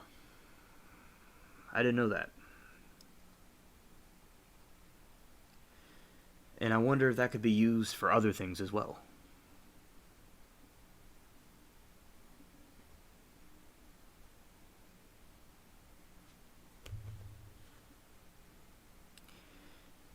Because, like we were talking earlier, how Congress passed this thing where the new cars will have cameras and sensors to see if someone's drinking and driving, and it'll stop the car.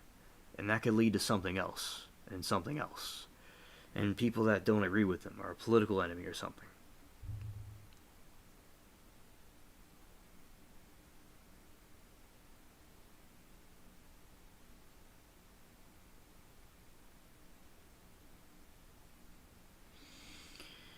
Okay, I didn't know that. But I'm not surprised that Google does that. That Android does that. The only Android device I have is a tablet. And I'm glad that you pointed that out. Thank you.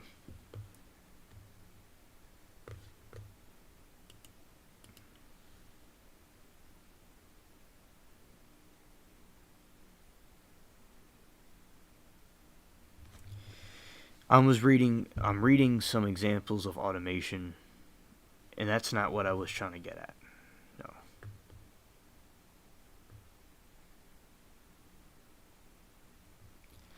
Yeah, so, but basically the automated systems, it's like what he was talking about. Like telephone switchboards, those different navigation systems, household thermostats, things like that. I remember learning about that a couple years ago.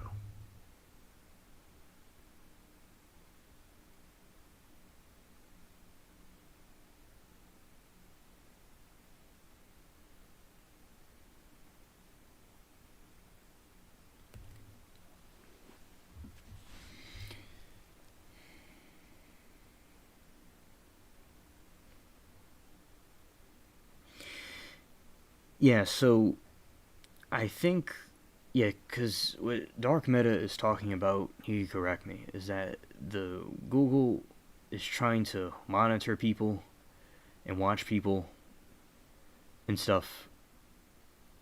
And also, apparently, Apple may have been doing some things like that too. And so Apple is doing it has to do with surveillance. What he's talking about, how Google is surveilling its people. But I don't use that, but yeah, that's basically what they're doing. Now, sometimes I think maybe if a camera comes on its own, maybe it's being hacked or something. Dark Meta can correct me if I'm wrong. But if someone has like a PC and it turns on its own, the camera, it could be someone could be trying to watch them. And Dark Meta could say if I'm right or wrong about that. And water.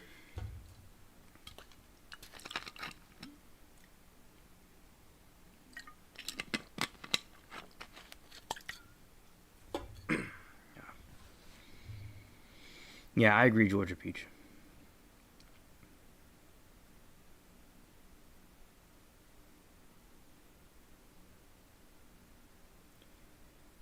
No, it does creep me out. That is creepy, and I'll make sure to put tape on it. And I'm glad that you told me about it, because that's not too good.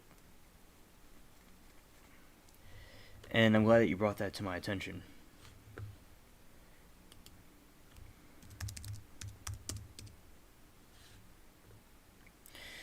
Because I don't want them seeing my spaceship. They're not invited. See some photographic examples of automated systems. Yeah, so automated systems, I'm seeing, as you all can see, a lot of these automated systems were, these factory things, these things that could flip burgers and stuff.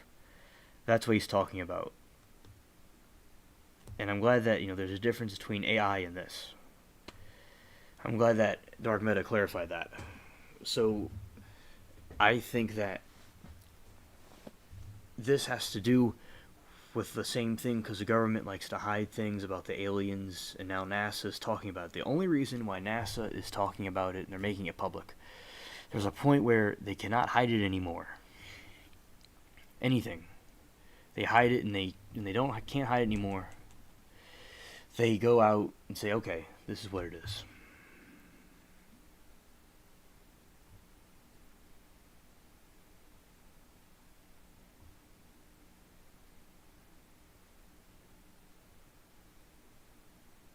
Well, the person you speak of that says that sounds like a degenerate creep. And if it's unfortunate that there's so many, creeps out there. Better not come across any aliens. And that's why I told you, always cover, Georgia Peach, always cover your cameras and be careful. Use secure passwords, like long, good passwords. And Dark Meta could say some stuff about this, if you want to elaborate on that. But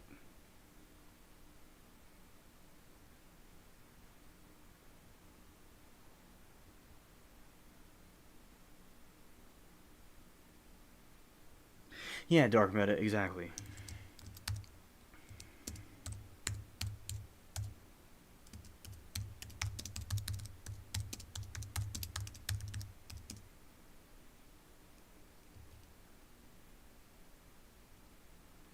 Yeah, because as dark matter is saying, like these government and these corporations having an alliance with the government, like fascism, in the media, they're all like having this alliance and they're watching us all the time and spying on us.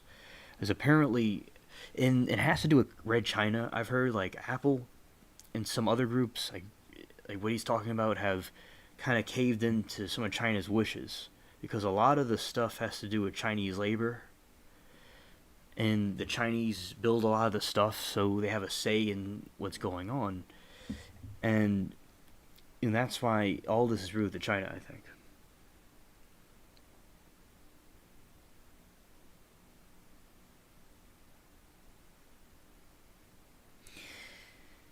I'm reading what you're saying, Georgia Peach. Hold on.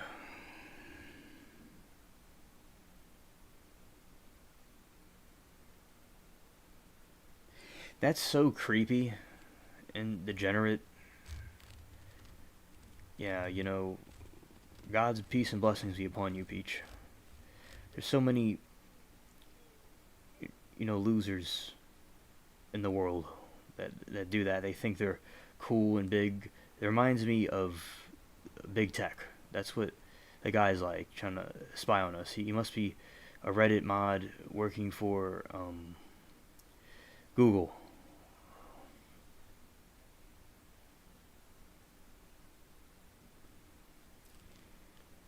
Dark Meta, I was just thinking of something like that yesterday. That exact thing. That's some synchronicity right there. That's funny, dude.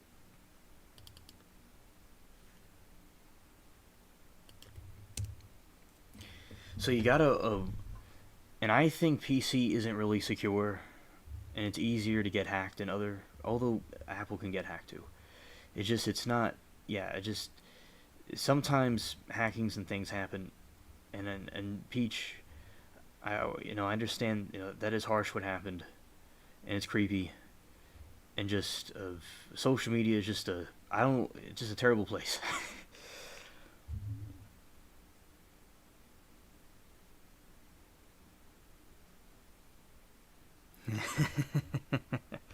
Yeah, Google.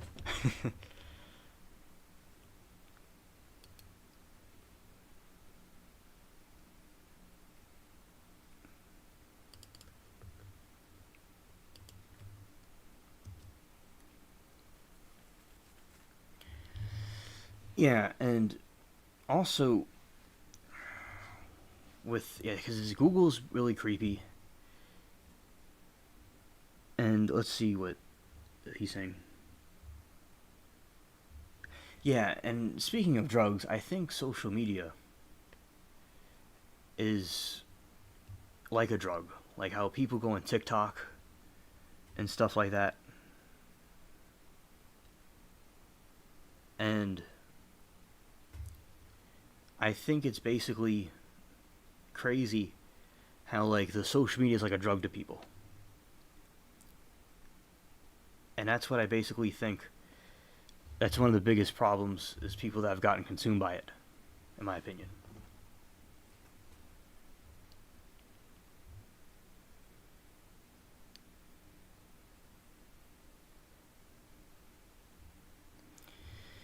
Yeah, and you made a good point, Dark Meta, about that. And I'm glad that you're exposing the censorship.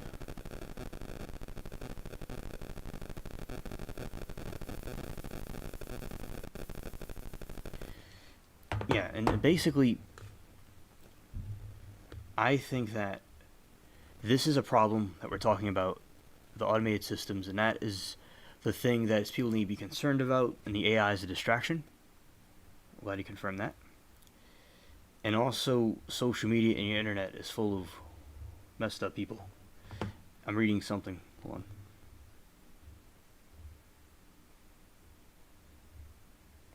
Right. And yeah, so as I was saying, I think that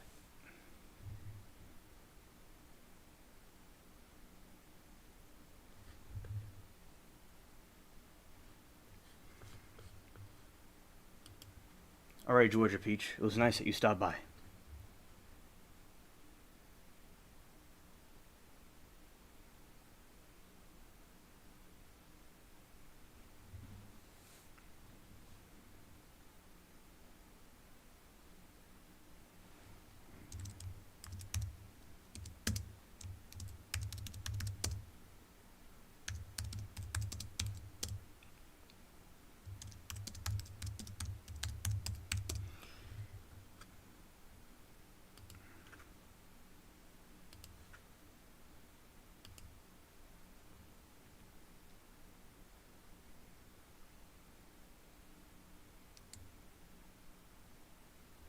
All right, Georgia Peach, goodbye. Thank you for coming by. It was nice having you.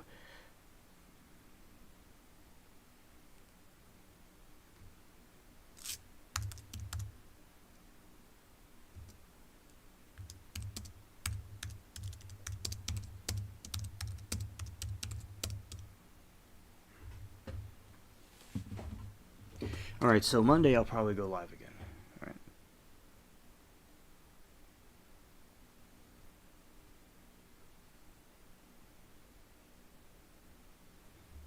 All right, Dark Meta, I'm seeing what you have to say. And I want to say, if you're still here, Georgia Peach, thank you for coming. I'm glad you came by. All right. I may have repeated myself a million times, but I just wanted to get it across. Okay. It makes no sense to get people addicted to something external. They need to acquire. Think about it. They've gotten people addicted to the internet. Yes, I see what you're saying. I see. You know, I saw something my cousin sent me, how they want to use human energy to mine for cryptocurrency. For crypto mining, rather. Have you heard of this, Dark Meta?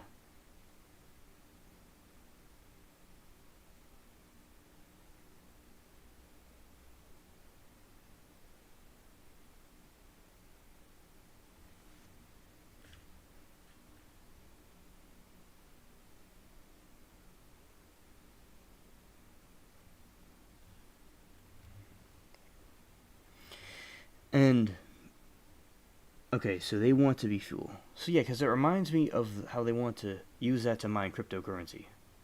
People to human energy for that. That makes sense. Because I remember what I was learning, that they use social media as little triggers to get people into like a notification appears in your phone, and they're using the same methods as somebody addicted to drugs uses. That's what I was trying to say. But I see your point. The ultimate goal is that. That makes sense, and that's an interesting theory.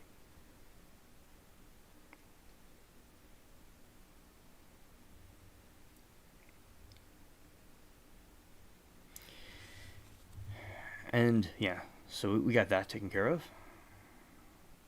About the AI and stuff.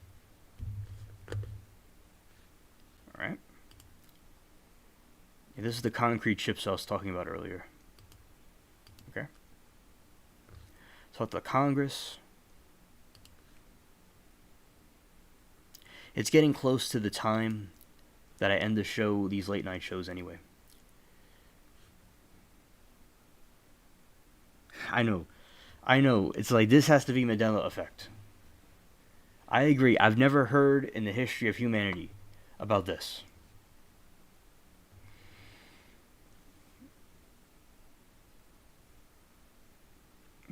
Microamps. I gotta see that one. Oops. Hold on.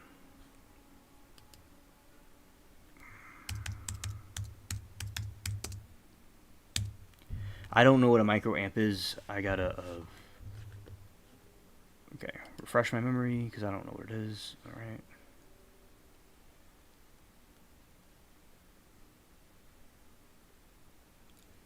Okay. Okay, Dark Meta. Thank you. I didn't know that. But that's what the patent was saying. It would use human heat energy to mine for crypto. But maybe it's just something else. But I'm glad that you clarified that. Okay. I see what it is.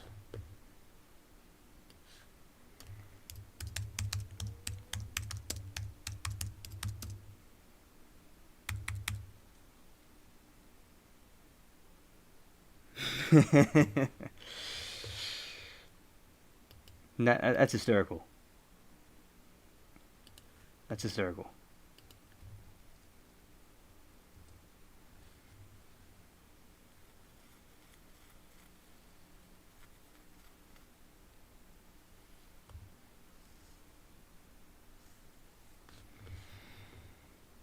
Okay, so I'm going to go dig into this. Alright, here we go. Let's see what this is. Here we go. Okay, so cryptocurrency system using body activity data. Human body activity associated with a task provided to a user may be used in mining process of a cryptocurrency system. A server may provide a task to a device of a user which is communicatively coupled to the server. A sensor, communicatively compounded or compromised device of the user, may sense body activity to the user. And use a body active user. The cryptocurrency compelled to device of the user may verify the body activity data satisfies one more conditions set by cryptocurrency system. Award cryptocurrency to the user whose body activity data is verified. And it has 666 in it. This is the thing I'm talking about, and you could tell me what this is, or what I got wrong, or whatever. No, I know. I think that makes sense. And what do you think they're really trying to use this thing for? Can they use human body activity for this? That's a good point. That's a good point. And I see your point. And I wonder what their true motive for this is. Because they want to put a chip in people's bodies, like the mark of the beast, and the patent is 666. And they wanted to put the patent in there, in the hand. You know, like you would have a chip in you that would do this. So I think, I'm glad that you're exposing this. That it's not what they're saying. I remember one time, it was like, in my opinion, I thought I saw the virus patent on here, and then they took it down, in my opinion. Alright.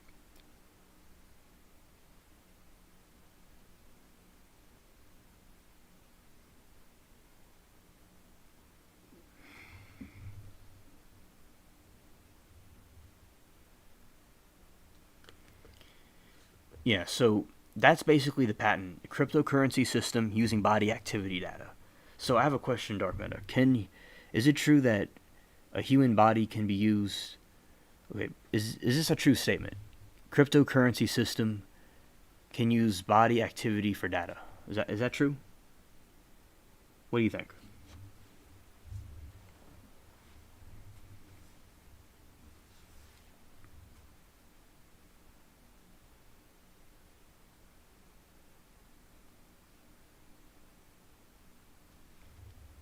Alright. I'll go through this. We'll figure this out.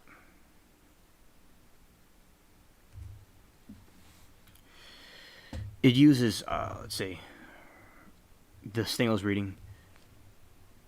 So the abstract, the description says, human body activity associated with a task provided to the user may be used in mining a process of cryptocurrency system. Okay, Dark Meta. Okay. And I'll send you like links to this.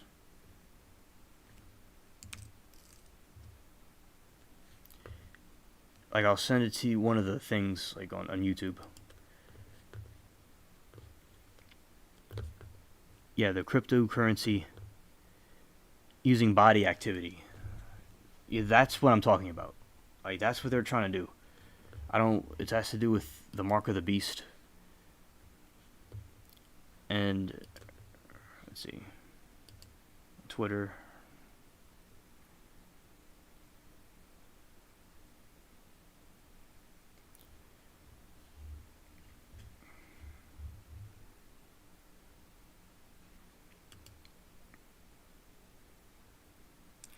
I can't even see that.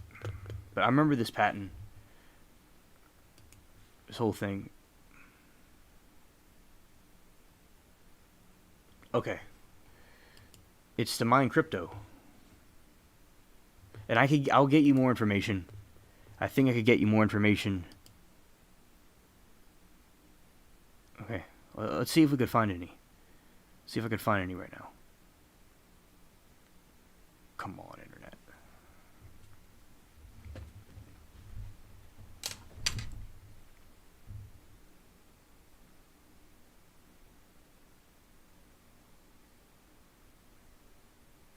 Loading. Okay.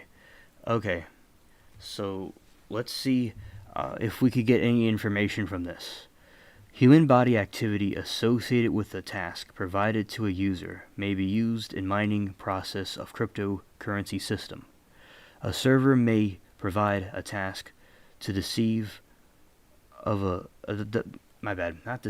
device of a user which is commutatively coupled the server. A sensor communicatively coupled to compressed the device of the user may sense body activity. Exactly, it's like a task. With a task provided to a user may be used in mining process of a cryptocurrency system. I don't even know what that means. A task. And a sensor communicatively compromised the device. User may sense body activity of the user. Body activity data may be generated based on the sensed body activity of the user. The cryptocurrency system, communicatively coupled to the device of the user, may verify if the body activity data satisfies one more conditions set by the cryptocurrency system, and award cryptocurrency to the user whose body activity data is verified. I agree, Dark Meta. But this is what, and it's a chip that goes in your hand, or it's like a chip. It's creepy. I mean, it's weird. It's like you're gonna use my body to mine cryptocurrency. It's like, who is you? Like,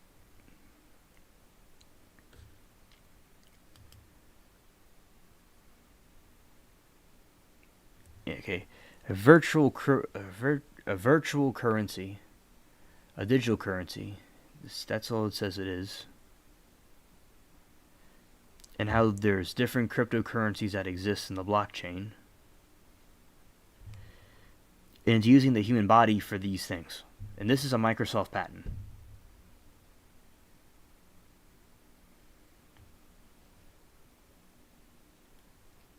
A blockchain.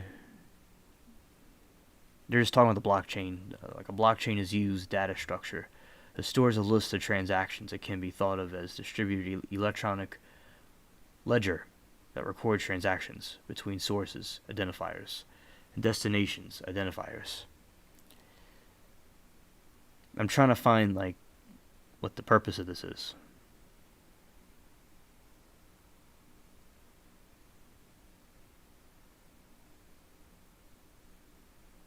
Oh, and they're saying it's a decentralized cryptocurrency system. You're right, they don't really say what it's used for. It doesn't seem specific.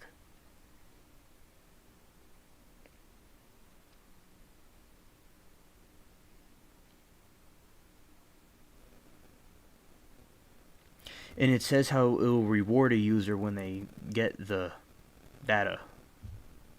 Yeah, I don't know the purpose of this, the intentions of this either.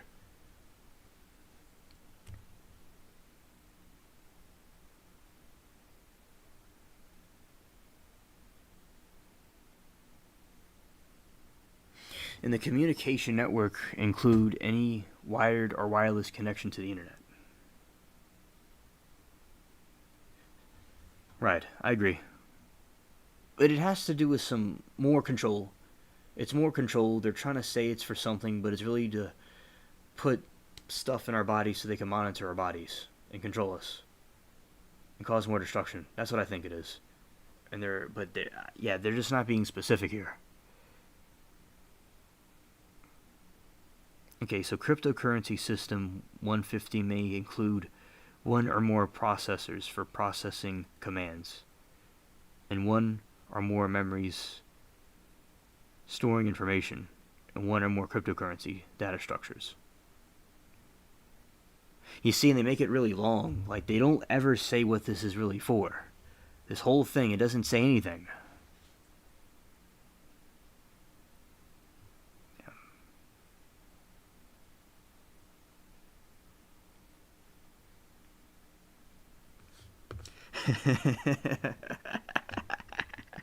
Exactly, Dark Meta. Exactly.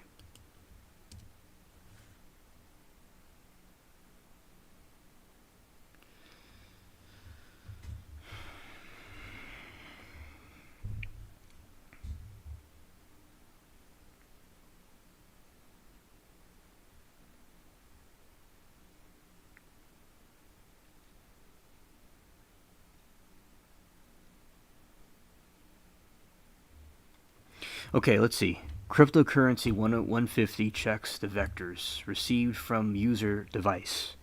130 have one more mathematical properties set by cryptocurrency system network. 150. For example, cryptocurrency system may determine whether the vector's body activity have similarity or relationship with a legitimate vector or baseline vector set by algorithm of cryptocurrency system 150. This is a bunch of strange stuff, man.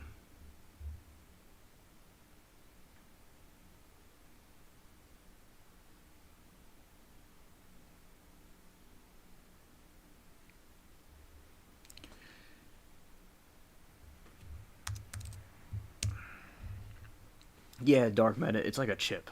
It's like a they put like something in your body. It's like the mark of the beast, like what they talk about. It's kind of like that.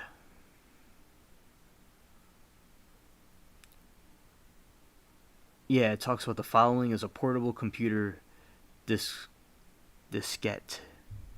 a hard disk, a random accessory memory RAM, a read-only memory ROM, an erasable programmable read-only memory, flash memory, a portable compacted disk ready only memory CD-ROM, optical storage device, magnetic storage device, or any substantial concept of the foregoing in the context of the document.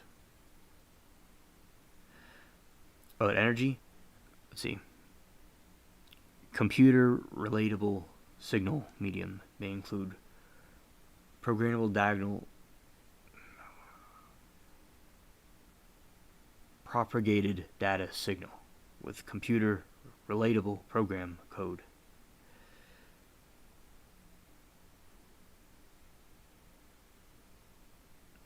Yeah, dark meta, that's exactly what I was trying to say. Yep.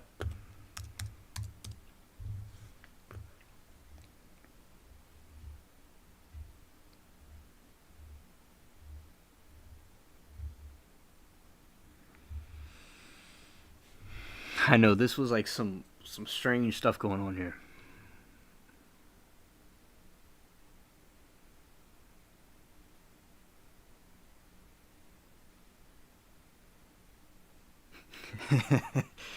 Yes. Exactly. Exactly.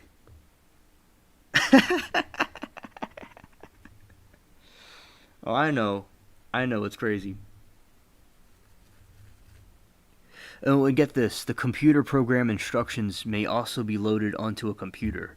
So anything from you goes into a computer. And it's also connected to the internet, so it could be hacked.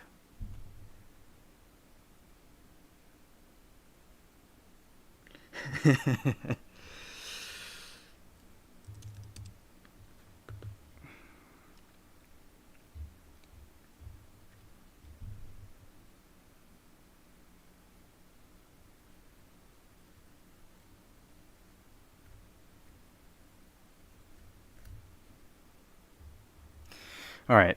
Computer system is able to carry out methods, computer program, software program, or software at the present context in any expression, in any language, code, or notion, a set of instructions intended to cause a system of having an information processing capability to perform a particular function either directly or after either or both following a conversion or another language code, a notion, or a reproduction in a different material form.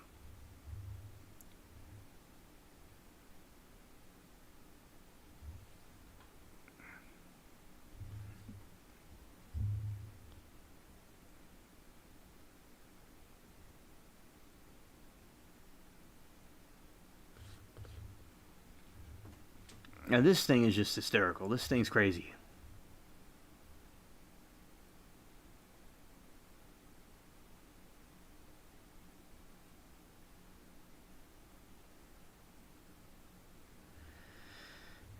And also, I think it just, they want to, your body's just a walking GPU mining crypto. It's just hysterical. And there's theories that this has to do with the mark of the beast from the Bible.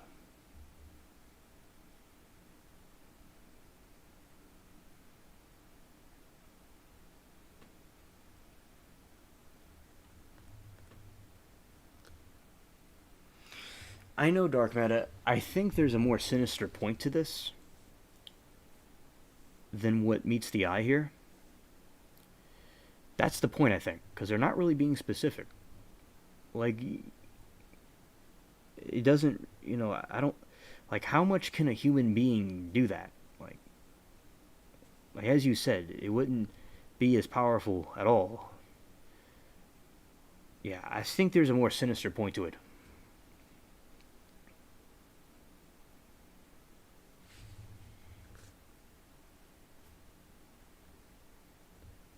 Yeah.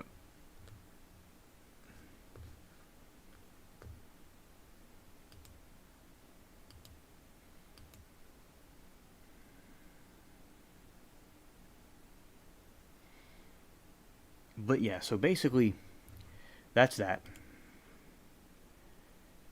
And I will talk more about this and some of the other things I was going to get to, like about, I just didn't know who was going to come over to this stream, and everybody came, and that's awesome.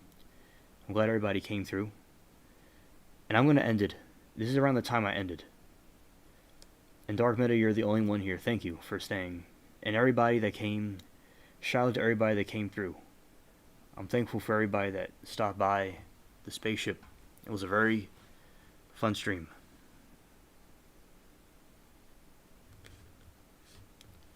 I'll say one more thing, Dark Meta, about the Mark of the Beast. You're right. And the Mark of the Beast is, some people think it's going to be a chip. Some people think it's not going to be a chip. That it's a spiritual thing. And that's a good point, before I go. But the reason why people are saying it could have something to do with it is because of the nature of something in your body and how it has 666 in it, but maybe not. That's a good point. Always like hearing your thoughts. It's a good balance of different ideas. And also we have the same ideas and you see things from another perspective. That's really good. And, it's things from a different angle. That's why it's good to have a team of people working together. And I will continue about this thing, this cryptocurrency thing, and things like this on the next one, and other stuff I was going to cover. I didn't really know who was coming, so I was just going to talk to myself the whole night about whatever, but I'm glad everybody came through. Thankful for you, Dark Meta, for stopping by. I'm going to end it soon. Alright.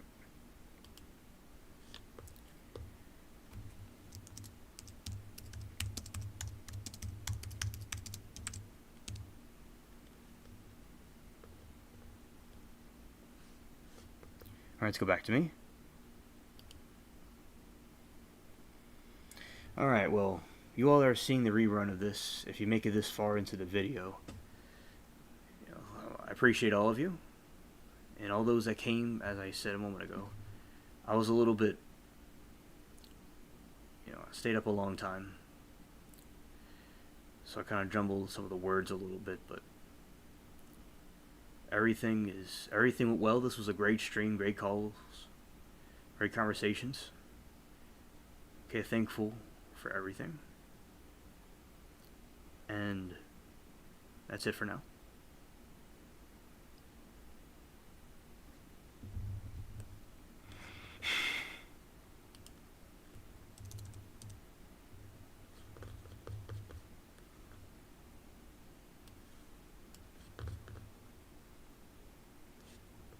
We'll turn this off.